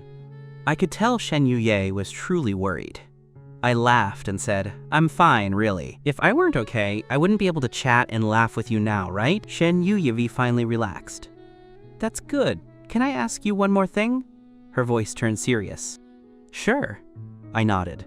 From her tone, it sounded like she was about to ask something important. "Is Natsumi your girlfriend?" I didn't expect her to ask that. She probably heard about what happened today. Natsumi announcing in public that I was her husband had surely spread through the school by now. I hesitated on how to explain. Although she isn't my girlfriend, she is my fiancé. Shen Yu said considerately, "If you don't want to say, you don't have to. It's okay. It's not that I don't want to say. It's just, Our relationship is a bit complicated to explain. I rubbed my head, feeling conflicted. I didn't know if I should tell her my real identity and my relationship with Natsumi. I stammered, "As for being a girlfriend, not exactly." Shen Yu paused, her voice softening. "Let me ask a different way. Do you like her? The romantic kind of like?" I panicked. Of course I liked Natsumi. We were childhood friends, as close as family. She was so good to me, how could I not like her? But romantic feelings? I had never thought about that. With that in mind, I answered firmly, "Of course not. Our relationship isn't what you think." Shen Yu suddenly said in a low voice, "Where are you now? Is it convenient to come out? I want to see you." These words made my heart skip a beat, sounding like a lover's whisper. As I mentioned before, I'm a voice lover. Shen Yu's voice was so soft and pleasant. Hearing her say, "I want to see you" in such a gentle tone really made my imagination run wild. I shook my head. Don't overthink it. She probably just has something she wants to say in person. It's not what I'm thinking. Sure. Let's set a time. Before we could pick a time, there was a sudden pounding on the door. Natsumi's teasing voice came from outside. "Jiang-hei, you've been in there a long time. What are you doing?" I was startled, afraid Natsumi would find out I was talking to Shin Yue. I whispered to her, "I'll contact you later." After hanging up, I remembered I was still sitting on the toilet and felt a bit embarrassed. I hurriedly pulled up my pants, flushed, hid the phone in my pocket, and opened the door. Natsumi had her arms crossed, looking at me playfully. "Finished? I thought you fell into the toilet." I glared at her. "You're the one who fell in." Natsumi peered into the bathroom and wrinkled her nose. "Then what were you doing in there?" "None of your business. What are you thinking about all day?" I said, patting her on the head. Natsumi sniffed. It didn't smell bad, so she pulled me out. "Get out quickly. I need to use the bathroom. I'm dying." She had also drunk a lot of water. My movements were a bit slow, and I only moved when she pushed me. I looked a bit dazed and off. Natsumi looked at me with a wicked grin. "Do you want to stay and watch?" "I don't mind. I don't want to watch." Being teased by her brought me back to my senses, and I hurried out. Natsumi watched me with a laugh before entering the bathroom. I went back to the living room, checked that she was inside, and then sneaked off to the side. I took out my phone, removed Shen Yu from the blacklist, and sent her a message explaining the situation. She replied quickly, "Can you come out at noon? I know it's inconvenient for you to come to school, so let's meet outside." I looked at the message, debating how to reply. The takeout hadn't arrived yet. After eating, I'd have to find an excuse to sneak out without Natsumi noticing. The timing was tight. I replied, "Is after school okay?" Within seconds, her gentle reply came, "Sure. See you then." Just as I finished the message, Natsumi came out. Seeing her look over, I instinctively hid my phone. "The phone is out of battery," I said guiltily. "I'm going to go charge it." I walked quickly into the bedroom. Natsumi glanced at me, her thoughts unreadable. The takeout was efficient, arriving within 30 minutes. Natsumi had ordered many things, all of which were my favorites. After eating, I lay on the sofa satisfied, rubbing my full belly and letting out a burp. Looking at the time, it was already noon. I said to Natsumi, "I don't want to go to class this afternoon. You go ahead. Help me ask for leave. Just say I'm badly hurt and need to rest for a few days." It was the perfect excuse to skip class legitimately. Natsumi was sitting on the other end of the long sofa with an iPad. I don't want to go either. I'll stay home with you." She was searching online for medicinal food shops. She planned to order some medicinal soup for dinner to help me recover. She could have asked the Shu family chefs, but if her family knew I was hurt, they would worry. You're not going either?" I didn't expect this and said nervously, "You don't have to. You don't need to stay home with me. I'm fine on my own. Go to class." Natsumi felt I was being weird and squinted at me suspiciously. "Why are you trying to kick me out? Are you planning something behind my back?" Whenever I felt guilty, I couldn't help but stammer. Natsumi put down the iPad and blinked her beautiful eyes. "Really nothing?" I nodded vigorously. "Really, I just don't want you to miss class because of me. Don't worry about me. Go to class. I can take care of myself." I patted my chest confidently. If she stayed here and watched me, I wouldn't be able to go see Shen Yu. I jumped off the sofa, afraid she'd keep questioning me. I hurried toward the study. "It's so boring. Lend me your computer so I can play some games." I hadn't touched a computer since I got back and suddenly really wanted to play. "Wait!" Natsumi suddenly dashed over and blocked me, her face serious. The study is my private area. You can't go in. What private area? I complained. Why can't I go in? Don't tell me. I gave a knowing smirk. Are you hiding something scandalous in there? Natsumi grabbed my finger and pushed it back, then gave me a flick on the forehead. What are you thinking? Anyway, the study is my territory. If I say you can't go in, you can't, especially my computer. You are absolutely not allowed to touch it. Clear? Fine, I won't. Stingy. It's not like you're hiding treasure. I turned and went into the bedroom, slamming the door. Natsumi shook her head and went into the study. Inside the bedroom, I pressed my ear to the door, listening to the sounds outside. When I heard the door close, I guess she had entered the study. Should I take a gamble? Rush out while she isn't in the living room? But if I do that, she'll realize I ran out. This isn't a good time. It will cause suspicion. It's a massive headache. I still need to think of a reasonable excuse that lets me go out openly without her wondering where I went. I walked to the floor-to-ceiling window and gazed at the brilliant sunlight and the height. I leaned in to peek down. It was over 30 stories. That height is terrifying. Even with a safety harness, I wouldn't dare climb down from here. What should I do? I threw myself onto the bed, lying there spread-eagled. It's easy to get sleepy after eating, so as I lay there, I eventually drifted off. By the time I woke up again, it was already past 3 in the afternoon. I stretched my neck. I got up and walked to the living room, glancing at the study. Hearing no sound, I wondered if Natsumi Shuzixia had fallen asleep in there or was playing games. If I slip out for an hour now and then come back, she shouldn't notice, right? I grabbed my phone and tiptoed to the entryway, changing my shoes as quietly as possible. I closed the door with extreme care. Every movement felt like slow motion. Once I successfully made it out, I quickly messaged Shen Yu to tell her I was on my way. Reaching the ground floor, I waved down a taxi. To Shande Academy, hurry! However, I didn't know that, just as I left the apartment, Natsumi happened to walk out of the study. I soon arrived at the meeting spot and walked into the coffee shop. It wasn't too far from Shande Academy, just a street away. Shande students usually come here to shop after school. As soon as I entered, I smelled the rich aroma of coffee, just as I started looking for Shen Yu. I saw her waving at me. I walked over with a smile and sat down. Have you been waiting long? No, she said, thoughtfully handing me the menu. See what you'd like. This place is popular at school. The taste should be good. Sure, I happen to be thirsty. I flipped through the menu and randomly ordered a drink. Then, unable to wait, I asked, Yu, did you call me out to tell me something? I wanted to finish our chat quickly and rush back so Natsumi wouldn't catch me sneaking out. Shen Yu looked at me and said gently, actually, you can call me Shan. I paused slightly. Calling her Shan felt so intimate. She raised an eyebrow, sounding a bit hurt.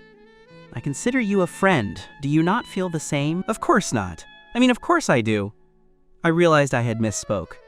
I corrected myself immediately, nodding my head like a chicken pecking at grain, terrified she'd misunderstand. I originally thought she'd be hard to get close to, and that it would take a long time to become friends. So hearing her say that made me very happy. Shen Yu was clearly satisfied, a slight smile in her eyes as she looked at me. I steered back to the topic. Is there something important you needed me for so urgently? Hearing this, she fixed her gaze on me, her beautiful voice speaking slowly. Initially, I was worried about your injury, but seeing you so lively, you must really be fine now. In the version she heard, I had been mobbed by boys, injured my hand, and lost a lot of blood. Some even exaggeratedly claimed my internal organs were injured, and I was coughing up blood. Even though I told her I was fine on the phone, she wanted to see for herself to confirm. I was stunned. I thought she had some major news. Who knew it was so different from what I imagined? There's one more thing I want to ask, she said, laughing at my disappointed expression. She looked me in the eye, very serious. What is your relationship with Natsumi? Well, I rubbed my head. How should I put it? She and I are... Shen Yu gave a soft laugh. You've known her for a long time, haven't you? You knew her before transferring to Shande, and you're very close, right? I didn't expect her to be so direct. I was a bit flustered. It seemed there was no point in hiding it. Just then, a loud voice suddenly came from the side. Jiang Hei.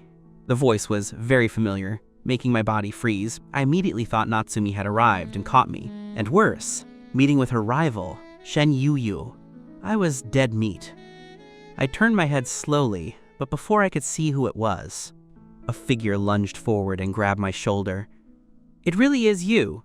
I thought I'd seen wrong. Haha. Good thing I called out, or I would have missed you." Recognizing the voice, I turned in surprise. "Aji, what are you doing here?" Sanji stared at me. "I should be the one asking you that. Why are you here? When did you get back to the country?" "I've been back for a few days." I hadn't fully recovered and gave a simple reply. Sanji kept his arm around me. "Why didn't you tell me? How long are you staying? When are you going back to the US? "I've transferred to Shande now. I'll be staying in the country for a while." But in my heart, I thought, once the marriage arrangement with Natsumi is dissolved, I'll probably go back to the US. "Really? You aren't lying? You really transferred to Shande?" He grabbed my hand excitedly. I laughed and patted his shoulder. "Of course it's real. That's great. Now I can ask you out to go clubbing all the time. By the way, does Natsumi know you're back?" The Song and Chu families were old family friends, though not as close as I am with Natsumi. "She knows."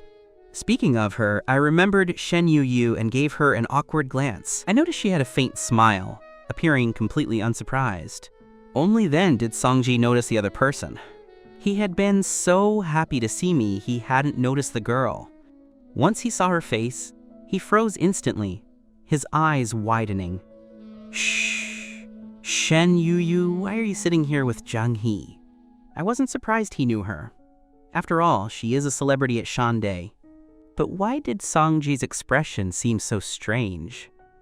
His face looked a bit redder than before. Then, Sanji suddenly sat down, squeezing me to the side, and stared at her like a fanboy. Even I could feel the heat in his gaze. I wondered, does Sanji like Shen Yu? I pulled at him and whispered, "Can you tone it down? It's way too obvious." "Jiangyi, tell me, what's going on with you and Shen Yu? Why are you having a drink together? Don't tell me you're on a date?" Sanji looked at me with a heartbroken expression. "No, don't talk nonsense." I felt the atmosphere was too awkward and told him, Gee, leave first. I'll explain later. Don't cause trouble here." Sanjay stood up reluctantly. "Fine, I'm going. I'll call you later. Bye." After he left, I breathed a sigh of relief. "Sorry," I said to Shen Yu. She shook her head with a slight smile. "It's fine. Seems I guessed correctly." I was a bit confused. Sanji's sudden appearance had made my brain a mess. "You and Natsumi are childhood sweethearts, aren't you?" she said, her voice sounding a bit distant. I was slightly stunned. Since she had already figured it out, I just nodded. "As expected." "I should have guessed," she said quietly, her tone deepening. I didn't know what to say. The atmosphere felt strange. Then I remembered their grudge. Would knowing my relationship with Natsumi change her opinion of me? She suddenly asked, "Were you so upset outside the principal's office because you fought with her about the guard's job?" I was shocked at how accurate her guess was, but I nodded. "One last question." I met her eyes. They were incredibly deep. "What question? You aren't dating, right?" "She only called you her husband to stand up for you." I felt she was right about that, so I nodded. "That's how it is." As for the actual marriage contract, there was no need to mention it. No one would find out anyway. Besides, we didn't need to announce it. After some time, this marriage might be dissolved. A smile returned to her eyes. "Okay, I'm done asking," she added. "Don't worry, I won't stop being your friend just because of your relationship with her. We're still friends." Hearing this, my smile returned. "I knew you wouldn't." I checked the time and frowned, looking anxious. "I'm sorry, I have to go. I've been out for almost an hour. If I don't get back, Natsumi will find out I sneaked out." Shen Yu nodded and signaled the waiter for the bill. I didn't fight her for it. I smiled and said, "Next time it's on me, okay?" She remembered something. "Then take me to a movie. There's a US blockbuster coming out this weekend." "Do you mean that movie? I like it too. Sure, I'll take you." I agreed immediately. Then I paused, remembering her boyfriend. "But wouldn't it be inappropriate for just the two of us to go?" she asked, puzzled. "What's wrong with it? Don't you have a boyfriend? If he finds out, he'll be angry.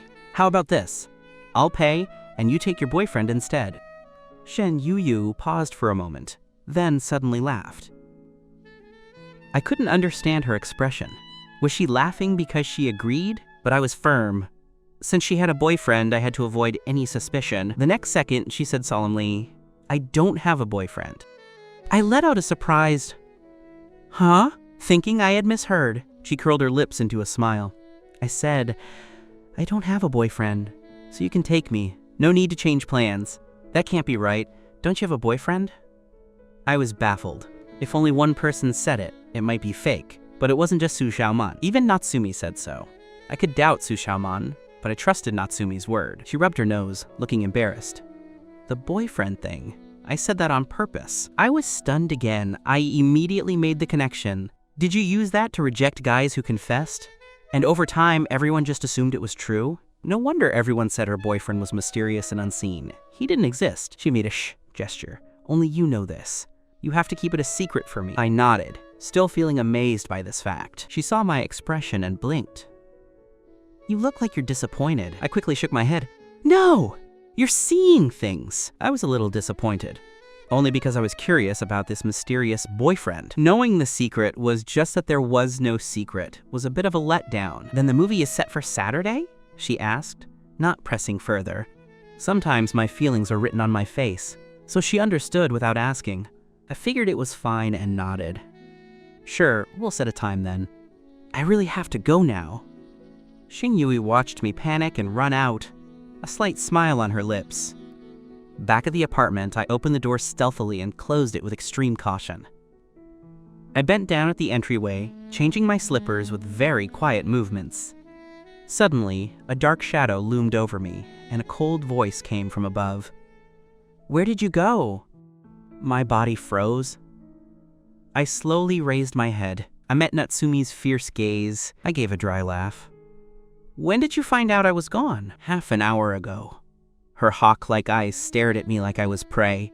I pulled a bag from behind me and said with a smile, I woke up and wanted a snack, so I went down to buy something. She wasn't that easy to fool. She smirked. Gone for over half an hour? Which shop? Looking at the store name on the bag. It was indeed a nearby shop. It wasn't because I was clever. I just happened to pass by the store on my way back and got a craving. It came in handy. Oh! My brain worked at lightning speed. It was like this. I met a Samoyed on the way. It was so cute. I played with it for a while before buying the snacks. Seamless explanation. I gave myself a mental thumbs up. Natsumi blinked. A Samoyed? I've lived here a long time and never seen one. How old was it? What was its name? Was the owner a man or a woman? I was speechless. How would I know? I panicked for a few seconds. Then I put on a serious face and glared. What's that supposed to mean? Do you not believe me? After I bought your favorite snacks? Fine, no snacks for you. I pretended to be angry and tried to push past her. She caught my hand and looked at me helplessly. Why is your temper so bad? I didn't say I didn't believe you. I just wanted to ask. You're injured and running around without even telling me.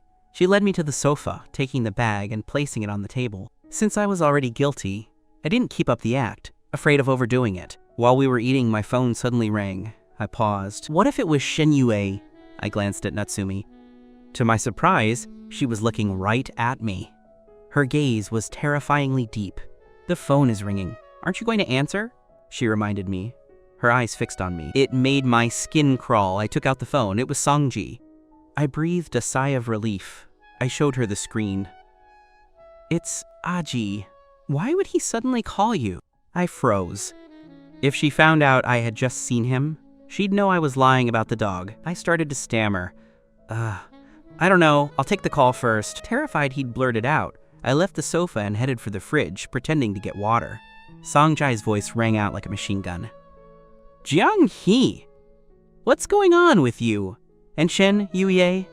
When did you meet her? Why were you with her in a coffee shop? Do you like her? I moved the phone away from my ear for a moment. Don't be so excited. Speak quieter. I'm going deaf. Your ears are fine, but my heart is breaking. Do you know how long I've liked her? How could you cut in like that? I didn't know whether to laugh or cry. This guy really does like her. I glanced at Natsumi. While she wasn't looking, I slipped into the bedroom and closed the door. Even though the room is soundproof, I whispered, you have to keep the fact that we met a secret. Don't tell anyone, especially Natsumi. She can't know. Sanji asked, why? I'll explain next time. Just remember, she can't know. Got it? Oh, okay. So about you and Shen Yu, I clarified. We're just friends. If you like her, go for it, okay? He let out a mournful sigh. I am, but it's not working. She doesn't pay me any attention. I've liked her for so long and never seen her alone with any other guy. I remembered she was cold when we first met. She was blunt when rejecting guys, so Sanji's journey must be tough. He sighed. I know she has a boyfriend, so I can only watch from afar. I really wanted to tell him it was fake, but I had promised to keep the secret. Even to my best friend, I couldn't say anything. I could only silently cheer him on. To my surprise, when I entered the school the next day, the atmosphere was strange. Everyone was staring and whispering. I felt self-conscious, like I was a monkey being watched. As I passed the bulletin board, Su Xiaoman ran over. Jianghe, come look! What is this? What? I followed her, totally confused. The crowd in front of the board parted automatically as I arrived. I had a bad feeling. I walked up and looked. There was a photo of Shen Yu and me in the coffee shop. Someone had edited it to look romantic. It looked like an affair. I was stunned. Who posted this? Su Xiaoman shook her head. I don't know. It's on the school forum too. And it's in all the class groups. The situation is serious. Everyone is talking about you. She didn't dare continue. Seeing her hesitation, I knew the rumors were nasty. Who did this? My fists clenched. I just met her. We didn't do anything. Why did it turn into this? Su Xiaoman frowned. I suspect it's Chen Wei. He's the most likely because of you. He's been expelled. He would definitely hold a grudge and retaliate. He was expelled?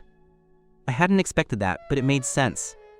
She explained, you might not know how serious expulsion is here. It's a symbol of status. If you're expelled, you're looked down upon by the elite. And Chen Wei is so arrogant. How could he stand such a humiliation? Hearing this, I felt my temples throbbing. It wasn't Chen Wei's revenge I was worried about, but rather, Jianghe, what happened? Natsumi's Shuzixia cold voice suddenly came from behind me. My entire body went stiff. I didn't even dare to turn around and look at her. Before Natsumi could even see the photo on the bulletin board, someone nearby spoke up to snitch. Sister Xia, you've been cheated on. Xiang, he is having an affair with Shen Yu. A man like this doesn't deserve to be with you. Break up with him quickly. Exactly. How could a playboy like this be worthy of our sister Xia? Just breaking up with him is letting him off too easy. Kick him out of school. Yeah, kick him out. Expel this bastard.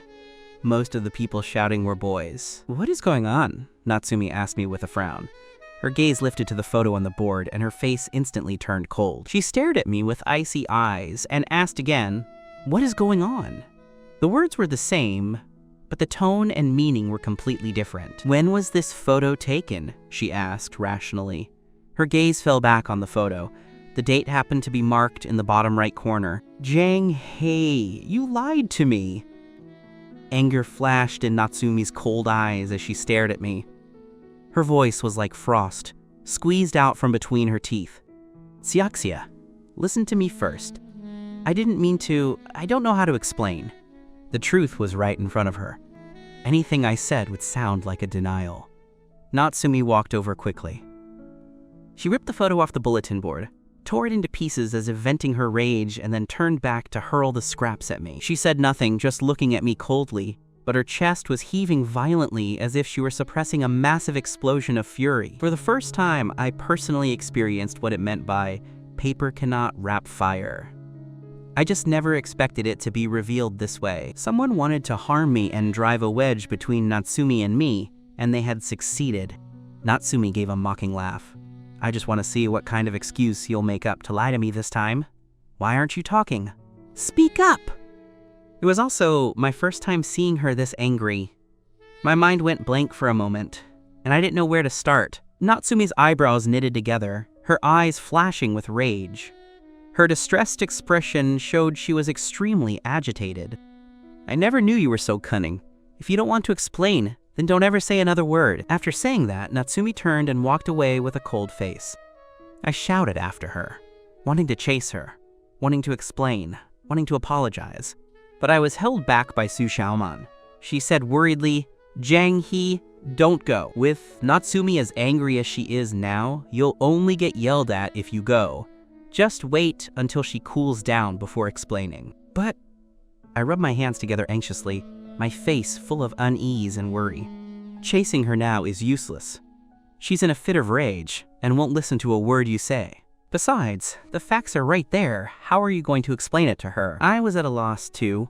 How should I explain it to Natsumi? The important thing wasn't whether something was going on between Shen Yu and me, but that I had lied to Natsumi. I figured that was what she was truly angry about. However, I couldn't quite understand it. Even if she was mad, did it have to be this level of fury? It was just a small lie. I could apologize. Did she really need to throw such a huge tantrum? It was as if I really had cheated on her. Just then, the bell rang. Su Xiaoman said, "All right, let's go back to class first. You can explain it to her after school." My mind was a mess. Unable to think of a better plan, I had to follow her advice. However, I spent the entire class dazed. The English teacher suddenly called on me to read a passage of the text. I wasn't in the right state of mind at all, and skipped lines while reading. What kind of reading is that? It's a mess. Jiang Yi, don't think you're special just because you studied abroad. You still have a lot to learn. Sit down and listen to the lecture properly, understood? The English teacher's words were laced with subtle mockery. She felt triumphant, finally getting her revenge. Normally, I wouldn't take that kind of treatment, but right now, all I could think about was how to apologize to Natsumi. I didn't even notice the teacher's attitude. The English teacher tapped on my desk with a smug smile, then looked up at everyone. Everyone, don't be like Jiang He and think that just because your spoken English is good, you don't need to study. After all, exams and conversation are. Before she could finish, she started walking back toward the podium. Unexpectedly, a foot suddenly tripped her. She had her head held high in pride and didn't see it. She stumbled and nearly did a faceplant. She awkwardly grabbed the desks on both sides to steady herself. Perfect. Quite a few people stifled laughs. The English teacher's face darkened. Once she regained her footing, her gaze swept towards Su Xiaoman. Su Xiaoman looked completely innocent, shrugging her shoulders. Sorry, teacher. I didn't mean it. Actually, she absolutely meant it. It was obvious from the slight smirk on her lips, and her apology was incredibly half-hearted. After speaking, Su Xiaoman looked at me with a smile, as if seeking credit. The English teacher was so angry, her face turned the color of pig liver, but she couldn't do anything to Su Xiaoman and had to swallow her anger. Be careful next time. It's one thing to trip a teacher, but what if you trip another student? After a stern scolding, the teacher stood up straight, trying to look composed. Su Xiaoman's leg was still extended, not moved back. The teacher looked down and prepared to step over it. Suddenly, Su Xiaoman pulled her leg back at that exact moment. It's a human reflex. When you see a leg retract, your stepping motion instinctively falters. This sudden change caused the teacher to lose her balance. This time she couldn't recover and fell flat on the floor. Ha ha ha ha! The scene was so hilarious that the students finally couldn't hold back their laughter. The laughter felt like slaps to her face. The English teacher's expression turned black. Su Xiaoman tutted and said sympathetically, "How could you be so careless? I even pulled my leg back, and you still fell. You can't blame me for that, can you?" I was startled, only then realizing Su Xiaoman was standing up for me. The teacher practically scrambled to her feet. The students' laughter left her with no dignity. She didn't even call the end of class before fleeing the room. I didn't know whether to laugh or cry. I was only dazed for a bit, yet such drama had occurred. Su Xiaoman, on the other hand, was very smug. She turned around, rested her arms on my desk, and looked at me as if asking for praise. How was that? I got revenge for you. How are you gonna thank me? Lunch is on you. I actually hadn't felt much of anything earlier, so I just smiled helplessly. The teacher thought she had embarrassed me, but I was so absent-minded I hadn't even processed it. Su Xiaoman huffed. Did you see her expression? I couldn't stand it. Intentionally making trouble for you, and then being so smug. It was infuriating. All right. Since it's done, it's done. Just don't be so excessive next time. Since Su Xiaoman was sincerely helping me, I couldn't bring myself to be too harsh with her. The next period was PE. I sat on the steps, hesitating whether I should go find Natsumi to apologize. Even though Su Xiaoman said to give her space, I felt it was better to explain as soon as possible. Suddenly, a small black shadow flew toward me. With a thud, it hit me square in the forehead. A ball bounced on the ground and rolled away. Lost in thought, I cried out in pain. Who attacked me? Sorry, a boy ran over and said casually. He just picked up the basketball and went back to the court. I rubbed my forehead, my head feeling a bit dizzy. Why was I so unlucky? I get hit by a ball just for spacing out.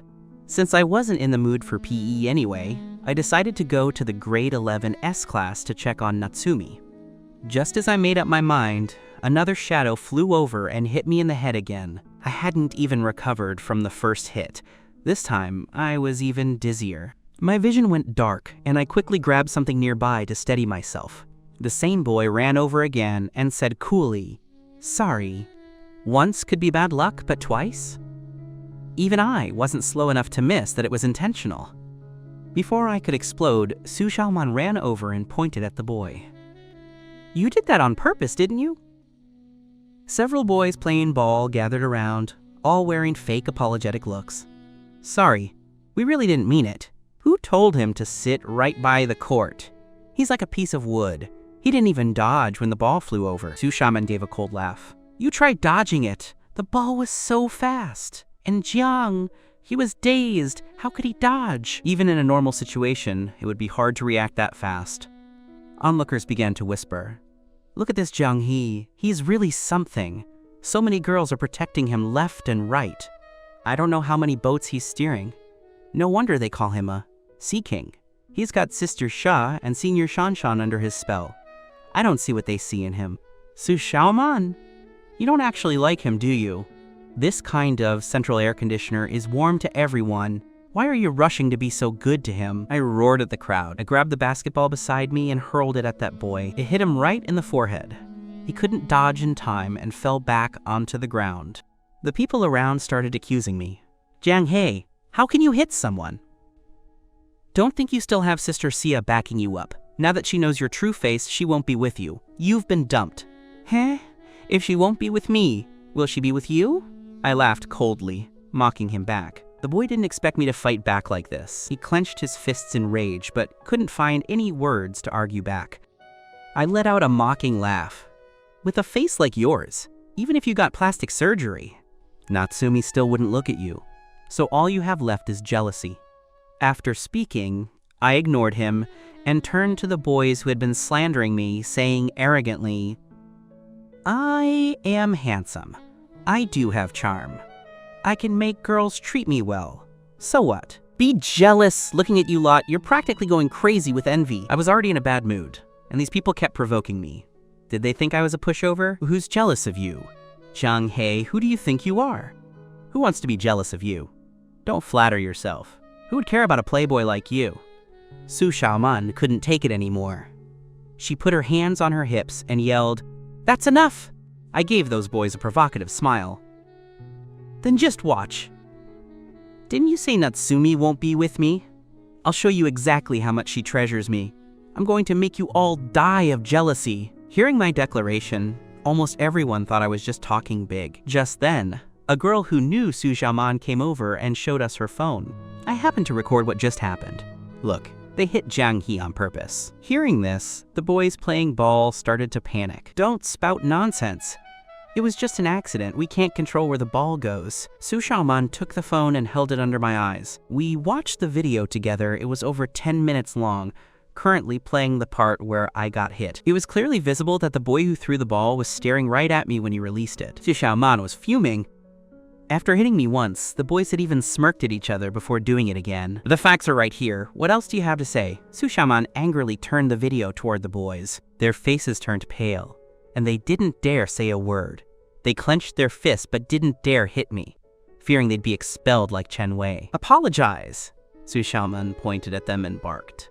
The group of boys was clearly reluctant, looking at each other.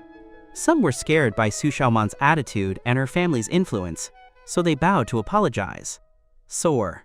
Suddenly, one boy stopped them. "No need to apologize. What apology? We hit him, so what? He doesn't have Sister Sha protecting him anymore. Why should we be afraid of him?" Although Su Xiaoman's family was well off, everyone in the S class had a powerful background. This boy's family was about equal to Su Xiaoman's, so he wasn't afraid of her. He already disliked me, and since someone was teaching me a lesson, he was happy to help. But the boy who wanted to apologize was worried. After all, I had just made a very arrogant declaration. Plus, Natsumi had previously expelled Chen Wei for me and stood up for me publicly, punishing those boys so ruthlessly. He felt uneasy. No one wanted to end up like Chen Wei. Actually, they only hit me with the ball because they saw me spacing out and wanted to vent their frustration. They thought if they pretended it was an accident, no one would know. Who would have thought I'd fight back so fiercely, or that it would turn into such a serious situation? The boys looked at each other. They were likely thinking the same thing, so they ignored the boy, trying to stop them. They all bowed to me. "Sorry, we were wrong. We hope you can forgive us." Their previous attempt to apologize was reluctant, but after considering the risk of expulsion, they were much more sincere. Since I had been hit twice and felt very dizzy, I didn't want to drag it out. I waved them off, signaling it was fine. "Jiang He, you're just letting it go like that?" Su Xiaoman was the one who was unwilling. I sat down and took her phone. Su Xiaoman didn't understand why, but she handed it over. I sent the video to my own phone and edited it. I clipped the part where I looked pitiful and funny getting hit, then sent it to Natsumi. "Jaxia, look! I'm so miserable. Please stop being angry, okay?" I added a pitiful emoji of a character blown into charcoal at the end of the message. Su Xiaoman was extremely worried I might have a concussion and insisted on taking me to the school clinic. Left with no choice, I followed her. It would be a loss if I actually turned into an idiot before even getting to experience love. We arrived at the clinic.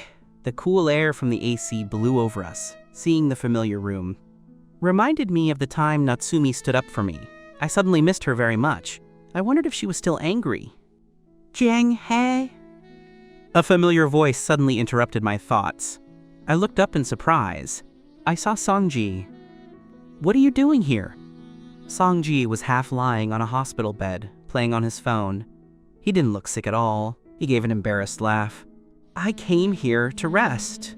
Are you feeling unwell?" "And this girl is..." Sanji noticed the anxious Su Xiaoman and raised an eyebrow at me with a mischievous grin. Su Xiaoman's ears turned red. "I'll go get the doctor," she whispered before running out. Sanjay's curiosity for gossip reached its peak. Within minutes, Su Xiaoman returned with the doctor. She told the doctor what happened and asked him to check me over. The doctor gave me some glucose to drink before starting the exam. "Don't worry, no concussion. Just rest and you'll be fine. You don't need to attend class this afternoon. I'll write you a sick note. But be careful in the future. Getting hit in the head by a basketball can be very serious." "I understand. Thank you, doctor." Su Xiaoman finally breathed a sigh of relief. The doctor looked at me. "You're a lucky kid, having such a thoughtful and caring girlfriend. Have your girlfriend come with me to get the note." Su Xiaoman's face turned red, but she didn't object. I was slow to react. Before I could explain she wasn't my girlfriend, the doctor and Su Xiaoman had already walked out. "Girlfriend?" Sanji exclaims from the side, eyes wide. "She's your girlfriend? Man, you're good. You've only been back for a few days and you've already got a girlfriend?" I smiled bitterly. "We're just friends, not a couple." The doctor misunderstood. "Can't you tell?" Sanji gave an ambiguous smile. "Oh, I can tell all right." Tsk. "Didn't you see how nervous she was for you? I wouldn't believe it if you told me she doesn't like you. Believe what you want." I pinched the bridge of my nose. "I still feel terrible. Stop bothering me." "Okay, I'm shut up." Sanji made a zipping motion over his mouth. 10 minutes later, Su Xiaoman returned, carrying a plastic bag. She walked to the bed and smiled, taking things out one by one. "I bought you some food. There's a sandwich, milk, and some other things.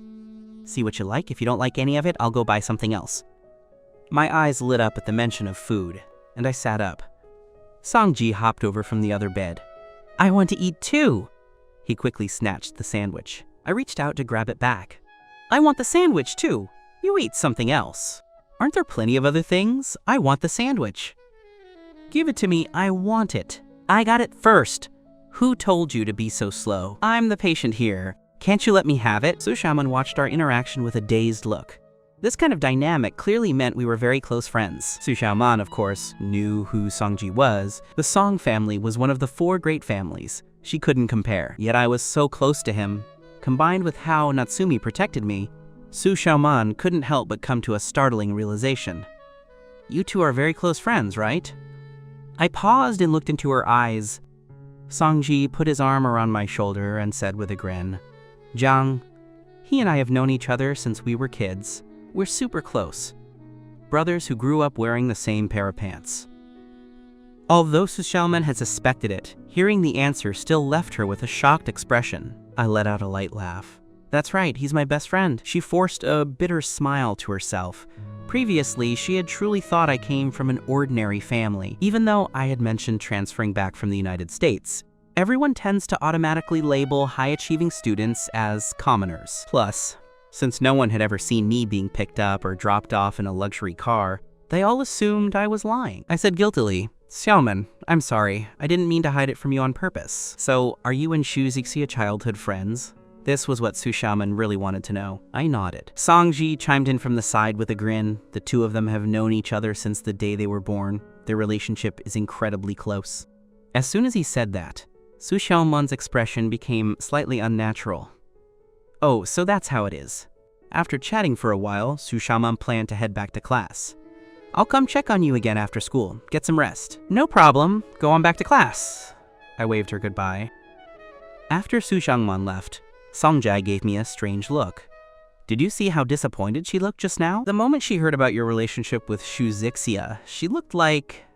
how should I put it? Like she just got her heart broken. I rolled my eyes at him. You can eat whatever you want, but you shouldn't just say whatever you want. Su Xiaoman and I are just friends. Her concern for me is just out of friendship. It's not as complicated as you think. Sanji crossed his arms with a smirk. Just you wait. You'll find out later. She definitely likes you. I brushed him off, thinking Sanji was just being way too much of a gossip. Meanwhile, in an office, Shu Zixia was leaning lazily against a long sofa. Her eyes were fixed on her phone screen, her lips curling into a slight smile every now and then.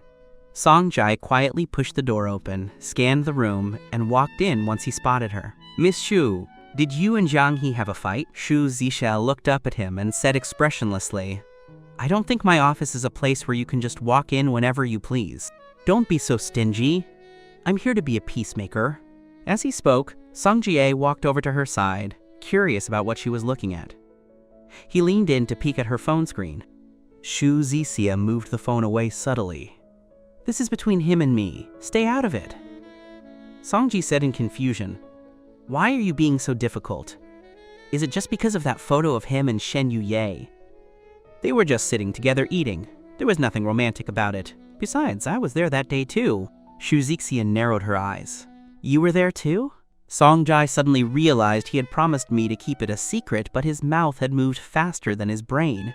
He mentally slapped himself. He laughed to cover it up and said, Anyway, there's nothing romantic between Jiang He and Shen Yu. He told me himself that he only sees Shen Yu as a friend. There are no romantic feelings. Hearing this, the sharp, icy aura around Shu Zixia seemed to soften. Sanji nodded vigorously. Of course. Why would I lie to you? He even told me to go ahead and pursue Shen Yu myself. If he liked her, would he say something like that? Shu Zixia clearly believed Sanji's words, and her cold expression relaxed. Then why did he meet Shen Yu in secret that day? Sanji shrugged. I don't know, it looked like they were just chatting. They didn't say much. Actually, that alone was quite surprising. Shen Yu usually kept boys at a great distance. No one had ever seen a boy win her favor like that. Sanji felt a bit dejected. He had always hoped he would be the exception for Shen Yu, only to find out his best friend had beaten him to it. By now, Su Zixia's mood had improved significantly. She no longer radiated the freezing cold aura she had when he first walked in. Shu Zixia muttered under her breath. Then why did he lie to me? Sanji raised an eyebrow and said dissatisfactorily, Well, I don't know what he lied about. Just think about it. Don't you and Shen Yu have a history of bad blood? With that, young mistress, temper of yours, if he told you he was going to see Shen Yu, you definitely wouldn't have let him go. Shu Zixia blinked, as if something had just clicked. Seeing her expression, Sanji understood instantly. Does Jiang He know how petty you are? Hating Shen Yu over such a small matter. You're being really childish, you know? What did you say? Shu Zixia's eyes narrowed dangerously. Sanji realized he had overstepped and immediately changed the subject. You should hurry to the clinic to see Jiang He and make up with him. Shu Zixia frowned slightly. The clinic? Why is he in the clinic? It's bad enough that you sneak off there to sleep, but you took him there too? No, didn't you know already? Sanji pointed at her phone. He had caught a glimpse of the video on her screen earlier. Shuzikia picked up her phone. What do you mean? Wasn't this video staged? Shuzixia had assumed I staged the video just to act pitiful and make her heart soften to cheer her up. However, Sanji's next sentence hit her like a ton of bricks. What do you mean staged? Yang? He really got hit by a basketball. He has a concussion. He might even get amnesia. He might not even remember you later. He's still lying in the clinic resting right now. What? Shuzicia's expression changed instantly. Before Sanji could even react, she had already sprinted out of the office. When she reached the clinic, she found the room empty. There was no sign of me. Shuzixia frowned, wondering if Sanji had tricked her, but she still felt uneasy. Just then, a doctor walked by. She grabbed him and asked, "Where is Jiang He? Wasn't he resting in here?" Coincidentally, this was the same doctor who had examined me. He was taken aback for a moment. Recognizing her as Shuzixia, he quickly replied, quote, "Miss Shu, are you talking about the boy who got hit in the head with a ball?" Shuzixia's heart tightened. It was confirmation that Songjie hadn't lied.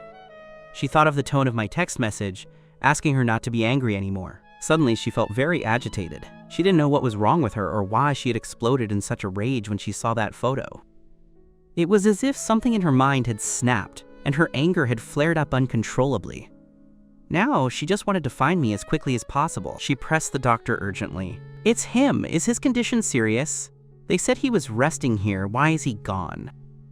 Facing this powerful young lady, the doctor couldn't help but be nervous, terrified of saying the wrong thing. The doctor replied respectfully, "That student's condition isn't serious, no concussion. He just needs rest to recover." "Then where did he go? Can't you just answer all my questions at once?" Shuzixia showed her impatience. The doctor wiped cold sweat from his forehead. I'm sorry, Miss Shu, can you just tell me where he went?" "He left not long ago. He left with his girlfriend." The doctor blurted out in one breath. "Girlfriend?" Shuzixia's face turned ugly instantly. The cold aura she radiated made the doctor want to run away. The doctor could only nod.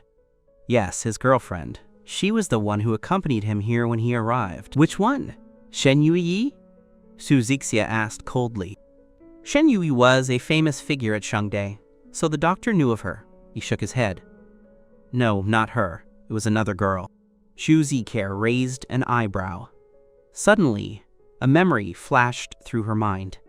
It was from my first day after transferring, when she saw me with a girl in the cafeteria. Shuzixia turned to leave, then stopped abruptly and said to the doctor with a dominant gaze, "Listen closely. He is my husband." After saying that, she walked outside and finally remembered to call me. In her earlier panic, she had just run over without thinking and didn't expect me to be gone. The phone only rang a few times before it connected, before she could speak. My cheerful voice came from the other end. "Xiaxia, you're not mad anymore, are you?"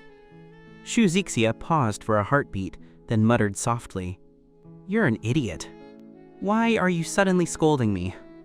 What do I have to do for you to stop being mad? I can explain everything. Just let me finish my explanation, and then you can decide if you want to be mad at me, okay?" Shuzixia was impatient. She kept walking as she talked, ignoring my question. "Where are you right now?" As she spoke, she looked up and happened to see me not far away. She stopped in her tracks. A second later, she started walking toward me quickly. "I see you? Stay there? I'm coming to find you?" She started jogging toward me. I was stunned by her sudden shout and stood there like a fool. "Xiaxia, how did you—" She was very fast and reached me in no time. Before I could finish my sentence, Shuzixia's gaze swept over to Su Xiaoman standing beside me. Her voice was icy. "Take your hands off him right now. My man is not for you to touch. Let go." Su Xiaoman, who was holding my arm, stiffened. Her expression shifted slightly, but eventually, she reluctantly let go. Shuzia pushed her aside, reclaimed the spot, and intimately took my arm. "You're not feeling well. Why are you running around instead of resting in the clinic?" Her tone carried a bit of a scolding, but compared to her previous freezing rage, it had softened considerably. I frowned and looked in the direction I had been headed. Shuzixia followed my gaze toward the grade 11 teaching building and immediately realized I had been on my way to find her. "Jiang He, you really are an idiot." Shuzishia scolded again, but her eyes had softened. I retorted dissatisfiedly, "There you go, scolding again! You're the idiot! I'm going to be scolded into becoming an idiot by you!" Shuzishia glanced at Sushaman. "Who is this girl? Why did the doctor at the clinic say she's your girlfriend?" "Zhenghei, explain this to me first. You went to the clinic?" I was surprised. No wonder she had suddenly appeared. Shuzishia stared at me with an annoyed face. "The point is the second part of the sentence." I looked innocent. The doctor misunderstood on his own. That has nothing to do with me. She's my classmate. She sits right in front of me and has helped me a lot. Don't be so mean to her. Shuzishia noticed Sushaman's eyes darken slightly at that sentence. A triumphant smirk touched Shuzishia's lips, but she pretended to be dissatisfied. "Fine. I'll take your word for it. Let's go, I'm taking you somewhere to rest." I looked at Sushaman apologetically. "Shaman, you should head back to class first. Thank you for your help. I'll treat you to a meal next time." "Jianghe, hurry and go rest." I nodded, but before I could even say goodbye to Sushaman, Shuzishia dragged me away. Sushaman watched our departing backs, her gaze lingering. Soon, Shuzishia led me into a magnificent European-style building. Even though I had seen plenty of buildings like this in the US, I was still impressed. I asked curiously, "What is this place?" Shuzishia explained calmly. "This is the Student Union building." She led me up to the second floor. We arrived at a room. She pushed the door open and frowned when she saw Sanji inside. "Why are you still here?" Sanji was sitting on the sofa, leisurely sipping a drink and looking very comfortable. When he saw us, he grinned. "Oh, you two made up?" Shuzishia let go of my arm and unceremoniously ordered him to leave. "Get out. My office isn't your lounge." "Wow, how cruel. You make up and then burn the bridge," Sanji grumbled in dissatisfaction. Still, he lazily got up from the sofa and walked toward the door reluctantly. Shuzishia stared him down. "It's not like there aren't lounges on the first floor. Or go back to the clinic. Go wherever you want, I don't care." "Fine, I'm going. Stingy." The last part was muttered under his breath. Sanji didn't dare scold this lady to her face. That was a privilege only I had. Just as Sanji was about to leave, he stopped and looked back at us. He finally noticed that Shuzishia was still holding my hand. He gave a suggestive smile. "Kicking me out. Do you two want some alone time?" Hearing this, Shuzishia suddenly stood on her tiptoes and pecked my cheek 7 times. She raised an eyebrow at Sanji. "Do you know what the relationship between Jianghe and me is right now?" "What relationship?" Sanji was confused and curious. Shuzishia said with a smile, "We are engaged. He is my fiancé. So whatever we want to do behind closed doors is perfectly natural." Sanji was stunned. "You're engaged? Since when?" I replied awkwardly, not long after I returned to the country. Actually, our engagement was... Before I could finish, Shuzishia pinched my waist. Shuzishia then said to Sanji, "Now you can leave, right? Don't disturb us." Sanji didn't react too strongly to the news. After all, since we were childhood friends who were always so close, it seemed like a natural conclusion that we'd end up together. "Fine, I won't be a third wheel." Sanji waved and left sensibly. Shuzishia pulled me over to the sofa to sit down. She frowned at the trash on the coffee table. I should have made him clean up before he left. "It's fine, it won't stop me from resting." I leaned back lazily on the sofa and looked around. "This place is pretty comfortable." "Of course it is. That's why I brought you here. It's better than staying in the clinic. That place reeks of disinfectant." I leaned back comfortably, glanced at her, and asked, "I saw a sign on the door. Is this the Student Union President's office?" "Are you saying you're the president?" I found it hard to believe. How did someone as willful and proud as her become the Student Union President? Shuzishia glanced at me. "Do you have a problem with that?" I didn't answer her. I closed my eyes as if to rest. I had wanted to ask if she was still mad at me, but I must have been exhausted because I fell asleep almost immediately. Seeing me fall asleep in seconds, Shuzishia didn't know whether to laugh or cry. What a pig. A little silly pig. A little stupid pig. The air conditioning was quite strong, so fearing I'd catch a cold, she thoughtfully found a small blanket and leaned over to cover me. She didn't stand back up immediately, but stayed in that position, staring at my handsome face. Suddenly thinking of something, she blinked and recalled the video I had sent her. Just then, I groaned slightly and rolled over. My phone slid out. Shujikia picked it up and found the original, unedited version of that video. After watching it, her pretty face turned dark and her eyes became icy. It was just as she had suspected. Meanwhile, I had no idea that the photo of Shujikia intimately holding my arm was rapidly spreading across every phone in the school. Seeing the photo, some people turned pale with fear, while others were incredibly envious. As for Chen Wei, he smashed his phone. His face was dark as he ground his teeth. A maid nearby didn't understand what was happening and was so terrified by his expression that she didn't dare move. Chen Wei shot her a look and roared, "Pick it up for me!" The luxury living room was covered in handmade Italian carpets, so the phone hadn't shattered. The maid picked it up with trembling hands and gave it back to him. The moment Chen Wei took it, he threw it again, this time against the wall with a terrifying crash. He couldn't swallow this insult. He was determined to find another chance to teach me a lesson, and wicked ideas began to brew in his mind. When I opened my eyes again, I saw Shujikia sitting behind her desk not far away. She was wearing earbuds, her sexy red lips moving slightly as she spoke a foreign language I didn't recognize, but her pronunciation was beautiful. Her profile was breathtakingly stunning, possessing a charm that was almost suffocating. I sat up and realized I was lying on the sofa with a thin blanket over me. "Shiaxia, what are you doing?" I stretched and called out softly. The language she was speaking didn't sound like English, as I couldn't understand it at all. The pronunciation was unique, sounding a bit like French. Does she know French too? Shujikia only glanced at me before continuing her conversation with the person on the other end. She was looking at her computer screen, appearing to be on a video call. Curious, I got off the sofa and crept over. "What on earth are you doing?" I poked my head in to see what she was so focused on.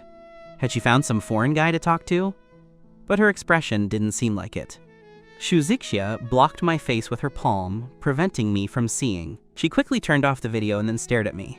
"Stinky Jung-hae, where are your manners? How dare you try to peek?" I crossed my arms. "What's so mysterious that even I can't see? Who were you talking to? It's a secret." Shujikia stuck her tongue out at me. "What language was that just now?" I asked. Before I could get an answer, she dragged me back to the sofa and shut her laptop. I was startled and confused. "Since when do you know French? How come I didn't know?" "There's a lot you don't know." "Do you think you really know me that well?" Shujikia said teasingly. Since I had moved to America, the time we spent together had decreased. Combined with the fact that we were in our formative years, those absent years, meant there were many things we didn't know about each other. I thought about it and realized it made sense. Shujikia didn't know about my life in America either, so I asked curiously, "Then how many languages do you speak?" Shujikia had received an elite education since childhood. We used to speak English together when we were little. It was because of that early exposure that I didn't face any language barriers when I moved to the US. Shujikia said nonchalantly, "About 5 or 6, I think." My eyes widened in shock. 5 or 6? That's amazing! Shujikia curled her lips triumphantly. HMPH, you're only realizing it now? I looked at her and said with a sigh, "Shiaxia, I feel like I don't know you anymore." She had changed so much in the few years I was away. Not only did she like having boyfriends now, but she had become so capable. It felt like she was hiding a lot of secrets. This gave me a strange sense of unfamiliarity, as I was lost in thought. Shujikia suddenly leaned her beautiful face in, our faces only a few centimeters apart. "Do you want to get to know me?" Caught off guard, I locked eyes with her beautiful gaze and felt myself sinking in. I blanked for a moment and said awkwardly, "I don't know." "Why don't you know?" Shujikia pressed, her brow furrowing slightly, clearly unsatisfied with the answer. I fidgeted. "I just don't know." Honestly, I was conflicted. I wanted to know her, yet I didn't. I didn't understand the feeling myself. I wanted to know more about her, but I also felt a strange sense of unease. If I got too close, would our relationship change? I didn't want it to change. I liked being with her like this, relaxed and comfortable. Annoyed by me, Shujikia reached out and gave me a flick on the forehead. I gently caught her delicate hand and didn't resist, taking the opportunity to ask, "So, are you not mad at me anymore?" Shujikia pouted. "Did I ever say that? Then what do you want? What will it take for you to stop being mad?" Shujikia looked into my eyes, crossed her arms, and said to me coolly, "Didn't you say you wanted to explain? Where's the explanation?" I want to hear it first before I decide whether or not to forgive you. Explain? I suddenly didn't know where to start. After a moment of thought, I said, "It's not like I meant to lie to you, but if I had told you I was going to see Shen Yu," Shu Zixia said with a stony face, "you knew clearly that I'd be angry, so why did you still go to see her?" I glared at her, somewhat dissatisfied. "Aren't you being too overbearing? Just because you'll get angry, I'm not allowed to see my friend? By what right?" Shujisha said arrogantly, "By the right that I am your wife." I felt like I was going to be driven mad by anger. I shouted at her, "Shu Zixia, how can you be like this? I didn't even interfere with you having boyfriends, so why are you stopping me from making friends? You're being completely unreasonable. Friends? Can there be pure friendship between a man and a woman? Are you lying to me or are you lying to yourself?" Shu Zixia expressed her disdain for the idea, then added, "Besides, I don't have a boyfriend right now." I immediately retorted, "You just don't have one now. That doesn't mean you won't have one later." Shu Zixia narrowed her eyes at me. "Why do you insist on being friends with Shen Yu? Do you dare to say you don't like her?" Although Shu Zixia already knew the answer from Sanji, she intentionally wanted to hear me say I didn't like Shen Yu with my own ears. Who knew that I would say, right, I like her, I just like her." A cold glint flashed in her eyes. "What did you say?" I explained, "I like her the way one likes a strong person. I like her as a friend. I admire her and want to be friends with her, that's all. Why does it sound like I'm some kind of simp when it comes out of your mouth?" Everyone has this psychology, right? When you meet someone impressive, you want to get to know them and be their friend. It's perfectly normal. Am I only allowed to hang out with guys? Can't I have female friends? I didn't know how things were domestically, but in the States, I had many close female friends. My relationship with them was as simple as being friends. There was never any ambiguity. Shu Zixia took a deep breath. "Even if that's what you think, what about Shen Yu? She supposedly has a boyfriend, yet she cares so much about you and stays so close to you. If she's not after something, then what is it? What is there to admire about someone like that?" I froze for a moment before arguing back. "She's not like what you say. Can you stop suspecting people with such malice?" Shu Zixia gave a cold laugh. "How am I being malicious? These are the facts. What else do you have to say for yourself? A person who clearly has a boyfriend yet cares for another guy at every turn, even meeting him privately. You want to be friends with a slay girl like that? No, she doesn't have a boyfriend." I blurted out in desperation, feeling a pang of apology towards Shen Yu in my heart. I had clearly promised her to keep the secret, but under these circumstances, I had no choice but to say it. "No boyfriend? Is that what she told you?" Shu Zixia's deep eyes were full of mockery. I nodded. "Exactly," she told me herself. "She only uses that as an excuse to reject the guys who confess to her." Shu Zixia's eyes fixed on me coldly. "And you believed it? How are you so easy to fool?" "I believe her," I said, looking at her with confusion. Shu Zixia laughed coldly twice. "She says she doesn't have one, and you believe her? Can you get any stupider?" I hated it most when she called me stupid. At this moment, I was truly angry and didn't want to talk nonsense with her anymore. A woman in a fit of rage is truly unreasonable. "Then I say she has a boyfriend. Why don't you believe me? Zhang He, you've only known her for a few days, yet you choose to believe her over me?" Shu Zixia was truly about to explode. "Say something, Zhang He. I don't want to talk to you anymore. You're being very unreasonable. You're the one with a prejudice against her. Why are you blaming me?" Shu Zixia shouted, "I'm telling you, I saw her with her boyfriend with my own eyes. Who should I actually believe?" I didn't think Shen Yu would lie to me, but I had been childhood friends with Shu Zixia for so many years. My trust in her was unconditional. Even if the whole world lied to me, she wouldn't. I looked into Shu Zixia's eyes, becoming even more lost. I knew she wasn't lying to me, so did Shen Yu lie? Maybe there was some misunderstanding. My intuition told me Shen Yu hadn't lied. Maybe you just saw wrong. How can you be sure the person you saw was her boyfriend? Seeing me still defending Shen Yu, Shu Zixia was truly going crazy with anger, her cheeks puffing out. "I don't like hearing that person's name from your mouth. I don't like you defending her like that." Actually, I wasn't defending Shen Yu. I was just speaking the truth. "Jiang He, I really want to shut your mouth," Shu Zixia said through gritted teeth. I blanked for a moment and noticed her gaze was fixed on my lips, as if she really intended to shut my mouth with her own.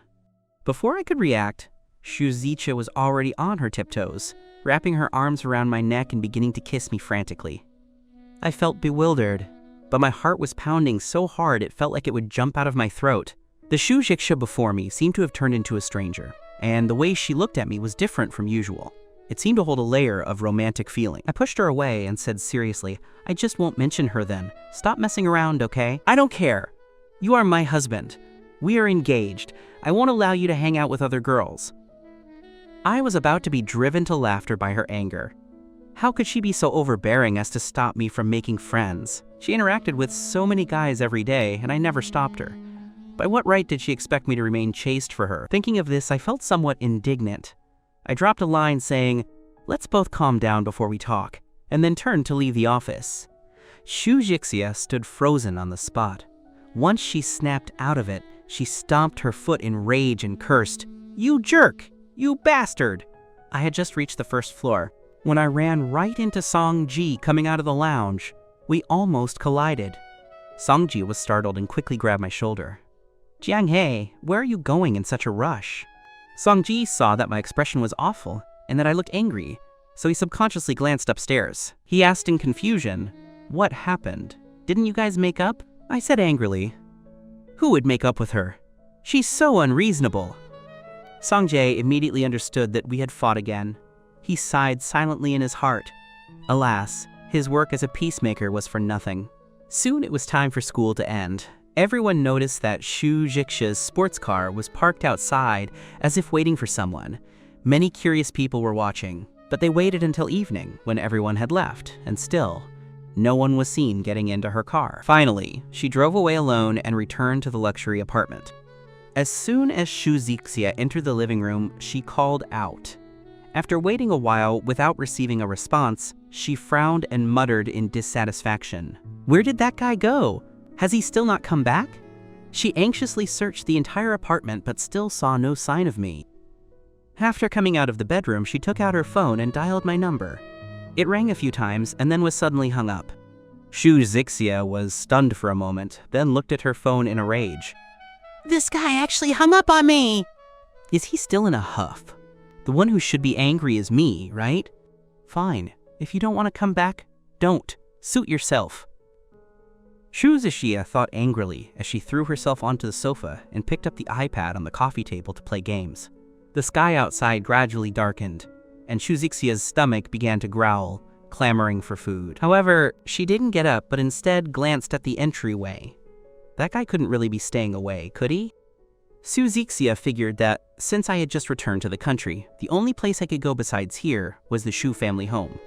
So she decided to call home to test the waters. She took out her phone and dialed the family house. The butler answered immediately. "Miss, is there something you called for?"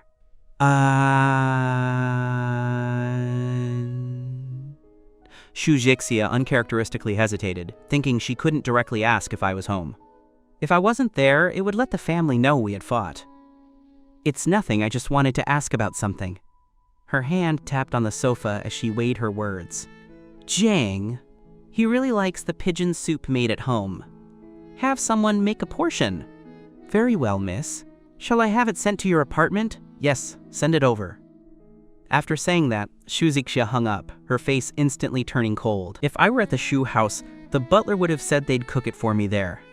This confirmed I wasn't at the family home. As it got later, Shu Zixia's mood became increasingly irritable. The Shu family staff had already delivered the pigeon soup and some side dishes. Shu Zixia looked at the table full of food. Many of them were my favorites. I had lived at her house for a while and was practically part of the family, so even the cook remembered my tastes and would specifically make things I liked. Shu Zixia only felt more annoyed. Her eyes swept to the clock on the wall. It was long past dinner time, yet there was still no sign of me.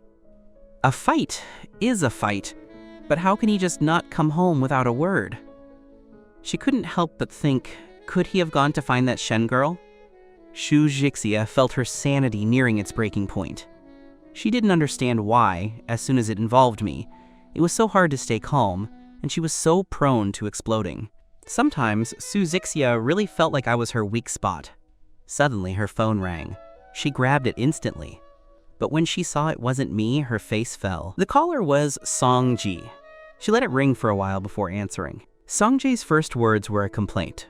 "Why did you take so long to answer?" Yujisia's tone was very impatient. When she was in a bad mood, the fact that she was willing to pick up at all was merciful enough. Why so fierce? I only called specifically because I was afraid you'd be worried about Jiang He. Fine, since you don't want to know, I won't say it. Sanji has said it on purpose, but he didn't actually hang up, waiting for Shuzichia to stop him. Sure enough, he heard Sujisha shout, "Wait, is Jiang He with you?" "Yup," Sanji said playfully, his voice full of delight. He knew Shuzichia was worried about me. Shuzichia asked anxiously, "Then when is he coming back?" "He said he's not coming back. From now on, he's staying at my house to play games with me every day. How could I bear to let him go back?" "What did you say?" Shuzichia gritted her teeth. "He can just try not coming back. Put him on the phone." "Can't. Didn't you try calling him earlier?" "After he hung up, he put you straight on his blacklist. I'm calling you secretly. For the sake of our years of friendship, I hope you two make up soon." "You said he put me on his blacklist?" Shuzichia asked, emphasizing every word. Sanji could feel her rage through the phone and said a bit sheepishly, "That's why I'm curious. What did you two fight about to make it this bad?" "I asked Jiang He, but he won't say." Shuzichia pinched the bridge of her nose and didn't speak. Seeing her silence, Sanji had no choice but to act as the peacemaker again. "You're both in a huff right now. It'll be fine soon. Just both take a step back." Unexpectedly, Shuzichia was displeased by this. She gave a proud HMPH. "Why should I take a step back? He seems to have forgotten he was the one who lied to me first. I haven't even forgiven him yet. And here he is being angry at me instead. I don't care about him. If he doesn't want to come back, then fine." Sanji suddenly didn't know how to respond. This was truly a textbook young couples fight, both angry and neither willing to be the first to bow. Suit yourselves.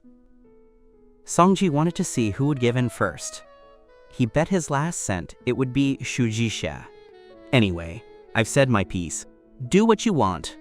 Sanji said a final word and hung up. Shuzichia tossed her phone onto the coffee table, her pretty face dark. She scanned the table full of food. She stood up and walked over. "If you won't come back to eat, I'll eat by myself." She sat down, picked up her chopsticks, and grabbed a piece of braised pork. This also happened to be one of my favorites. However, after 2 bites of rice, she suddenly stopped her chopsticks. She felt that without me there to eat with, the food wasn't good at all. The 2 mouthfuls of rice she just took suddenly felt like chewing wax, hard to swallow. At that moment, Shuzichia slammed her chopsticks down with a clack, stood up, walked to the entryway, grabbed her car keys, and headed out just like that. Early the next morning, as soon as Sanji and I got out of the car, we saw a huge crowd gathered at the entrance of Shangdae Academy.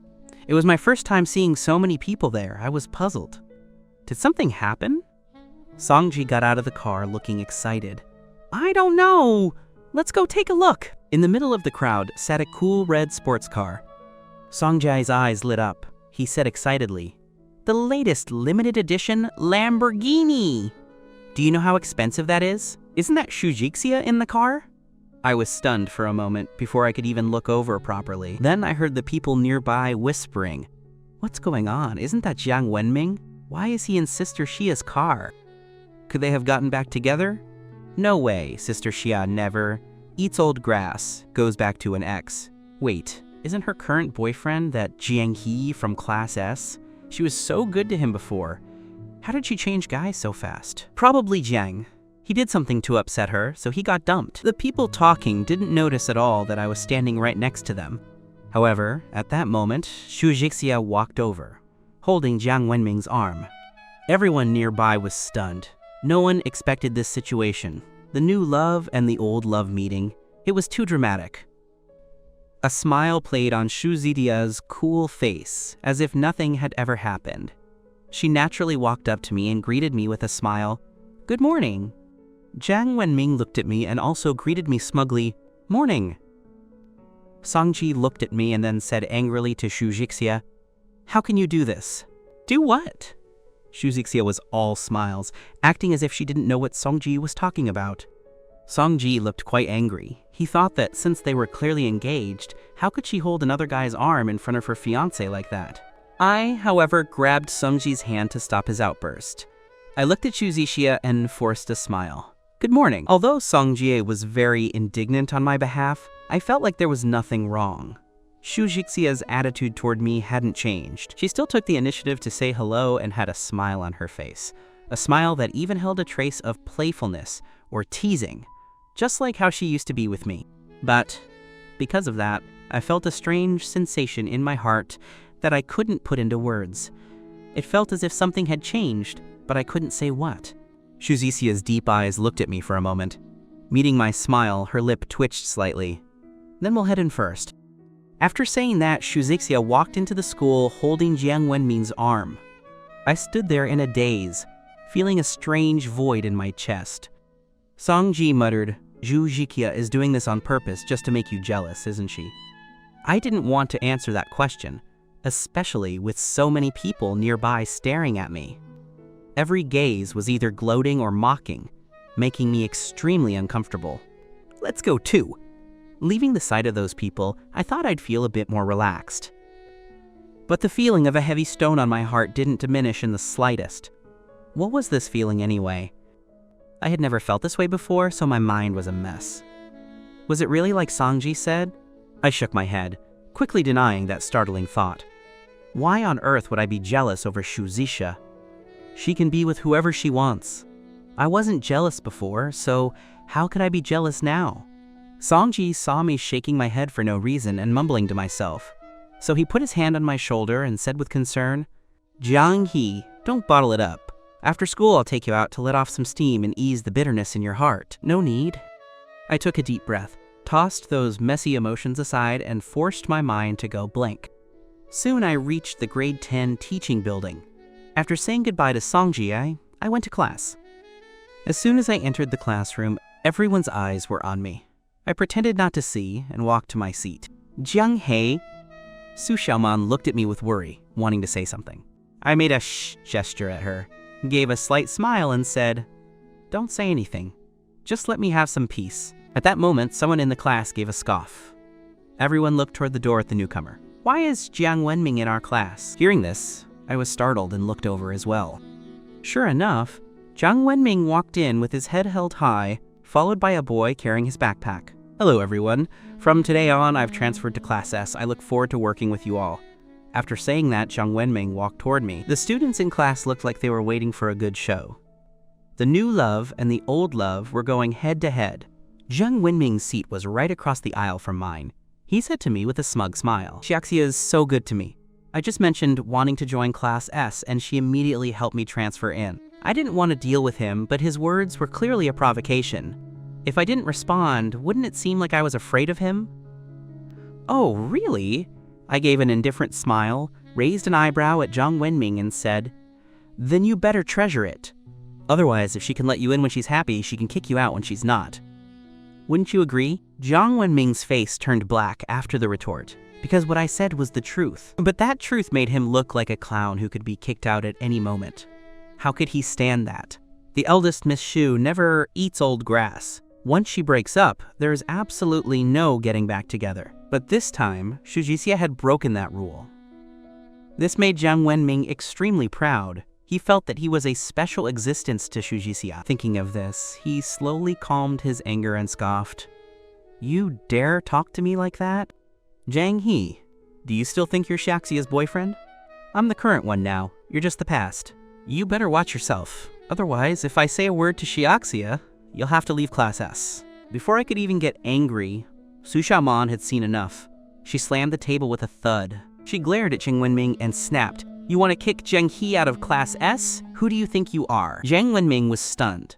He hadn't expected someone to defend me. Moreover, this was Class S. People who could get into this class either had the best grades in the grade or the most powerful family backgrounds. From Su Xiaoman's clothes and aura, she definitely looked like the latter. This made him hesitate to snap back. I looked at Jiang Wenming and gave a cold smile. "You can try. I'd also like to see if you have the ability to kick me out of this class." I was certain in my heart that even if Shujixia were given the courage, she wouldn't dare. It's just that Jiang Wenming didn't know this. He thought I had gotten into Class S the same way he did, through Zhixia's connections. There were many people like Jiang Wenming who saw Class S as a godlike existence. After all, getting in was the ultimate honor, so Jiang Wenming was very upset that even after being dumped, I could stay in Class S and even have a wealthy young lady like Su Xiaoman stand up for me. Jiang Wenming wasn't going to back down either, saying to me, Su Xiaoman, who knew the truth, rolled her eyes and looked at Jiang Wenming like he was an idiot.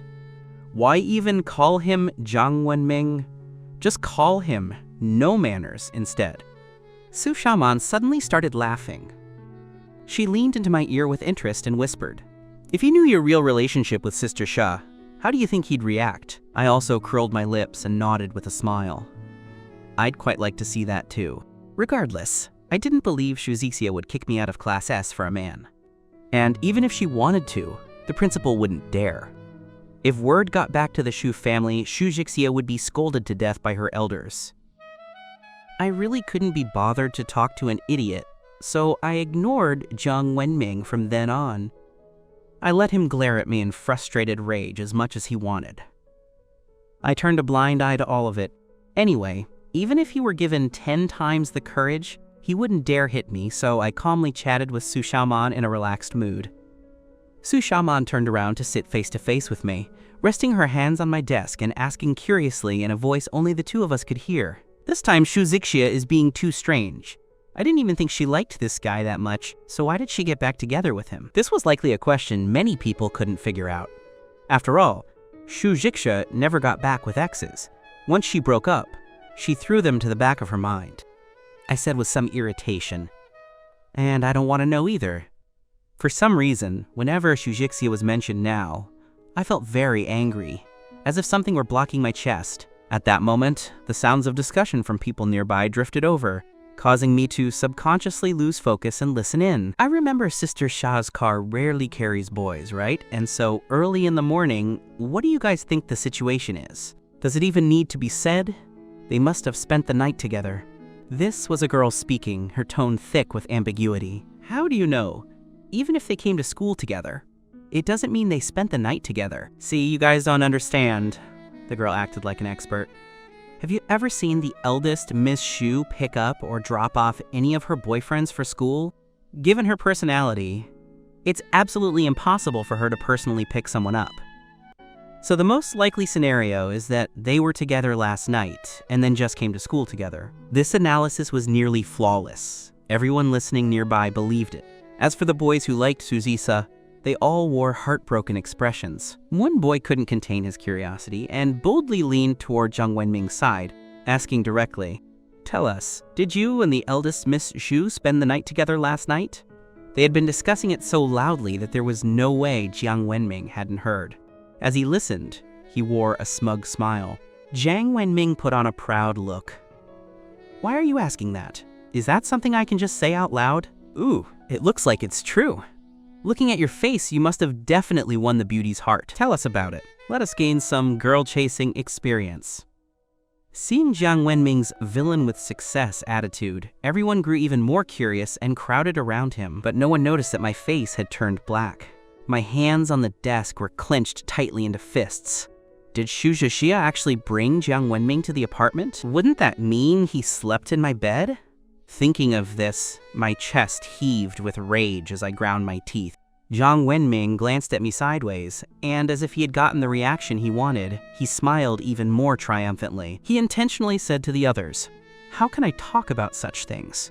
But Xiaoxia was indeed with me last night. Since the person involved admitted it, the crowd immediately broke into an uproar. With a loud bang, I slammed the desk and stood up abruptly, my handsome face terrifyingly dark. No, I had to go find Shu Zixia and get a clear answer. Beside me, Jiang Wenming pretended to be startled, patting his chest and staring at me with dissatisfaction. "Jiang He, if you're angry, you're angry. Why slam the table so hard? Your hand might not hurt, but you scared everyone." Su Xiaoman saw that something was wrong with me, frowned, and barked at Jiang Wenming. "Shut up!" I gritted my teeth, glared at Jiang Wenming, and prepared to walk out of the classroom. But as soon as I moved, Su Xiaoman grabbed my hand, as if she had realized what I wanted to do. Jang Hee, calm down. How could I calm down? Right now, I wanted to ask Sujixia clearly whether what Jung Wenming said was true or not. How could she bring someone back to the apartment? That was my home. Jiang Wenming thought I was just putting on an act and gave a mocking laugh, intentionally provoking me. Are you going to find Siaxia to ask if it's true? Go ahead. I bet you're just afraid. Of all the men around Shujikia, which one wasn't completely obedient to her? Let alone running to interrogate her about something like this. Jiang Wenming was certain I wouldn't dare. Su Shaman didn't care about politeness anymore and roared at Jiang Wenming without mercy. I told you to shut up! Did you hear me? The people nearby all stared at Su Shaoman in shock. What was the deal? Did Su Shaoman like Zhang He? Jiang Wenming felt like he had lost face being yelled at like that. But considering he had just arrived in Class S, it wasn't good to make enemies so quickly. Just then, the bell rang and the teacher walked in. Su Shaoman quickly pulled me down to sit. Don't let that stupid dog provoke you. Who knows if what he said is true or false? Just calm down and think for a bit, okay? Seeing me nod slightly. Su Shaoman finally felt relieved and whispered again. Personally, I don't believe it's true. After all, Shu Zixia is a legend at Shangde Academy. Every move she makes is watched by everyone. Even the tiniest bit of news would spread through the school instantly. Any guy who has dated her would want the whole world to know. But in all this time, there's never been news like that. Everyone knows Shu Zixia's personality, so no one dares to spread fake news. I looked at Su Shaoman and asked anxiously, Really? Su Shaoman nodded. Do you trust me? I nodded and stopped talking. This class period was agonizing. I couldn't stop thinking. Even if Shu Zixia hadn't done that with Jiang Wenming, what if she really had brought someone back to the apartment? Even if she just let Jiang Wenming stand in our living room, I couldn't stand it. I'd want to tear the living room down. I thought angrily to myself. If this is true, I'll set fire to the apartment and burn it down. Finally, class ended. I couldn't wait and stood up to walk out. This time, Su Shaoman didn't stop me. She just followed behind me worriedly. Unexpectedly, Jiang Wenming happened to walk out at the same time, and both of us were heading in the same direction. Obviously, Jiang Wenming also intended to find Shu Zixia. He looked at me arrogantly, as if he were the victor. Just as I reached the first floor, I ran into Sanji. Zhang He, where are you going? Sanji asked in confusion, stepping forward to put an arm around my shoulder. Jiang Wenming naturally knew Songjia's identity. Seeing him acting so familiar with me, his face changed. I'm going to find Shu Zixia. My voice sounded as if something were stuck in my throat. What's up? Why is this guy walking with you? Songjie looked at Jiang Wenming, sensing the strange atmosphere. Su Shaoman knew I didn't want to talk, so she answered for me, telling Songjie everything that had happened in class. Jiang Wenming's face looked panicked, and he quickly tried to walk away, but Songjie barked at him, Wait a minute. Jiang Wenming froze, not daring to leave. He turned around with a fawning smile. Did you need something from me? Songjie, with his arms still around my shoulder, walked up to him and gave a cold laugh. You said you and Su Zixia spent the night together last night? What exactly happened? Well, that... Jiang Wenming began to stutter. Big fat liar! Songjie threw those 3 words straight at his face, huffing mockingly and saying, I bet you didn't even touch a single hair on her body. Jiang Wenming's face turned pale instantly, as if he had been pierced through by the truth. Sorry, I have something to do. I have to go first. He blurted this out and almost sprinted away. Songjie didn't bother with him and instead walked out with his arm around me. Su Shaoman couldn't follow, so she could only stand there and watch our figures disappear before quietly returning to the classroom. Once Songjie and I reached the shade of a tree, I finally couldn't help but ask, How did you know he was lying? That's simple. Those of us close to Shu Zixia? Who doesn't know about that thing? Of hers? What thing? Why don't I know?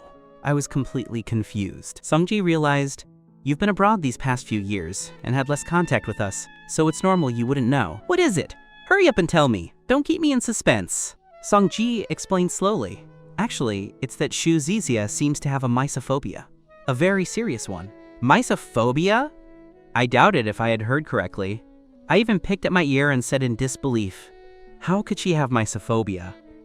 Her place is a mess. While it's not as bad as a pigsty, before I arrived, her room wasn't clean enough to be called misophobic. Anyway, I can't see any signs of it. I don't mean that. Sanji rolled his eyes at me.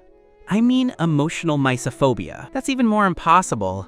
I felt like I was hearing a fairy tale. I rolled my eyes back at Sanji and said mockingly, the line of boyfriends she's had is several blocks long. If a sea queen like that can be called emotionally misophobic, then I must be a saint. Sanji didn't know whether to laugh or cry.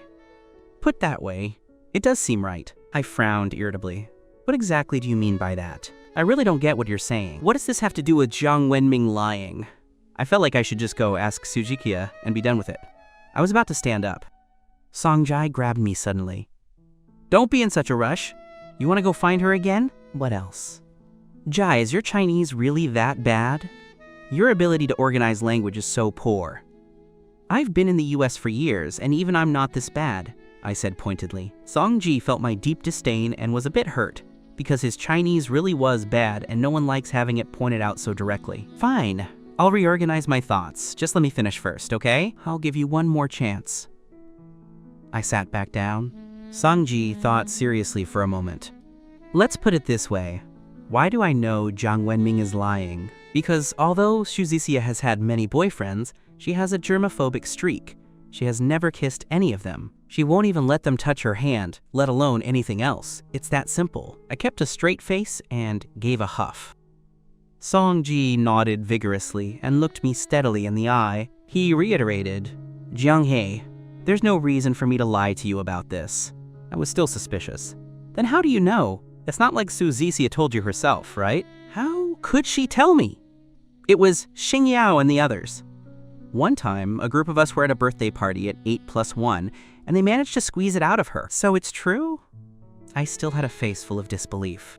Shuzikia had dated so many boyfriends. How could she have never kissed them? Suddenly, I remembered how she had inexplicably tried to kiss me yesterday, as if she were going crazy. If she's so clean and doesn't like kissing people randomly, then what was she doing yesterday? She even kissed my cheek in front of Songjie. This didn't seem like the same person at all, so I remained skeptical. You guys must have been tricked by her. Could she really just say something like that easily? Shuzixia cares so much about her reputation. How could she say that? Gee, trust me. The words of a beautiful woman can't be believed.